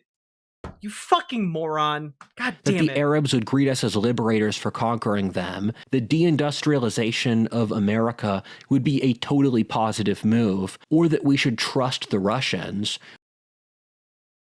Okay, like, the fucking... Again, you're either falling for the propaganda of the United States or the corporations that want to move the factories out so that they can have lower labor costs. Because the factories don't give a shit about people in the Rust Belt. They care about their profits, not people. Were all opinions which the most educated political scientists totally backed. Furthermore, they backed these in the most arrogant... Would you say most companies have a similar structure to a communist authoritarian dictatorship? No, I would say most companies in the United States right now have dictatorial or totalitarian structures. Like, you can be fired for no reason at all in the majority of states. I wouldn't really say it has anything to do with, like, authoritarian communist ownership. Entitled and annoying way possible, where they shut down all criticism. Our political science establishment is taught to just rationalize whatever the ruling class believes, with no understanding of the fundamentals that power how the world actually works. I mean, for Christ's sake, as an example of profound naivete and arrogance, the idea of the end of history is so delusional, where Francis Fukuyama wrote a book in the early 90s. Yeah, because fucking neoliberalism is stupid as shit. Yeah. Complaining about capitalism again, my dude. Saying that liberal democracy was the end point of the human condition, and I heard some people say that his argument was misconstrued, but he did believe this was the start of a utopia, and he called it the age of... I am not going to read any more of these text walls in the name of getting to our goal time. The last men, which is funny because when Nietzsche invented that term, he meant it to be this horrifying dystopian society which would get totally crushed by the Ubermensch, and that's just ironic. But even if Fukuyama was more intelligent, and I still think he was delusional, the Western elite took these ideas to mean that we had no major political issues left, that there would be no philosophic, religious, ideological shifts, and that they didn't have to govern anymore because their system was so self-evidently superior to all others, which means this incredibly... Yeah, who does that benefit? Whose bottom line benefits from, hey, we've reached the end of history, time to loosen regulations because we are, no one would do anything bad to get more profit. Am I right? Naive and arrogant theory Who benefits from that, I wonder? Think about it for half a second. has been held onto for decades as a raison d'etre for the elite not to do their job. And that's just utterly ridiculous, and it's deeply evil in a roundabout way. I was once having a conversation with a fairly important academic. We have to defend liberal democracy from both fascism and communism that are both rising at the moment. Nah. I don't think you know what communism is. You've been in this community for a long time, and I've seen you talk about this. I don't think you get it. I think you do not understand the fundamental thing that is being proposed by socialists or communists.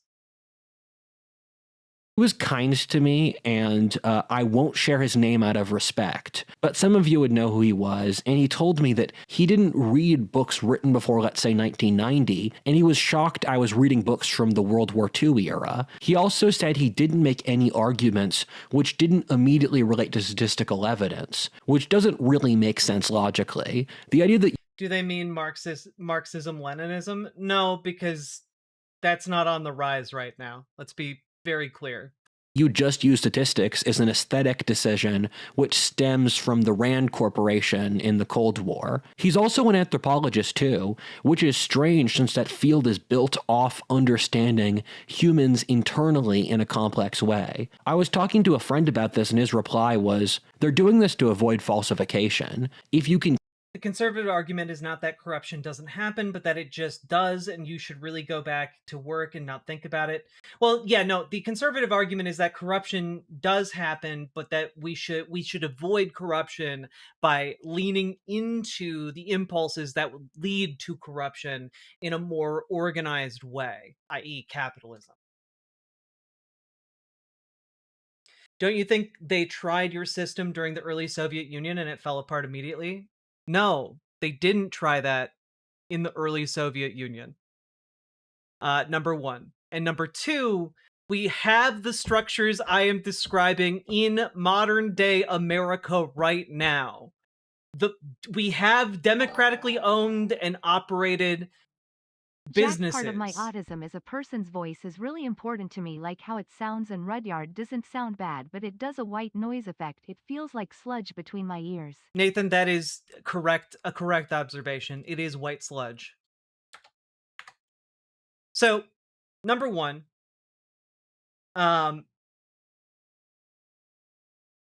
okay, well, Alan Smith, when you're like, well, the Bolsheviks destroyed worker democracy before the Russian Civil War was even over, so then they didn't try it. They ripped it down. You're proving the argument we're making here. Like, yeah, if a bunch of people with guns come in and kill anyone who's doing the idea that you're saying wasn't successful, then yeah, I guess if a bunch of people come in and shoot the socialists to death, I guess that does mean their project didn't succeed. But that isn't because of a flaw in the model. That's because of power being exerted to consolidate power. Like, you are describing two different systems, and it doesn't really fly in the face of the fact that we currently have democratically run and operated businesses here in the US, and you created a system that was so weak it allows power-hungry autocrats to immediately come to power. You just said they were killed before the Civil War was even over. I don't think you understand your argument. Okay, but number one, that argument is bad. And I want you to understand that it's bad, and you should feel bad for making it. And number two, that doesn't really preclude the argument I'm making that we have democratic co-ops right now here in the United States that are very successful. And in fact, some of the oldest companies in the United States are democratic worker co-ops. And also, my argument is just, we have them. They work. The workers there are well compensated and happy. And they clearly stand the test of time. And all of the data we have on these business structures indicates that they're superior to privately owned corporations. And my argument is we should have more of these superior and more stable organizational structures for our Jack, labor. Didn't you know? Communists were killed before Marx. Indeed, indeed. Show the data? I'm not having this conversation right now because it's 2:42 in the morning. I want to go to fuck to sleep so that I can have sex with my partner. Like, fuck you. You can have this conversation on a new day, but I'm telling you, the data exists. I've looked at it. I've spent years talking about it on this channel. The fact that the King Arthur Baking Company is one of the oldest, like, democratic worker co-ops in the country, and you're sitting here being like, no, it's impossible. It would never work. Like, that's just fucking stupid. That's just fucking stupid and ahistorical. And the issue here is that we have an option between two different modes of production. One that makes fucking trillionaire dipshits like Elon Musk, and the other that makes workers livable and happy and able to pursue what they want. And I think that one of those is more preferable. And if you think that the Elon Musk model, the model that consolidates all that power, is the better one, then we just have a fundamental disagreement. Okay? And that's not going to be overcome because you just think it's fine to immiserate millions of people. It's fine to cut the aid to hundreds of thousands of children because it leads to the tax cuts that benefit the wealthy, because the wealthy are the ones who own the world and make the production possible. And if that's the case, fuck you into the sun. You have no place here.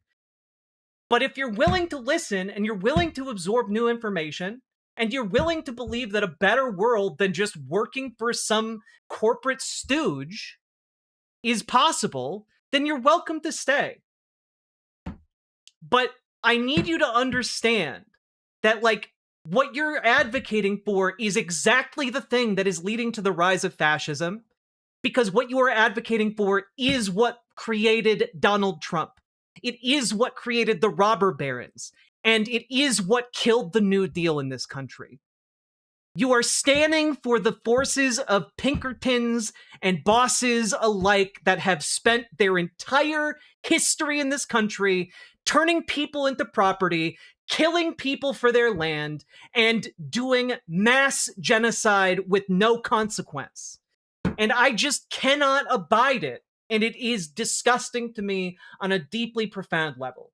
So, that being said, I think I think a better world is possible, and I'm gonna go with building socialism. Like, I'm sorry. And if your argument is, oh, well, they were too weak, then let us be socialists with the ability to defend ourselves. Let us look to models like the folks in Rojava, who have taken up arms and defended themselves for the last decade, while maintaining the ability to have a more equitable feminist and socialist society, despite being in one of the most war-torn places on the planet. Oh, but it would never work because people would just kill them. God. Fucking stupid. That's like saying, well, you have better ideas for how a car should run, but, you know, someone mugged you and killed you with a gun, so those better ideas were clearly bullshit. I need you to understand how fucking stupid that argument is. God. Keep your data input small for the type of information you accept, then you can manipulate the result. This is something which you see in economics, where they refuse to look at the data from before World War II. That's utterly insane, since the time since World War II has been less than a historic blink of an eye. I think the reason academics do stuff like this is if they were to look at the longue durée of history, they would find conservative things like monarchy, religion, or social traditions would work the best. However, we know the field of economics today must be heavily bunk back just because it created modern monetary theory. Economics is one of the less demonically possessed humanities since it's more statistical, but that doesn't stop biases with framing. For example, Marx shoving in the labor theory of value or Marxism into economics for the longest time. Yeah. You know, that classic thing where people shoved the labor theory of value into economics. Almost like the yeah, that's workers make the value.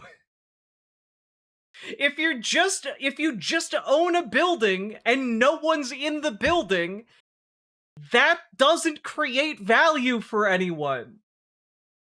You actually have to do work, and workers do the work. It's why they're called workers.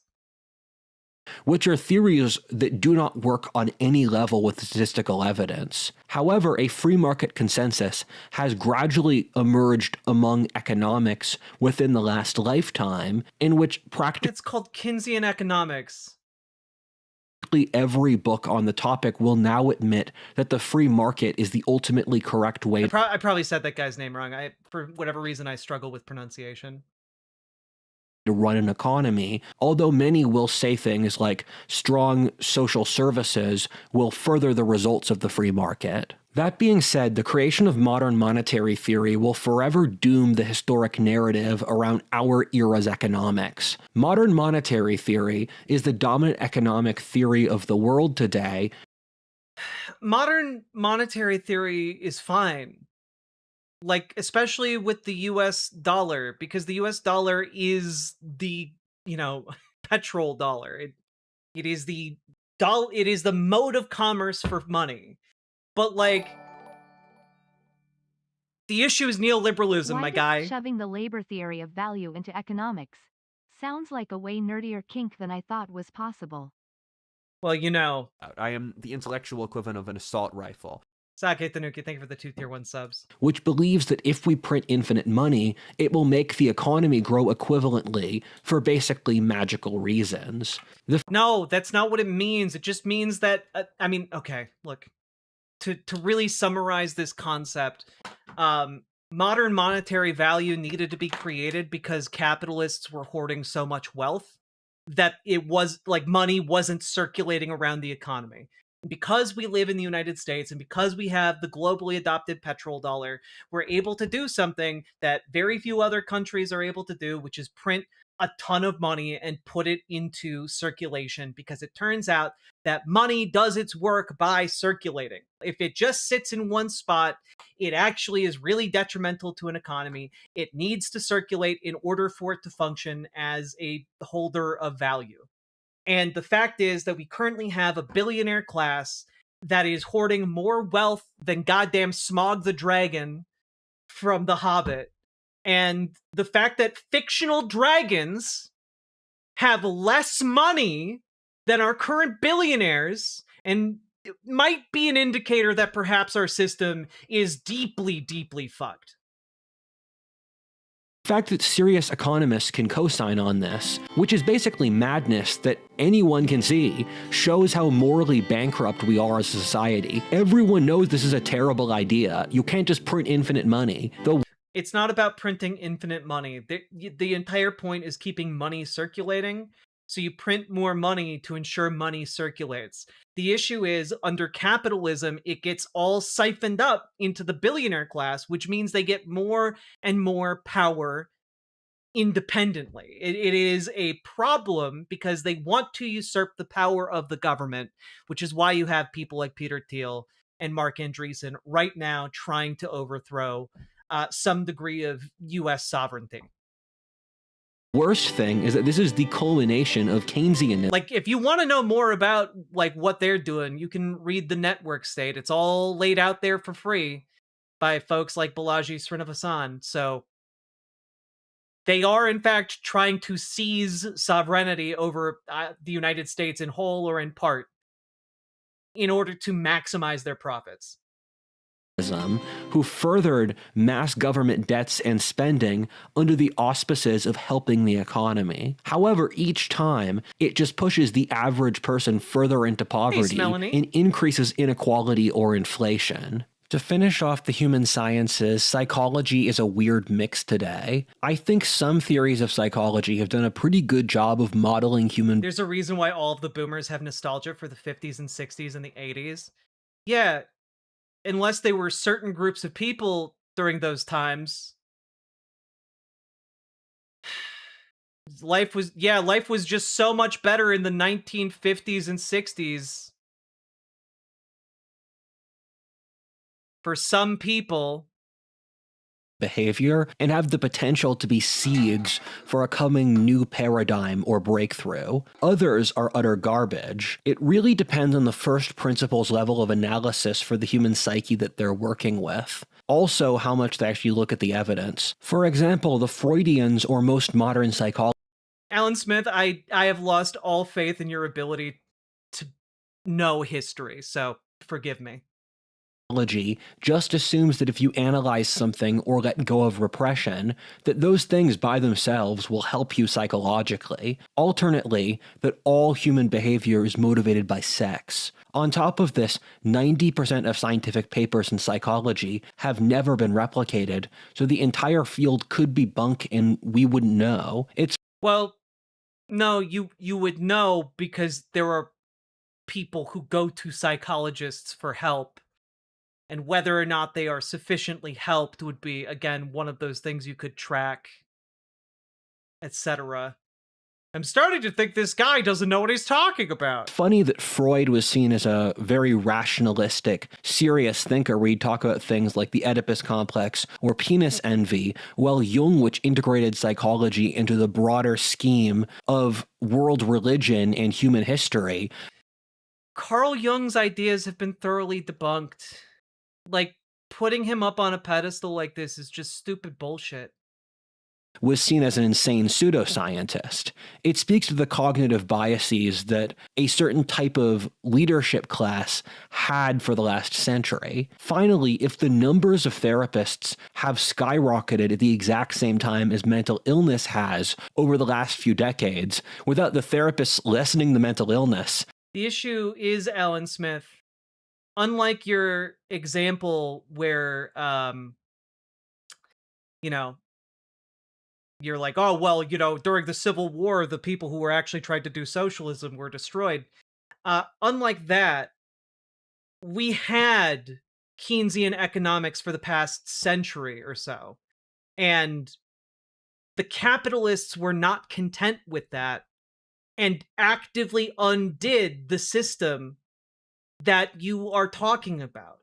Because the system that makes capitalists powerful and rich, capitalism, consolidates too much wealth behind them, and then they themselves destroy the system.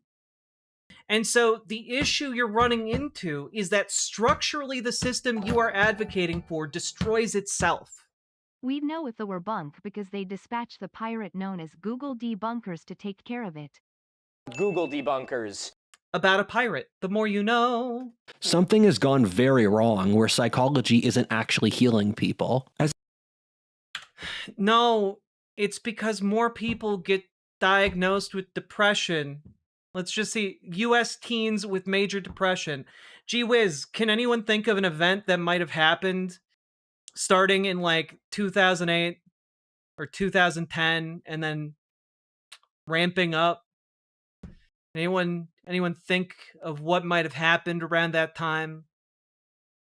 Oh, that's right. It's the rise of social media and also the conservative, like, adoption of social media in order to spread fear and build up power for the new fascist movement we are currently embroiled within.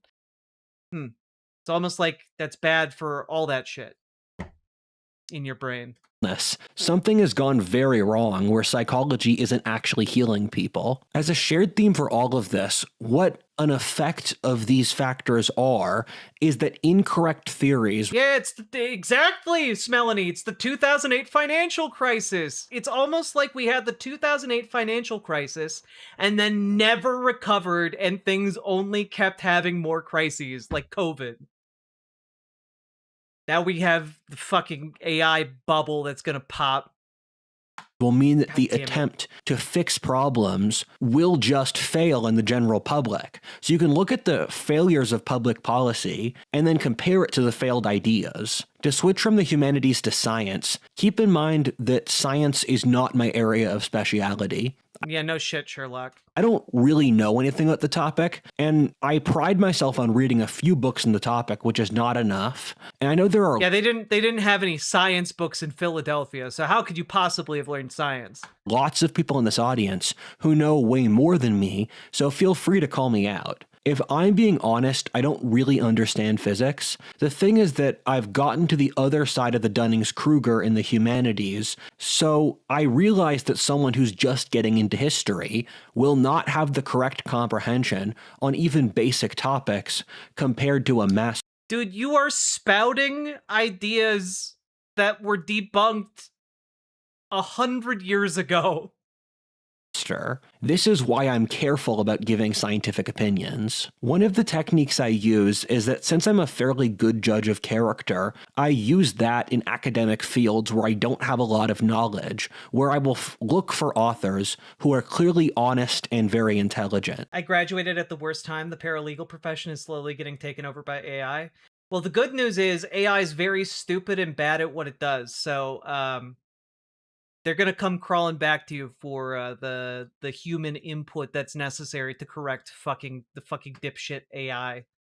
I then trust their opinions by delegation. My issue with physics is that these wise people are wildly contradictory. For every opinion from a smart person on physics that I hear, I'll hear another very smart person who says the exact opposite. Then they— Yeah, almost like they're coming up with different scientific theories based on the evidence that's available, and then the theories get tested and either proven or disproven. both act like their theory is completely self-evident and the other side is an idiot. However, as far as I can tell, the debate in physics is between a minority who still hold the mechanical Newtonian worldview, which isn't even an accurate comprehension for Newton himself, who was a Hermetic schizo who was— Yeah, that's because when people talk about Newtonian physics, they're not talking about his fucking... They're talking about his ideas on physics and the math that he created. They're not talking about how great his idea was to drink mercury. basing his principles off alchemy, and then Einstein's school— Yeah, he also based his decision to drink mercury on alchemy. Not his best idea. emerged around a century ago, which said that the laws of physics are relative based on context, that the speed of light or time— Exactly, Smelanie. Lawyers are gonna need trained paralegals really, really badly because otherwise they're gonna wind up doing shit like citing AI hallucinated cases that don't exist. varies by stuff like gravity or the scale. What I've also heard— Oh god, I'm sorry. are relative based on context. That the speed of light or time varies by stuff like gravity or the scale. No, it doesn't, actually. It's a fucking constant. I've also heard is that Newton's vision works better on a smaller scale, but then Einstein's on the larger. However, there are several holes in Einstein's vision. No, Newtonian physics and Einsteinian physics work fine together. The issue is between Einsteinian physics and quantum physics. God damn it. What I find confusing here is that physicists keep talking about these intractable issues in their field, with Weinstein, for example, saying that the entire field is bunk and controlled by the regime. Yeah, Weinstein also claims to have a study that he just isn't gonna show anyone that claims like fucking magic is real. Like, dude's a fraudster.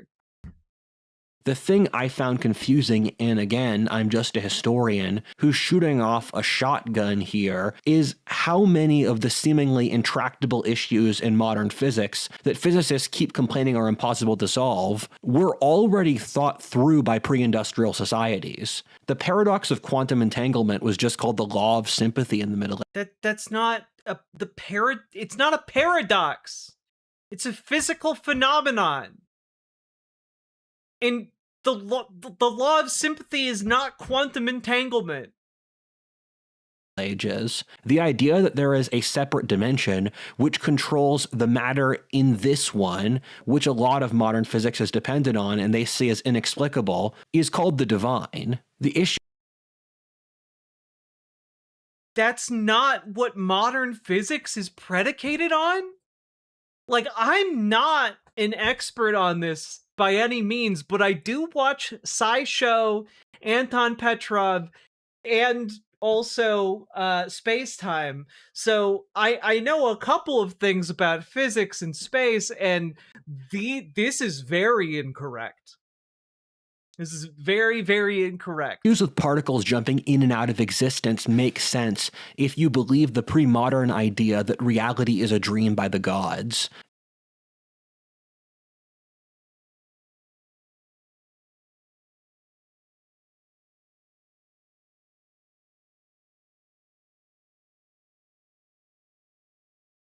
It's so stupid. My body's rejecting the idea. Is he on ayahuasca again? No, he's just like this. The experiments that showed that the perceiving of matter changes its structure is also something that every major pre-modern culture believed. That you know, it's really convenient if we all just live inside of a dream, because then we can just dream harder and dream our way out of any problem. Consciousness controls reality. The thing that I found curious is that these conclusions were fairly obvious to me, but I would never hear physicists talk about them. Mark Andreessen recently... See what I mean, though? Like, he name drops, like, all of the worst people, partly because they're aware of him. Got information from the White House that the state has been purposely stalling research in physics ever since the early 70s. When I saw that around 6 months ago... That's really fucking stupid and not true? Oh my god. I knew that the physics community would immediately start to say that consciousness determined reality, and lo and behold, around a month after that... Yeah, you know who I don't trust when it comes to information about the government? This guy who has no fucking idea what he's talking about and has a fucking egg for a head. This isn't photoshopped, by the way. This is just how Mark Andreessen actually looks. Egg. One of the biggest physics journals was dropping that as their main story. For context, what I find so funny in this is that within a month or two of the regime admitting they were holding this back, the physics researchers suddenly said the thing that I thought was an obvious conclusion. It meant that You have convinced me I should habitually read books. You should. Reading books is a great way to exercise your mind. And when I have time to do more reading, I'm gonna be so fucking happy. I have so many books I want to read. I have like a big box of them like right over there. Regime was explicitly preventing this result from coming out due to the implications. People like to think that belief in God or the spiritual... Yeah, this, by the way, is from... Like, it's not... It's from an actual article. This is the top story about this man from 2015 in the New Yorker. Like, tomorrow's advanced man. This is him, everyone. The advanced man. Is some low IQ, stupid opinion to have, but you can be either an atheist or a religious person with the current physics evidence as it exists. Yeah. You can, because physics is about physics, not fucking theology. Both of them are reasonable or educated. The thing is that the managerial class does not want you to believe in God. Did you know you can believe that eggs are vaguely round? And that Also, oranges come from trees. Did you know you can believe these two ideas at the same time? May wonders never cease. Odd, because if there's part of some broader plan, it firstly means that people should trust the plan, not the managerial class, and it also creates structures which stop the managerial classes and the state's growth of total power. Okay, wait. I need to see. Where show the transcript part 3. At 56 minutes, we have set okay, I do want to beg your forgiveness. I need to set the speed higher because I need to go to bed. Which will be a consistent theme in future parts of this video. Oh, that's too fast. Too fast. 1.5. Part of the reason that the science can be so skewed today is that scientific innovations normally occur with 1 to 3 brilliant people developing an idea out of their own internal monologues. That's not true at all.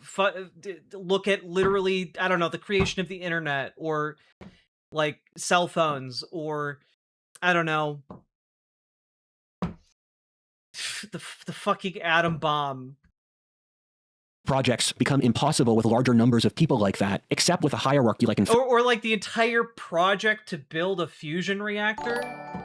Film studios, since the project becomes getting that many people to agree. Hope you doing well. Hell River yeah. 8 dance. Vinny Vega, thank you for subscribing. To something which you can't do for works of originality or genius. Another element is that science is a tool of power or legitimacy in our culture, and so academia. Has he never seen how many people make indie movies? It's still a lot of people. Is totally in bed with the regime for support or funding. When you have research papers with thousands of names on them, alongside universities receiving enormous amounts of funding, either from large corporations or the government, genuine innovation or truth-seeking becomes a liability. You develop cultures of conformity which train people for their entire academic careers. No, what you're noting is that a lot of this is driven by capital investment, and capital wants a sure return, not risk. Like, so a lot of research is dictated by the return on investment rather than the actual benefit it's going to provide to society.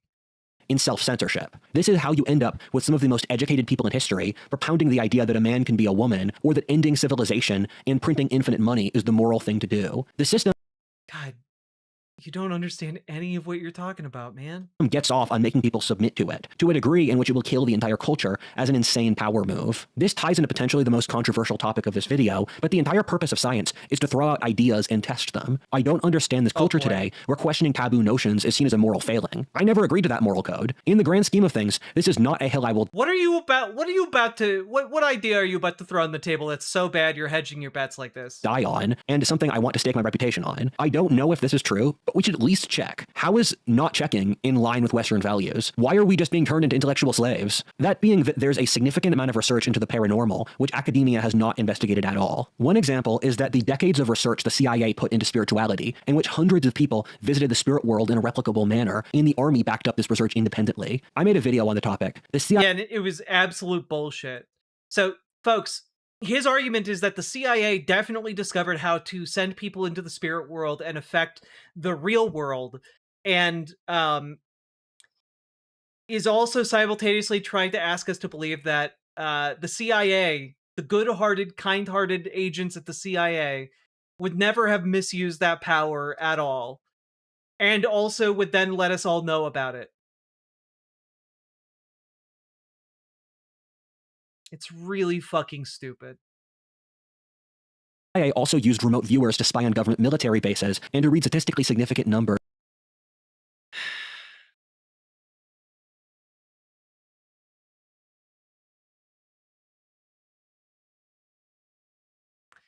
I'm going to Google this real quick. Real quick.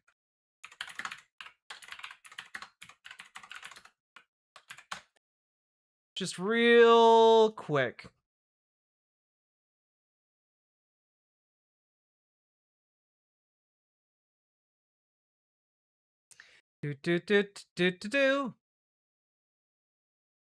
All right. Yoink. In the early 1990s, the Military Intelligence Board, chaired by the Defense Intelligence Agency Chief Harry E. Soyster appointed Army Colonel William Johnson to manage the remote viewing unit and evaluate its objective usefulness. Funding dissipated in late 1994 and the program declined. The program was transferred from DIA to the CIA in 1995. In 1995, the CIA hired the American Institutes for Research to perform a retrospective evaluation of the results generated by the Stargate project. Reviewers included Ray Hyman and Jessica Utz. Utz maintained that there had been a statistically significant positive effect, with some subjects scoring 5 to 15% above chance. Hyman argued that Utz's conclusion that ESP had been proven to exist is premature, to say the least. Hyman said the findings had yet to be replicated independently and that more